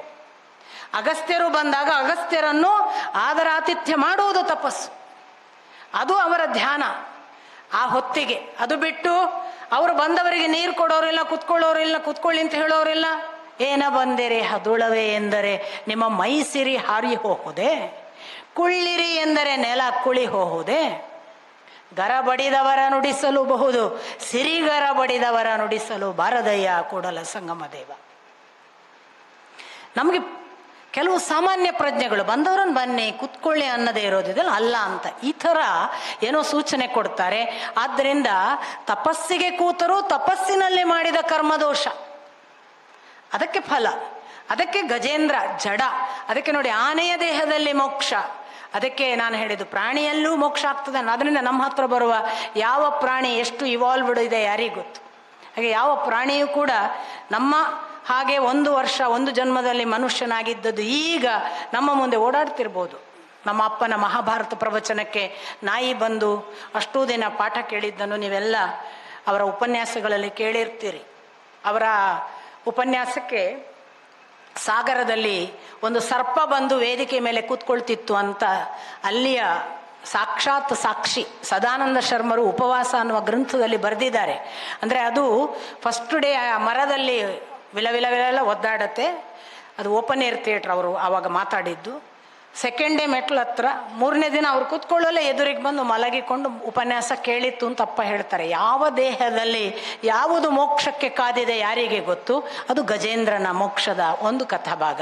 ಇನ್ನು ಅದನ್ನು ಸ್ವಲ್ಪ ಇನ್ನು ಆಂತರಂಗಿಕವಾಗಿ ಭಾವಿಸಿದರೆ ನೋಡಿ, ತ್ರಿಕೂಟ ಪರ್ವತ ನಮ್ಮ ತ್ರಿಗುಣಗಳ ಬದುಕು. ಈ ಬದುಕಿನ ಸುಖ ಸಾಮ್ರಾಜ್ಯವೇ ಅಲ್ಲಿರುವ ಉದ್ಯಾನ, ಕೊಳ, ಮತ್ತೊಂದು. ನಾವು ವಿಷಯಾಕರ್ಷಣೆಯಲ್ಲಿ ಮುಳುಗಿದ್ದೇವೆ. ನಮಗೆ ಎಲ್ಲ ನಮ್ಮ ಸಂಸಾರವೇ ನಮ್ಮನ್ನು ರಕ್ಷಿಸ್ತದೆ, ನಮ್ಮ ಹೆಂಡತಿ, ನಮ್ಮ ಗಂಡ, ನಮ್ಮ ಮಕ್ಕಳು ಇವರೇ ಅಲ್ಟಿಮೇಟ್ ಅಂತ ಭಾವಿಸಿಕೊಂಡು ಆ ಜೀವನ ಅನ್ನುವ ನೀರಿನಲ್ಲಿ ಇದ್ದೇವೆ. ಕೊಳ, ಸರೋವರ, ಜೀವನ, ನದಿ. ಆ ಜೀವನದಲ್ಲಿ ನಮ್ಮನ್ನು ನಾವು ಕಳಕೊಳ್ಳುವ, ನಮ್ಮ ಅಸ್ತಿತ್ವವೇ ಇಲ್ಲವಾಗುವ ಒಂದು ಸಂದರ್ಭ ಬರುವುದು, ಅದು ನಮ್ಮ ಕರ್ಮಫಲದಿಂದ. ಯಾರೂ ಆವಾಗ ರಕ್ಷಿಸ್ಲಿಕ್ಕಾಗೋದಿಲ್ಲ. ಗಜೇಂದ್ರ ಮತ್ಯಾರೂ ಅಲ್ಲ, ನಮ್ಮ ಅಹಂಕಾರದ ನಾನು ಅನ್ನುವ ಪ್ರತೀಕ. ಈ ನಾನು ಅನ್ನುವ ಅಹಂಕಾರ ಗಜೇಂದ್ರ ಜೀವನದಿಯಲ್ಲಿ ತನ್ನದು ಅನ್ನುವ ಸರ್ವಸ್ವ ಕುಟುಂಬದ ಜೊತೆಗೆ ಮೈ ಮರೆತು ಮುಳುಗಿದಾಗ ಅವನ ಕರ್ಮಫಲ ಎಳೀತದೆ. ಅದು ಅವನನ್ನು ಬಿಡೋದಿಲ್ಲ. ನಮ್ಮನ್ನು ರಕ್ಷಿಸುವುದು, ನಮ್ಮನ್ನು ಬಿಡುಗಡೆ ಮಾಡುವುದು ಏನಿದ್ರೂ ಕೂಡ ಕರ್ಮಫಲ. ಆ ಕರ್ಮಫಲದ ಬಿಡುಗಡೆಗೆ ಇನ್ಯಾರೂ ಸಹಾಯ ಮಾಡೋದಿಲ್ಲ, ಅವನೊಬ್ಬನೇ. ಈ ಎಲ್ಲ ಸೂಚನೆಗಳನ್ನು ಗಜೇಂದ್ರ ಮೋಕ್ಷ ಅನ್ನುವ ಒಂದು ಸಣ್ಣ ಕಥೆಯಲ್ಲಿ ಪ್ರಸ್ತುತಪಡಿಸಿದ್ದಾರೆ. ಇದರ ನಂತರ ಏನಾಯಿತು? ಹೀಗೆ ಮನ್ವಂತರಗಳು ಮುಂದುವರೆದುವು. ಆ ನಂತರದ ಚಾಕ್ಷುಷ ಮನ್ವಂತರ ಬಂತು. ಅಲ್ಲಿ ಕೂಡ ಭಗವಂತ ಹೀಗೆ ಅನೇಕ ಅವತಾರಗಳನ್ನು ಧರಿಸಿ ಸಮುದ್ರ ಮಥನ ನಡೆಸಿದ್ದಾನೆ ಅನ್ನುವುದನ್ನು ನಾಳೆ ನೋಡೋಣ. ನಮಸ್ಕಾರ.